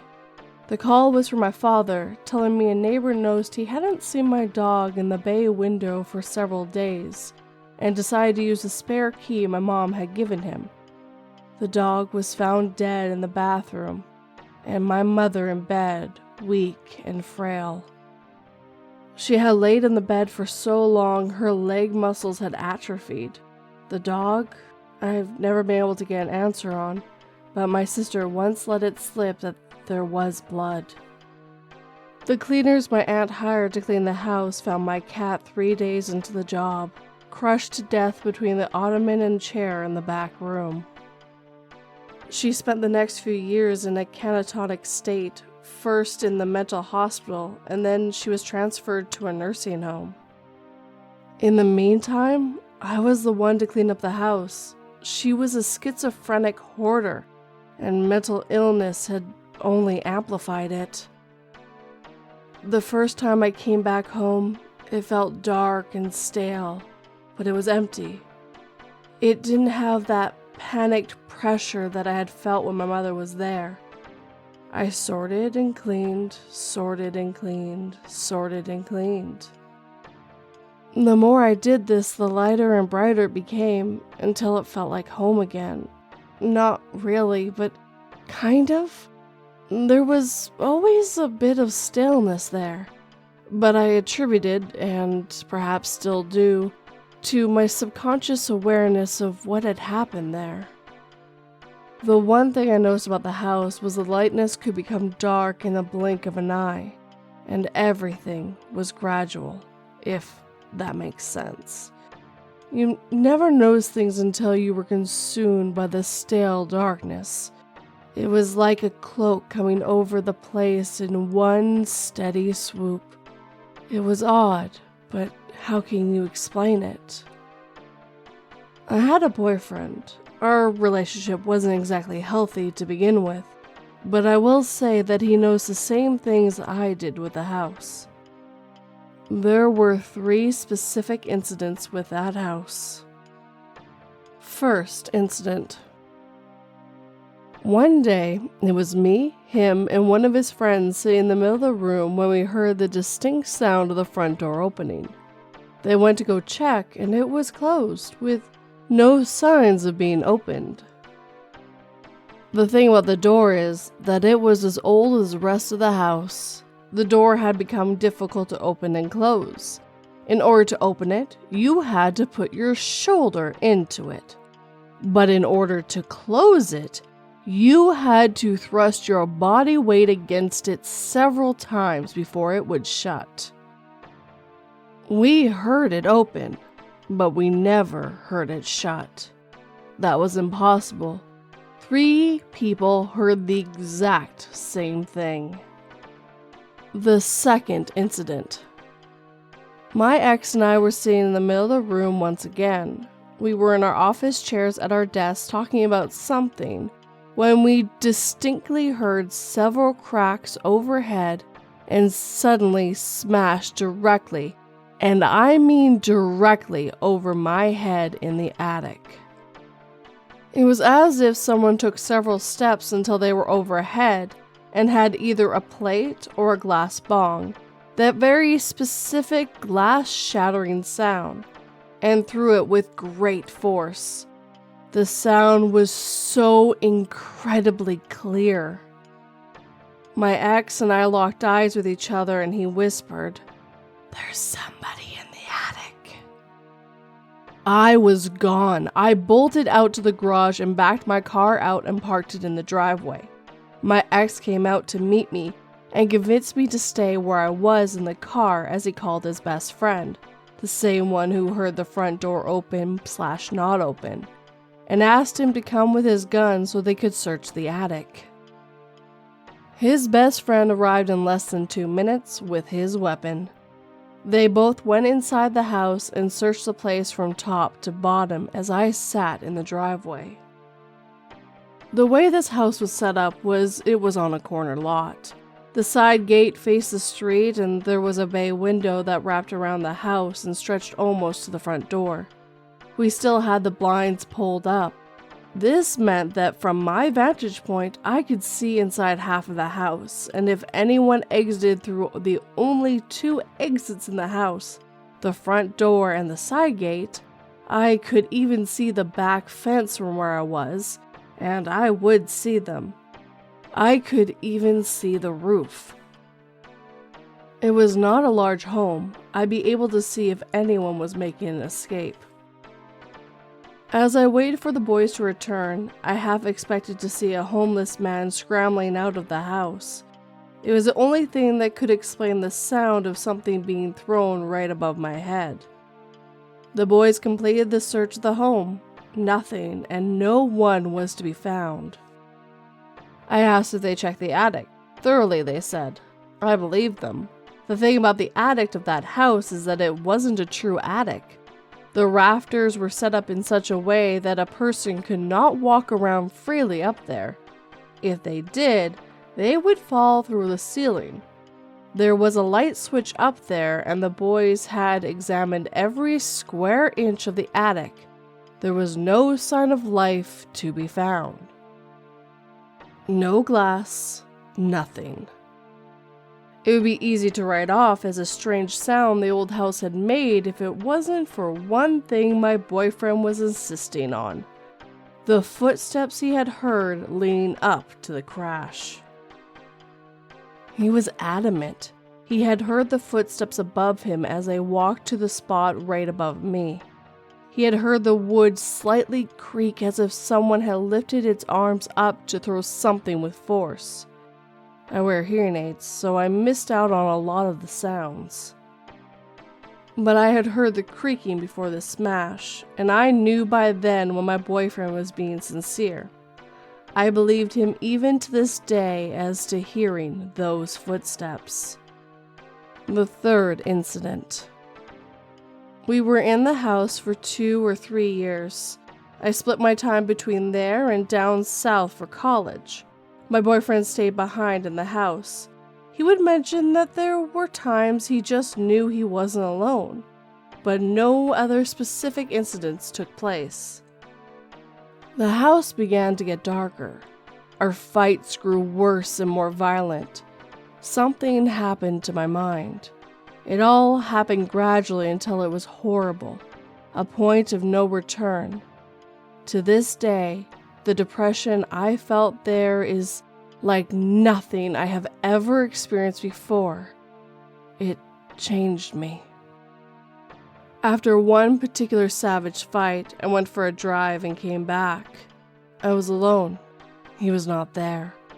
I entered through the back door and was greeted by a wall of darkness. It was stale, cold, dark. Even though all of the lights were on, you could barely breathe. I snapped. I yelled at the darkness in the kitchen for no particular reason. "Get the fuck out! Go away! I see you! Go! I'm sick of you!" It retreated. I swear to you on my son, I visibly saw the darkness shift backwards. I screamed at it some more, and it retreated some more. There was light again.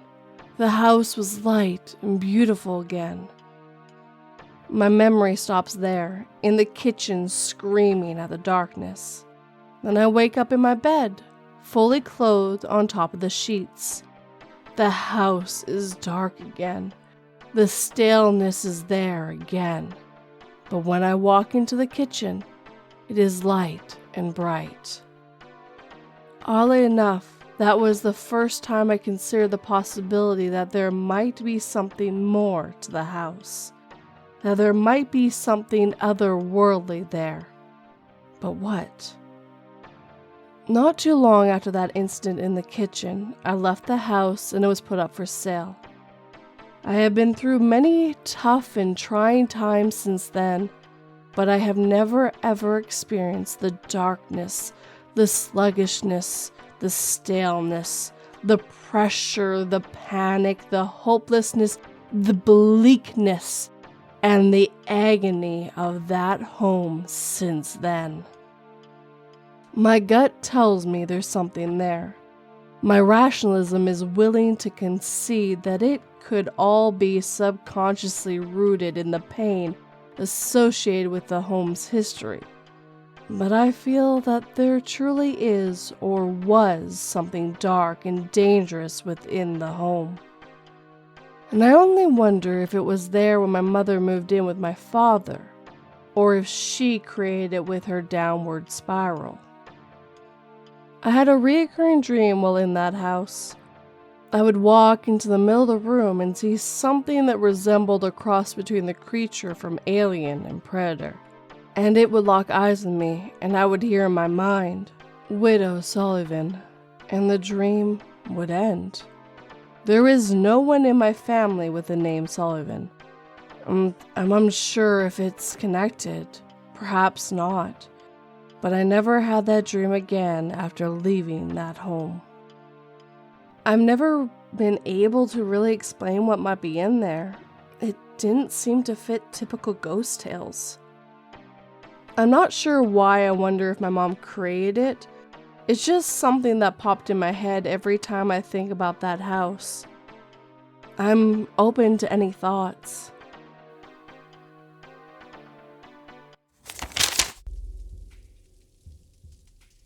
The tinfoil had to stop aliens from reading my mind, I explained to the other people in the elevator when they gave me weird looks. The weird looks turned to an eerie, knowing smile as they all said in unison, "It doesn't work."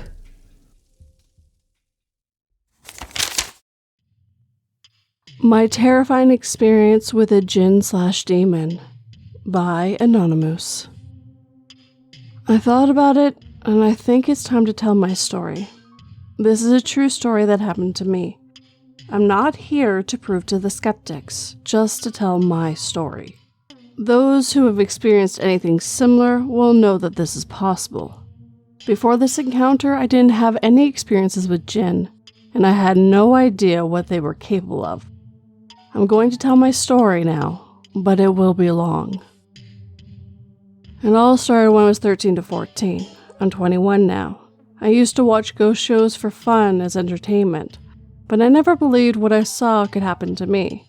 I believed it was possible, but I had my doubts. One night, I did something dumb. I was so curious about the existence of jinns that I sat in prayer one night, and after I finished my prayer, I called out to Allah and asked Allah, God, if jinns are real, let me have an experience of my own. I said something along those lines either way. I was asking Allah to prove their existence to me. I don't know why on earth I asked for that. I know it was dumb, but I was curious, and this is where it all started. Once I said that, Allah answered my prayer, and something came through. So one night after I made that prayer, I was getting ready to sleep. I wasn't in bed yet, just sorting out a couple of things in my bedroom. I heard a woman say to me, "Go to sleep, sweetheart," in a soft, soothing voice in an accent I had never heard before. And this was clear as day, as if she was behind me. In that moment, I hadn't experienced anything like that before, so I just thought it was because I was tired. I fell asleep and woke up the next morning getting ready for school.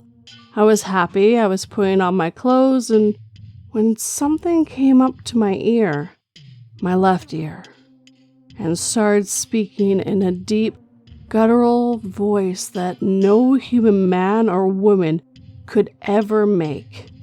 It was speaking in a language I had never heard in my entire life. In that moment, I didn't understand what was happening. I was frozen in fear. It terrified me. All I know is that as soon as it was done, I went frantically to my mother, and everyone was asking me what was wrong. After that incident, I started to feel something watching me. I felt it more than I was alone. It was uncomfortable to be in a room alone. I always had this creepy, scary feeling at certain times of the night. It was almost like it was the perfect opportunity for this thing to attack me. One night, it was one of those uncomfortable nights, so I lay in my bed listening to the Quran with earphones when this thing came up to my ear again, blocking the sounds of the Quran playing in my ears, almost as if it was completely muffled out my earphones. Then it began to speak in this deep, low, guttural voice in a language I can't understand. It freaked me out. I was shaking and scared. One thing about me was I stayed on my prayers and I read and listened to the Quran constantly. But if I ever missed my prayer, this thing would come for me. It was almost like it was an opportunity for it to come after me. It hated prayers. One time when I stood up to prayer on my own, I said Allahu Akbar loudly, and this thing screamed no in a high-pitched voice. This jinn would also constantly growl during the night at the bottom of the stairs like an animal. I'm going to tell you the last 3 experiences I had with this jinn. One night I went to my cousin's house, and this house was mainly full of female family members. The only male was a boy who wasn't older than the age of 7. One night I wake up and everyone else is still fast asleep. I could hear snores. I got up and went to the toilet. I did my business and came out. Bear in mind, in Islam you're supposed to say a dua, a prayer of protection before entering the toilet, because there are evil jinn that love living in the toilet. I didn't do this. When I came out, I heard this jinn laugh at me with its unnaturally deep voice and say, "Anonymous, I can see you." Almost like it was singing, you know, in horror movies when kids sing in a creepy way. Yes, like that, but imagine a deep, dark, demonic voice. I went back to the room, terrified, thinking about what just happened. The only thing that comforted me was that I wasn't sleeping alone in that room. Shortly after this experience, I went down to the kitchen late at night to get some water. I had the same feeling again, that something was watching me, but I ignored it. It was common at this point. Just before I got to the stairs, I looked at the corridor leading to the living room. The light in the kitchen was still on, which gave me some illumination. Bear in mind, the living room door was wide open so I could see into it. When I looked in, I saw a tall, dark figure, darker than the room, walking through the living room. It reached the ceiling. That's how tall it was. He had a dark top hat on, and I couldn't see any features on its face. It had what looked like a long, dark jacket that reached above its feet. It walked through the living room, but the direction it was walking towards was just a wall anyways. I didn't want to find out where it went. I went up the stairs to my room. One of the final experiences I had was, I was asleep one night. I woke up to a hand touching my feet. I felt fingers wrapping around my ankles, like I felt each individual finger slowly wrapping around my ankles. Everyone else was asleep, and when I looked, no one was there. Eventually, it all stopped the same way. I asked Allah to show me. Allah removed this thing, and this was a couple of months to a year, but when it stopped, this jinn never came back. Update. Some of you guys are weird as hell. This happened to me when I was 13 to 14. If you read the post, you would know I'm 21 now. Happy and healthy, thank God. This experience happened a long time ago and stopped a long time ago. Stop sending me Reddit care talking about suicide and crazy stuff like that just because you believe it's not possible doesn't mean me or others like me don't. And I'm honestly starting to regret posting my story. I would like to end this story on a couple of notes here. I want to apologize in case I mispronounced any of the words that were foreign. I'm very much an English speaker who has problems speaking English at times. So, whenever I do a foreign words, I always look them up and do my best to pronounce them to my best abilities. But I know I'm not perfect. Second of all, I wanted to say that I can understand wanting to check in to make sure someone's mentally okay, but just because you don't believe something never will give you the right to intrude into their lives and push your beliefs on them. As long as something's not hurting someone, let them be. It's that easy. And I thought I'd keep this update to kind of have a reason to bring this up. And lastly, I would like to thank the writer, just because They were having some problems, and they even still let me read this story. Staying anonymous, and I completely get that. But thank you. That means a lot that you trust me to tell your story correctly. Now, let's continue with the stories.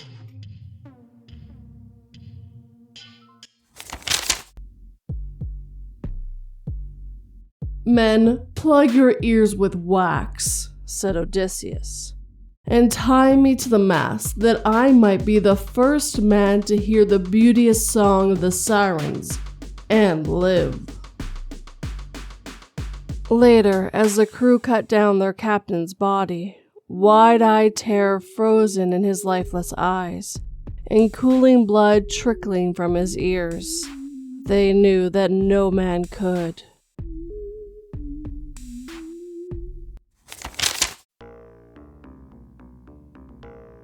My Experience with Automatic Writing by Shepard O.K., 1448. It wasn't so much what was written, but what happened afterwards that terrified me. I'm not one to be scared easily. I love experimenting with all things occult magic, witchcraft, Gotora, aka Lesser Key of Solomon, Senesis, spiritual boards, tarot, numerology, and automatic writing, just to name a few things that I have experience in. I'll get to the Gotora story in another post one day. At this particular night, I sat at my desk with paper and what is called an automatic writer. I bought it from a seller on eBay a while back. The one I have is an antique made in the 1920s and supposedly belonged to a medium. It looks like an extra large planchette, only it has small wheels at the end of each foot, and at the point there is a metal holder for a pen or a pencil to be used as the third leg. It's the same principle as the Ouija board. You ask a question and place your hand on the writer and wait. Like the Ouija board, sometimes it moves and sometimes it doesn't. You don't see what is written until the planchette stops. There are no spaces in between words, no capitals or punctuations that I have seen yet, but words are decipherable and legible. On this particular night, I didn't really have any questions that needed answering, so I just asked it what I needed to know. It wrote "you" several times, so I figured that nothing needed to be known nor needed answering. So I folded it up and put everything away, and didn't give it a second thought, just considering that session a bust. I see it as a form of divination and less of a spirit communication. Well, I went to bed later that night, normally after some TV and later some reading like I normally do. I lay down to sleep, and it didn't take me long to fall asleep. I remember it being nice. You know the feeling as you drift off. You feel comfortable and peaceful. All thoughts start to quiet down as the world around begins to drift further and further away, along with all the cares and worries and stresses of living. A delightful, though short reprieve that didn't last. I was jolted awake 2 hours later feeling terrified. There was no explanation for this feeling. I don't remember a nightmare. In fact, I think it was a dreamless sleep. I was petrified. I could move. I wasn't suffering sleep paralysis, but I was afraid to move. The atmosphere in my room was so stifling. I just lay there expecting something to happen. Nothing did. Nothing happened to me, but as I lay there, I heard something fall and slide across the carpet. It wasn't dramatic or anything like that. It slid off whatever it was on and slid onto the carpet. I didn't understand why I was trembling with fear in my bed. No reason to be that scared. It was like I sensed something but didn't know exactly what I was sensing. I was like a rabbit sensing a predator, but not knowing where it was or when it will strike. I didn't get scratched or mysteriously bruised or anything so dramatic, but I was sweating and trembling. My teeth were chattering. like Shaggy and Scooby, but not so comical. The feeling of dread intensified as the night progressed, but somehow I got up the courage to reach up and turn on the light. The light hurt my eyes, but I looked around and didn't see anything. The fear started to dissipate a little as my body started calming down. It was enough to let me go back to sleep, so I slept with the light on from that night for several weeks. That's how long this fear lasted. I thought I was having some sort of psychosis. I was afraid to sleep in my own bed. I did with the lights on as if I was 5 all over again. It took several weeks for everything to go back to normal. That feeling of being watched, ever present, made me sleep with the light on. Then it vanished. That feeling I was being watched finally left and I was able to sleep without light. I've thought about it, and I've never been able to come up with any conclusions. I never really thought it was due to the automatic writing session I did. But maybe.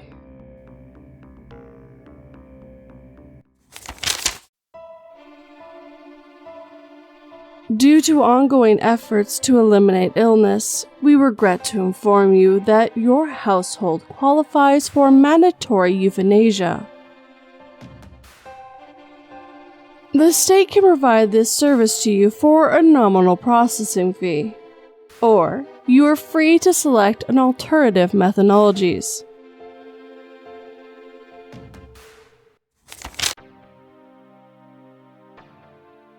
Our house wasn't haunted. It was just visited by here to gossip. I grew up next door to a cemetery in a small town. The cemetery is very old, but people are still being buried there. There were definitely a lot of strange and unexplainable things that happened to us. My parents worked until 6 p.m., so my brother and I would get off the school bus between 3 and 3:30 and would be home alone. Every day we get off the bus, we wait until the bus left, just standing at the end of the driveway. It was quiet. We casually walked into our house and go about our routine. On the other days, we hear voices coming from our backyard. It sounded like children laughing and playing, but there were no other houses nearby with kids. Our house was surrounded by cornfields and the cemetery next door. It always made me feel uneasy and nervous. My brother would act like it didn't bother him, but I know he felt it too. We stopped checking the yard for children and just ran inside after a while. There were no kids in the yard, it just sounded like it, almost every afternoon. My brother's night terrors were getting worse. His screams would wake us all up in panic, thinking someone was hurt or worse. I asked him one day if he remembered what he dreamt about. He told me that he screamed just so he could move. He'd be paralyzed facing his closet where his clothes would turn into bodies hanging from nooses. Always the same people, just hanging there and looking at him. Another terror he had, a man would appear in his bedroom door, walking to the window across the room and stand there before slowly vanishing. The man would reappear at the door and continue this cycle until my brother would scream himself out of it. Years later, I remember coming home late one night. My parents were out and my brother had all the lights on in the house, the TV on, music on, everything. I found him on the floor trembling and crying. After I calmed him down, he told me that there was something in the basement. I looked over and he had the door blocked with one of our dining room chairs. I told him to stay there. I'll check it out. I moved the chair. I opened the door and looked down the stairs and saw it too. At the bottom of the stairs, there was what looked like a girl. She was on her hands and knees with her long hair covering her face. She was looking down at the floor, but facing the stairs. I was able to muster up, "Who is that?" or something like that. And her head flipped. I mean, it flipped up. It was not human movement, and I didn't stand there long enough to get a good look at her face. I grabbed my brother and told him to get in my car. We left and didn't come back until we knew my parents were home. We never saw that one again, but she has stuck with me. There is so much more, but who has time to read all that? My brother has blocked out everything that happened. He won't talk about our childhood ghosts. I learned later on the cemetery is having issues with new burials. The bodies have been shifting underground and the maps the town had are inaccurate. When they go to dig up a plot, sometimes there's already someone buried there. For a jest, I looked at my parents' house on Google Map and our driveway sits right over the cemetery according to the map.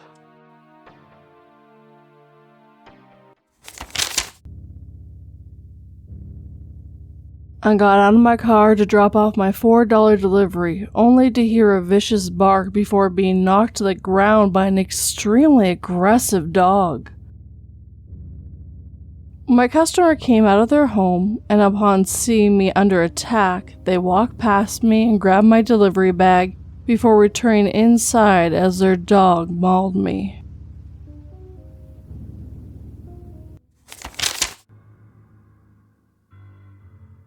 Someone gave me some insight here on dream/not dreams. I would love another perspective. By Na Bin One. I apologize for the long post. I'm a Baptist minister, and this did happen. I know how I feel about all of this, but I want some outsider perspective here. My name is Nate, and I work at a factory in Virginia that uses a lot of temporary workers. So there's a constant rotation of people that cycle through.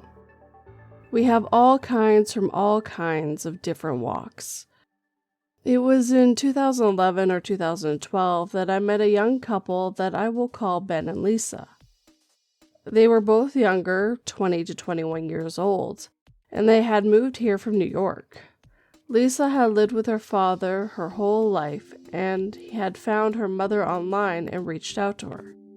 They moved down to Virginia to both meet her mother and to leave behind some of the troubles they had gotten into in New York. Lisa was a practicing witch, and upon meeting her mother, found out that her mother and grandmother were both also involved with witchcraft. For reference, I'm a Baptist minister, and I always found a minute to bring up faith in conversation. Not an overly pushy way, but more of a general question. And if they wanted to talk more about it, that was fine. And if not, well, that was fine too.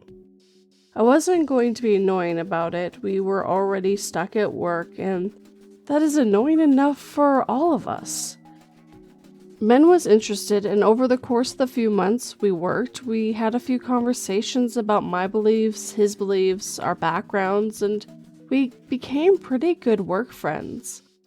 Lisa worked in another part of the plant, in a place where they had a lady who was a practicing witch, and there was some bad blood between the two. The other lady was someone that my wife grew up around, and she knew us pretty well, but we never fully trusted her. She had been in a relationship with my brother-in-law for a while and treated him pretty horribly. I only bring her up because she plays a small part in what I'm about to share. I was up late washing the bottles for my son, who was a baby at the time. I let my wife go to bed, and I stayed up to take care of the bottles and get things ready for the next day.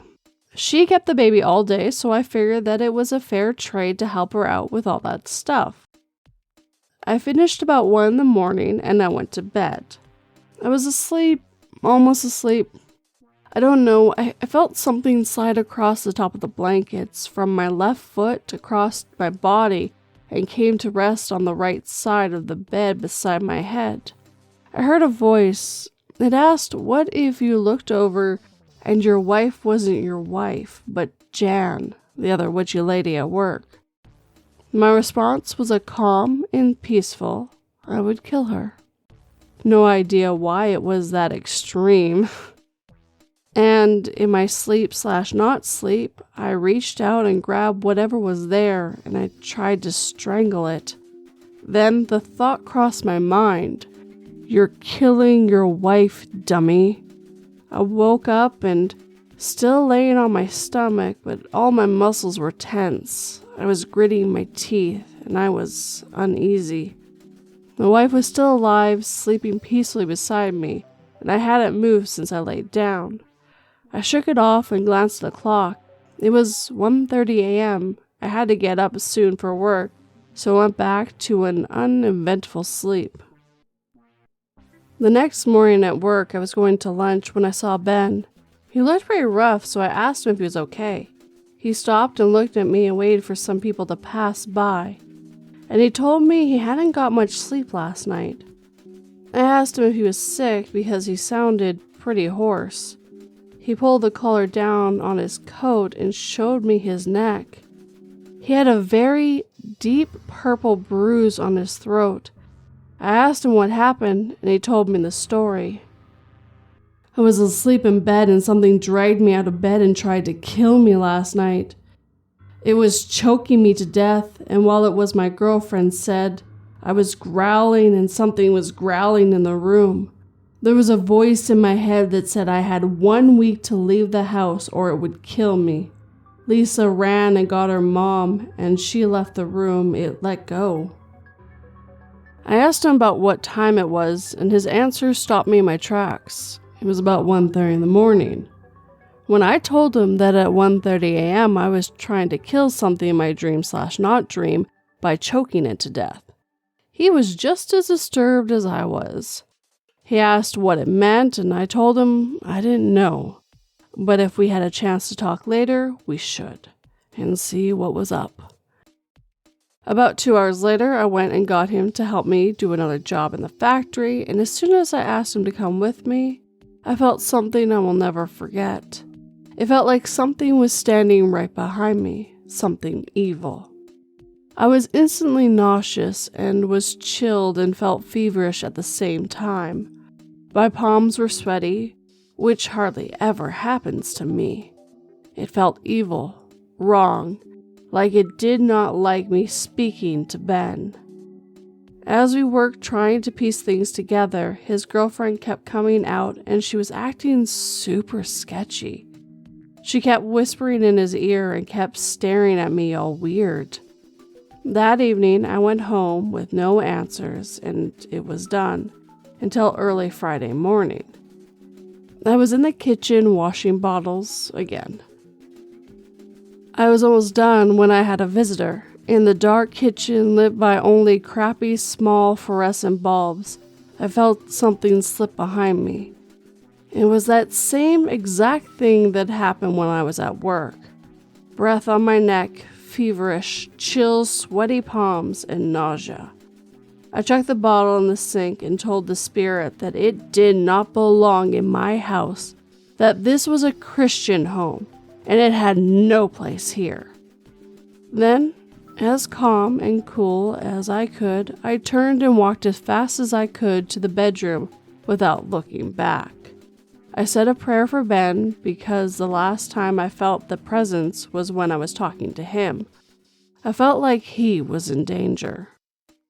I'm not sure what happened exactly, but I found out at work the next day. The previous night, Ben, at around the same time, decided to convert to Christianity.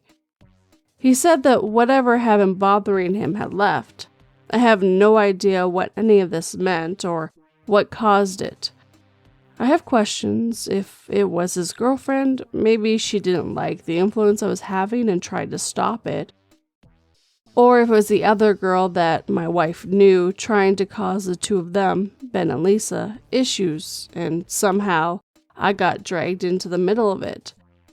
I do know that it was more than a coincidence, and whatever it was that caused it hasn't been back around.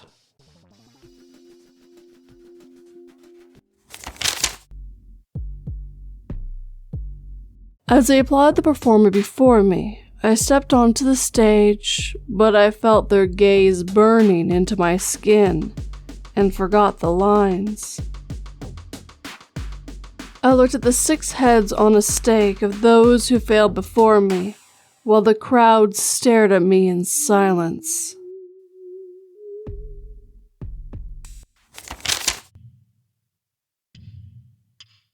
I saw a patient that didn't exist. Bye, you got me there. I was starting out a practice as a healthcare provider in a small private practice. Our practice had set up cameras to monitor the front desk, outside, hallways, for security and emergency reasons, as we are in a large metro area with moderate to high crime rate. So, utilizing ZocDoc, a booking software that's pretty popular in the US, I received an appointment request. The way these work is the software checks to see if there is a provider with an available slot, and shows it to the patient on the other side, and they pick both the time and provider they would like to see given the options of time slots available. The patient then has to input insurance info, if insured, and the standard stuff like name, age, sex at birth, gender, etc. The first thing that seemed weird to me was the appointment request had no insurance listed, only a name, a private relay email, and a weird international number. For the sake of HIPAA, I will call this patient JD. HIPAA stands for the Health Insurance Portability and Accessibility Act of 1996. It's an American law. So the next red flag, the appointment is never confirmed via phone. It is during this confirmation call when we discuss showing up early to fill out forms and such. JD, however, shows up filling out their forms. As I read the chart, I notice they left certain fields blank, very important fields such as emergency contact, place of employment, job, maternal, and paternal history. Regardless, we proceed to go to the exam room. It's fairly normal workup or initial exam. Think of it as your annual physical, but without any abnormalities, which made me wonder why this person made an appointment in the first place. I mean, it's very weird that a person would come for the doctor's appointment without having at least one abnormality. During the workup, I did my usual banter. What do you do for work? Where are you from? Not because I'm trying to pry, but because I'm trying to show some decent bedside manner. They're pretty blunt in answering and seem quite annoyed about me asking the questions. But given the location and where the practice was, I was not taken aback that much.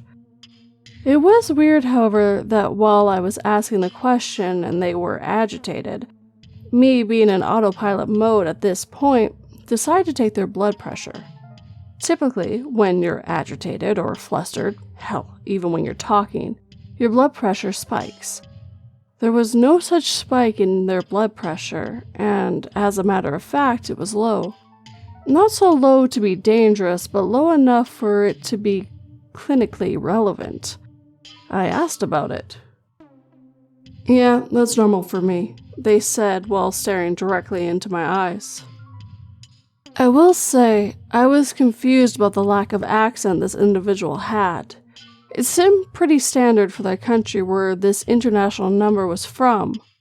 There were no distinctive markings or features other than the person's height, which was well above the average for either sex.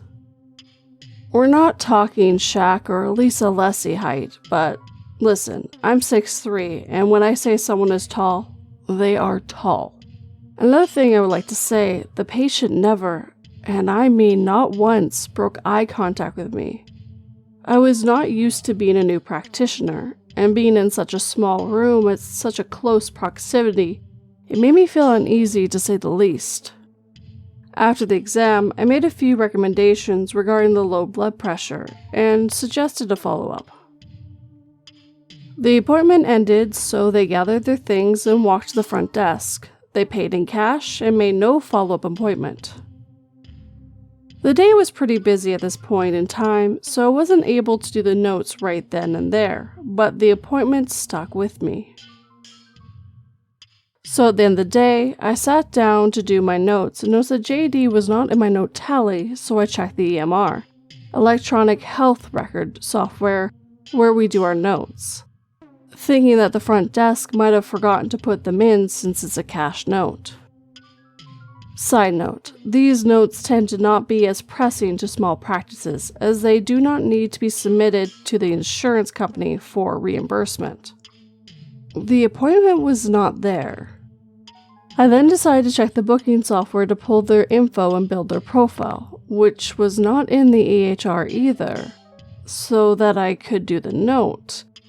The appointment was in the booking software earlier. At this point, I was extremely confused. Was I going crazy? I asked the front desk staff what happened. They said they didn't know what or who I was referring to. To their credit, we had seen over 50 people collectively between all the practitioners that day, so I let it slide. I somehow did the note and did not add any info other than one told to me by the patient in the room during the exam, and I made note of the international number but couldn't remember the code for whatever reason. I have a really good memory, so that was odd for me. Flash forward to 2 to 3 days later. I was still thinking about the situation. I remember the cameras. I told the front desk to look at the video for me.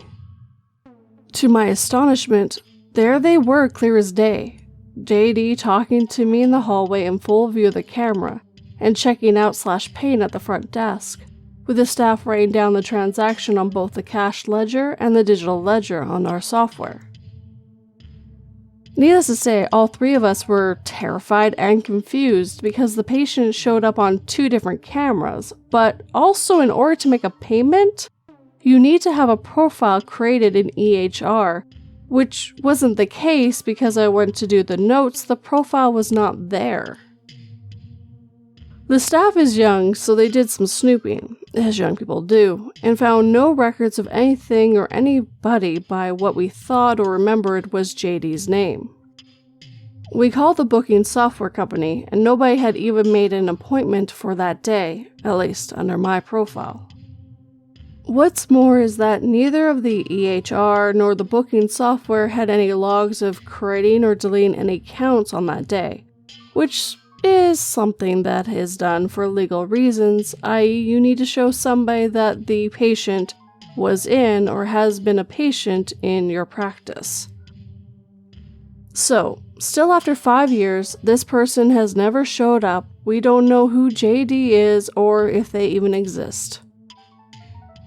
I mentioned this on Reddit, and theories have come up. Maybe it was an entity. Maybe it was somebody trying to keep their identity secret and then hacked our computer systems. Some people have suggested aliens, but I don't think ET needs to get a physical on Earth.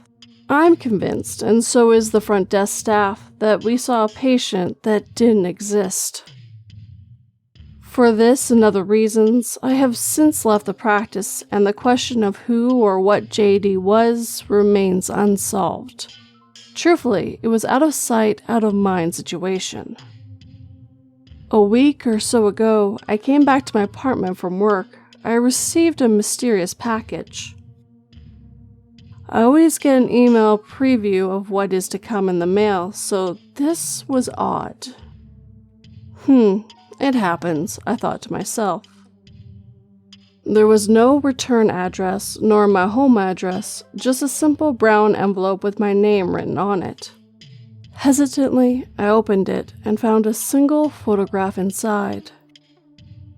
It was a picture of JD sitting in the waiting room of the old practice. On the back of the photo, a cryptic message was written, "Thank you for your care."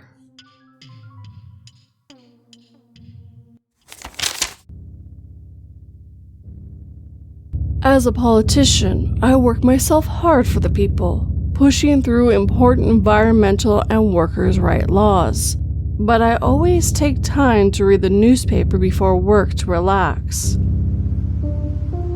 So when I read the headline that I had been shot in my own home, I wasn't surprised for long.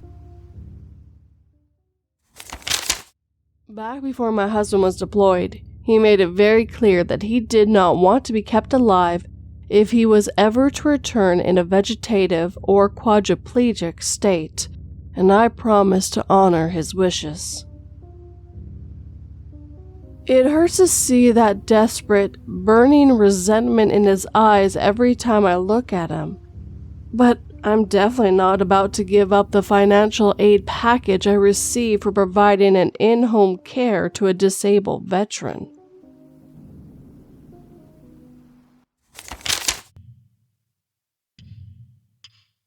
The Second Room in the Basement by Highest Bounty. I never really had any reason to be truly scared. Looking back, there isn't one experience I can think of that truly terrified me. I've jumped countless times, from sudden loud noises or catching something moving in my peripheral vision. I can't recall ever fully screaming or shouting, but maybe that's because I'm not a very outspoken person anyway, and would rather mask my feelings from others. I lost my eldest daughter once. She was 2 and we were in B&Q, a hardware store. They have model bathrooms and kitchens. There I am admiring some taps or tiles or whatever it was. I turn around to the shower that she was messing in and poof, gone. That was terrifying, but I wasn't scared, more fanatic. Full disclosure, I found her taking a dump on one of the display toilets. Not my proudest moment having to tell the employees they have to clean up in aisle 6. And side note from 242, that's part of the reason they don't have toilets really on the floor anymore. Your child is not the only one who's done it, and sadly adults have as well, so don't feel so bad about it. Anyway, so I haven't even really been terrified, except once. It happened back when I was 17. I left school that summer and had 6 weeks before starting college. It was baking hot in the small rural town that I lived in. Situated pretty much in the middle of England, it's an old coal mining town, and a bit of British history here. All the mines were closed down, which decimated both the economy and job opportunities of the small pit towns throughout the country. Back to my town. If you're old enough, or at least look old enough, you spend your time in the local pubs. If you're not, you have nothing else to do but roam the streets seeking your own entertainment. Me and my friends were the latter. On the main road through the town, away from the other houses, stood a dilapidated house known as the O'Briens. A 4-story, 6-bedroom mansion compared to all the other houses in town. There was an old couple who lived there who, at this point, had passed away some years prior, called, you guessed it, the O'Briens. They had 2 daughters who had moved abroad and had never claimed the house, so it just sat, for years, building up dust and rotting away. A perfect opportunity for somewhere cool, private, and exciting for 6 teenagers to hang out. The house had a ridiculously big back garden, which was equally ridiculously overgrown. It literally took us a good part of a day to stomp down a pathway through the needles and brush. Once through, there was a garage that we could drop down onto, which we pulled up the roof to gain access. We spent nearly all summer in that house, hanging out, graffitiing the walls, drinking, smoking, you name it. But there was one room that eluded us. From the garage, you headed through a kitchen, which now only consisted of broken windows that had been boarded up, and a damaged set of cabinets on the back wall. You then stepped into a hallway, which looked right through to the front door, with a bathroom and 2 other large rooms on the left-hand side. On the right were the stairs to the 2nd floor. The staircase was built against a wall and had wooden planks running vertically. Directly opposite the kitchen door, built into the back of the staircase, was a large metal door that had been painted white. The paint was now a sickly yellow, dusty color and flaky. The door was locked. It simply wouldn't budge, and looking at the hinges, it opened inwards. The house was big enough that we kind of forgot about the locked door. We spent most of the days up in the 2 rooms on the 3rd floor, away from the road outside to avoid any passerbys hearing us and phoning the cops. That was until one of the lads decided, for no apparent reason, to light the moth-ridden curtain on fire with a Zippo he had been messing with. The curtain, dust-covered carpet, and old crackling wallpaper went up in seconds. We only made it out by smashing the top window and jumping onto the dirt mound at the side of the garage. I think if adrenaline hadn't been coursing through us, that would have been one hell of a painful fall. We hid in some bushes over the road and watched the fire engine put out the flames, but before it could, it had engulfed the second and third floor. The second was still usable once we got the courage to re-enter the house, but the third was gone. Just like the outer walls and what was left of the roof. Shame, really. We were confined to the bottom floor. The garage was too dark to see in, and only had an old table we found that you normally use to paste on wallpaper. We used it to get in and out of the roof. The kitchen wasn't much brighter, and the front room had a big window that overlooked the footpath and road outside. So that left us a small, bleak back room to chill in, which got boring very quickly. Boredom leads to curiosity, and I noticed that one of the wooden planks on the side of the stairs was loosened, and that there was an open space behind it. Finally, we could see what was behind that metal door. What a mistake that was. They say curiosity killed the cat, but in this instance, it questioned my whole belief. The wooden panels were surprisingly hard to pull off, even for 6 fairly athletic teenagers. So we went out scouting and brought back a few torches, flashlights, and a crowbar. It was still a slog, but we finally managed to remove 2.5 of the panels. Shining the light into the hole revealed another staircase that led downwards. Yet it looked as though it was decades older than the rest of the house. Cobwebs engulfed every surface, and the stench of musk and damp attacked your nostrils if you got anywhere near the hole. After some giddy behavior, some pushed and shoved, and a game of 6-man rock, paper, scissors, I grabbed a torch and slowly stuck my head through the hole. The room was darker than dark, so dark that the beam from the torch could be seen cutting through the blackness. I shone it down the staircase first. It went down deep. The hole we had made was maybe 4 or 5 steps from the door, and there was at least 25 below it. At the bottom, a wall, and a doorway to the left. I swung the torch to the right, towards the metal door, not expecting to see what I saw at all. The door was definitely locked, tight, with 3 separate dead locks that ran down the side, all barred. But what caught me by surprise was on the small lip of the top step, pushed firmly against the door, was a really outdated fridge. The one that were square and about waist height. I told the lads that stood behind me and they laughed, thinking I was joking. One by one, they stuck their head in the hole, checking out the bottom stairs and then the fridge. Each one as confused as myself. I remember sitting down, smoking a cigarette, and debating how and why it would be there.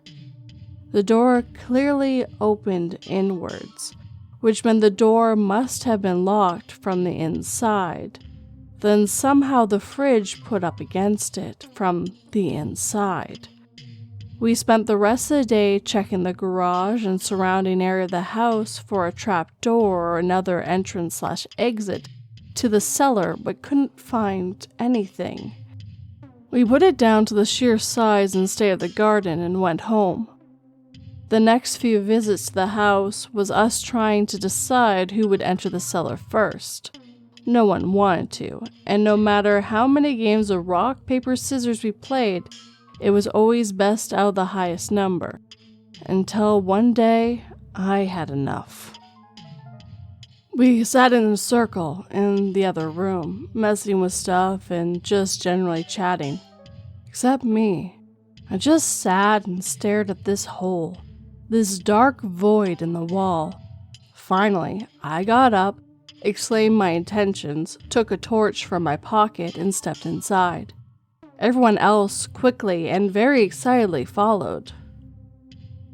Immediately, the first few layers of the wooden steps just disintegrated under my feet. They turned into a mulch of damp splinters that clung to the soles of my shoes when I lifted my foot. It was worrying, but the stairs seemed sturdy enough.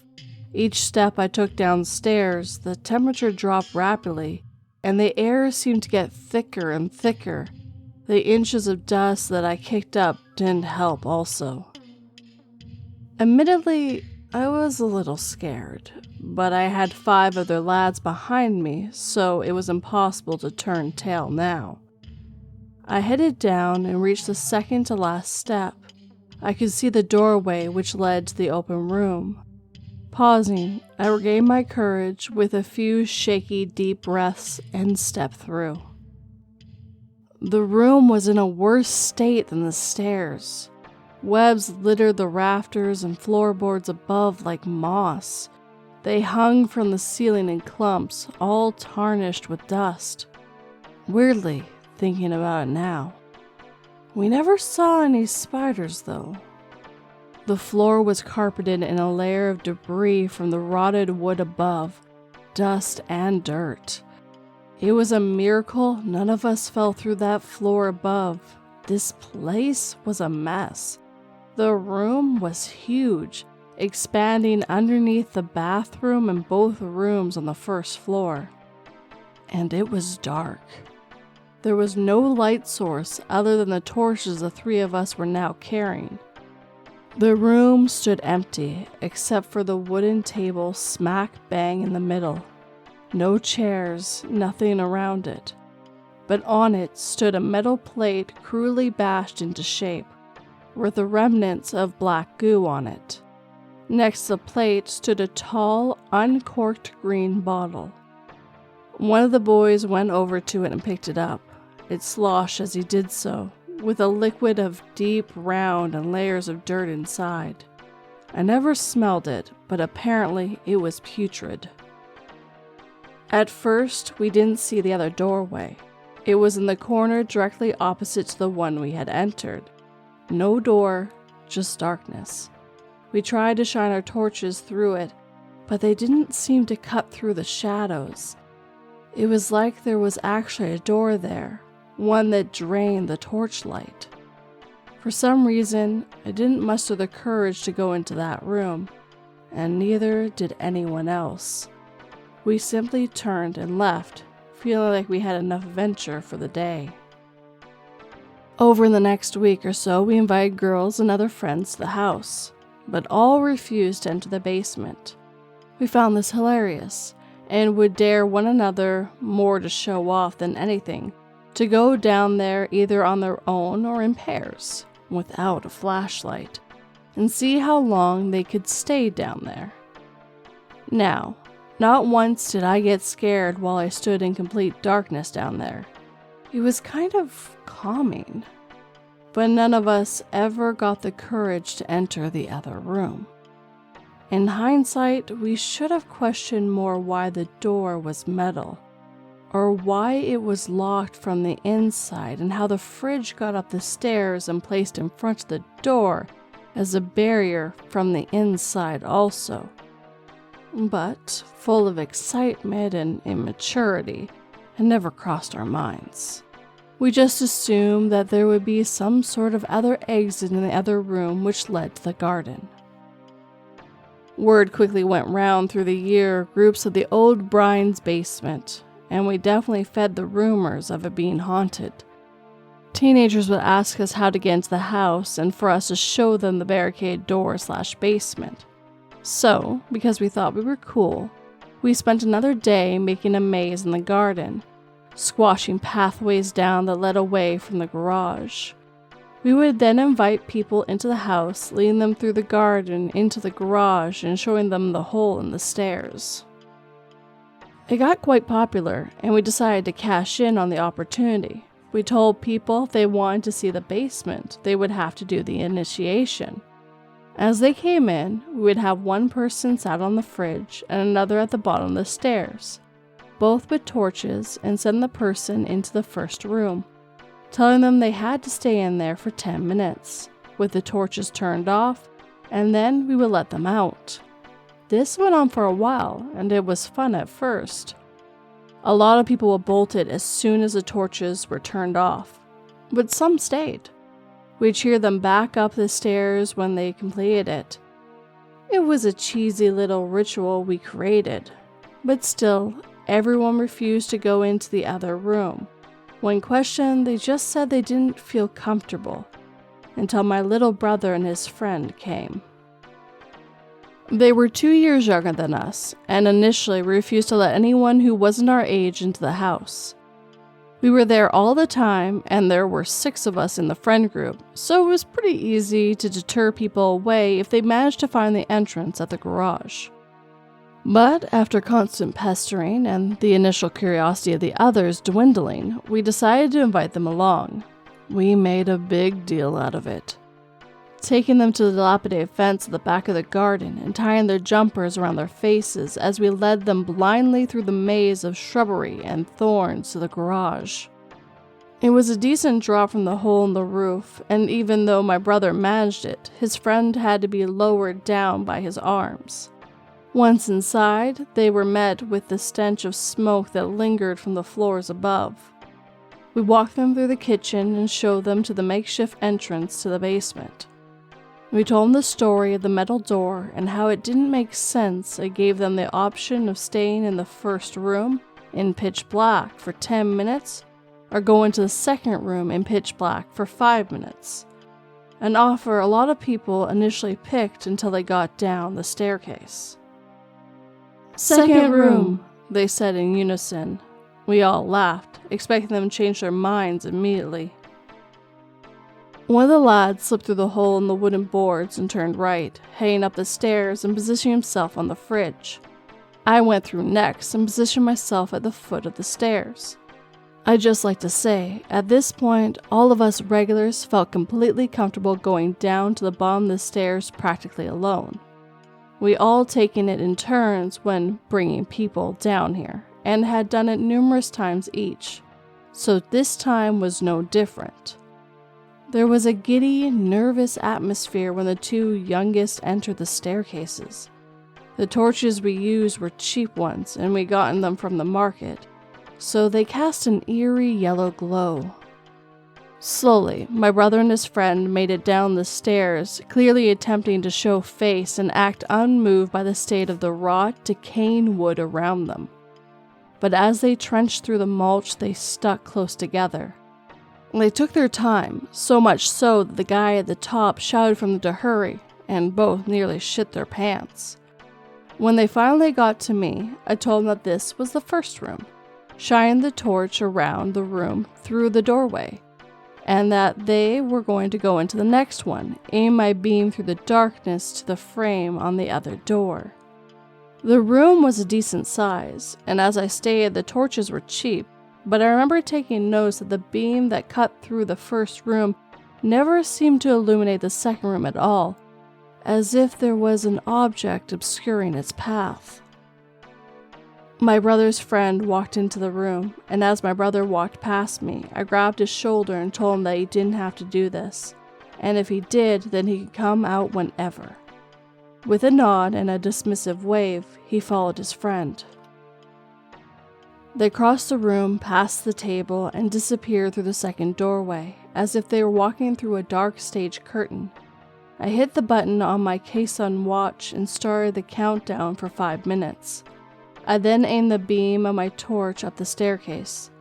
The guy sitting on the fridge smiled excitedly and looked at his watch.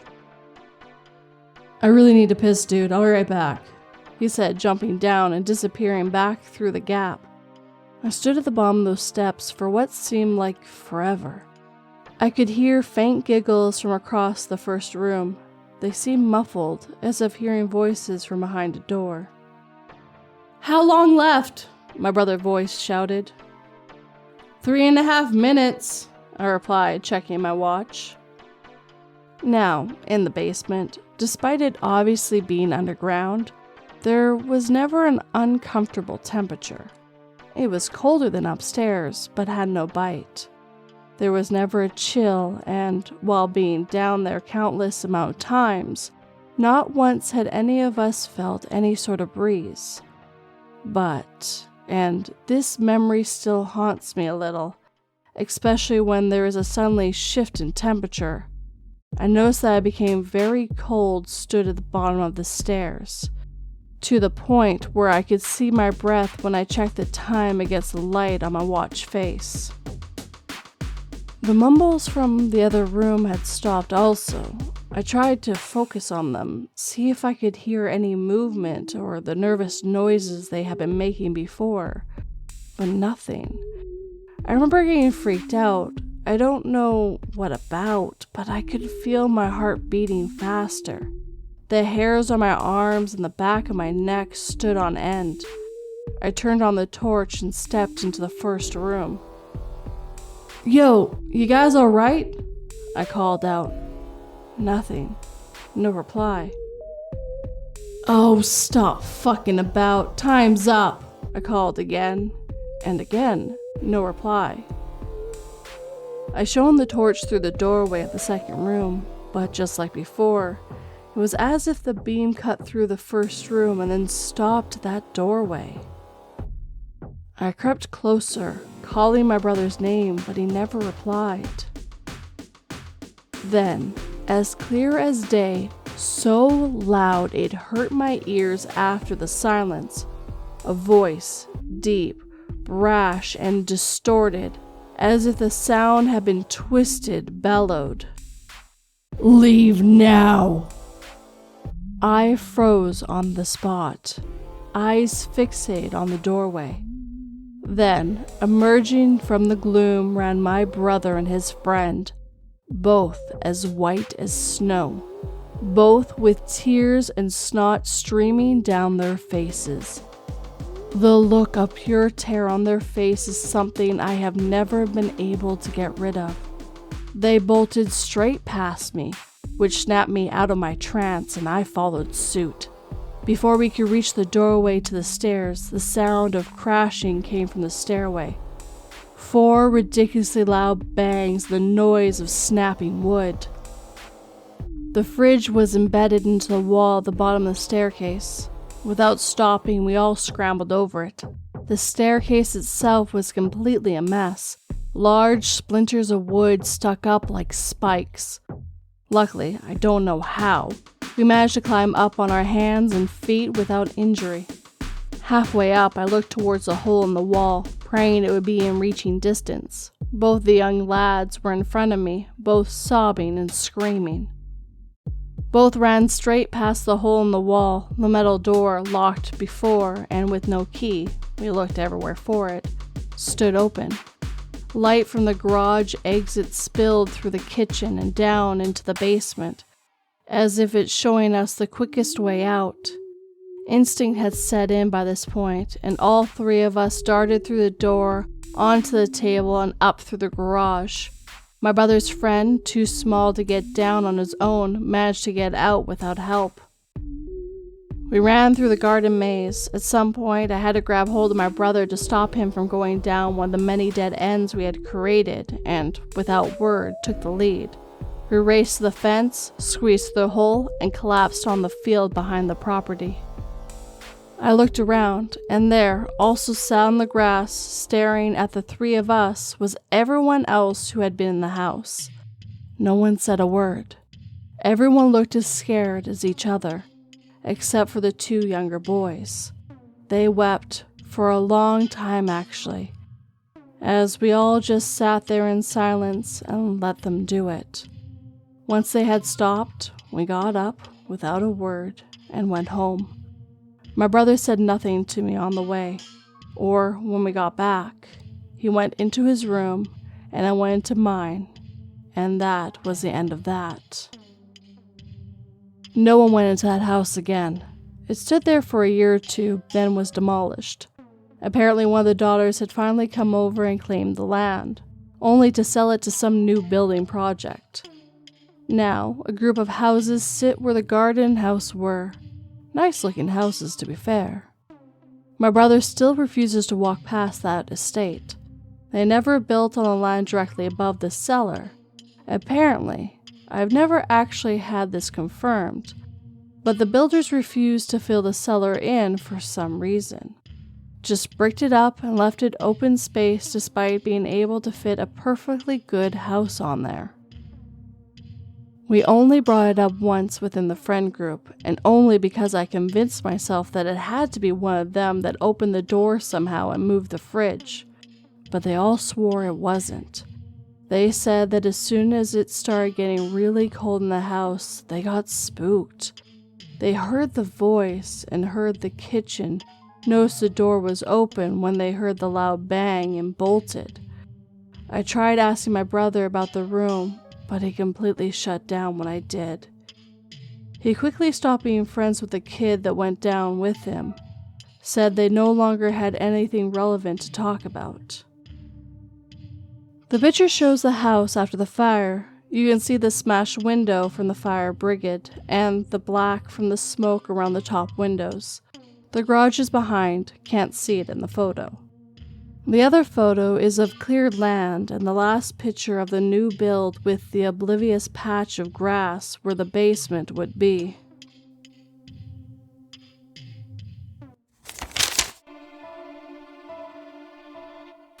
Owning a chimpanzee is a lot more expensive than I thought it would be. I spent $200 a month on food, $500 on toys, and $450,000 on facial reconstruction surgery. And with that, our time together has come to an end. Thank you to all the users who let me read their stories, and thank you if you got this far. If you enjoyed this video, hit that like button and make sure it feels it. If you're new, please subscribe and turn that pretty little bell to all notifications. Share with anyone who might like these kinds of stories or even my channel. Of course, leave a comment. Tell me if you got this far. I love to know. And of course, if you'd like to help like these lovely people on screen, I have Patreon and YouTube memberships. As well, if you'd like to do a one-time donation, PayPal and buy me a coffee. All the links, including my social medias and website, are down below. I hope you guys have a great evening. Sleep tight and don't let 42 bite.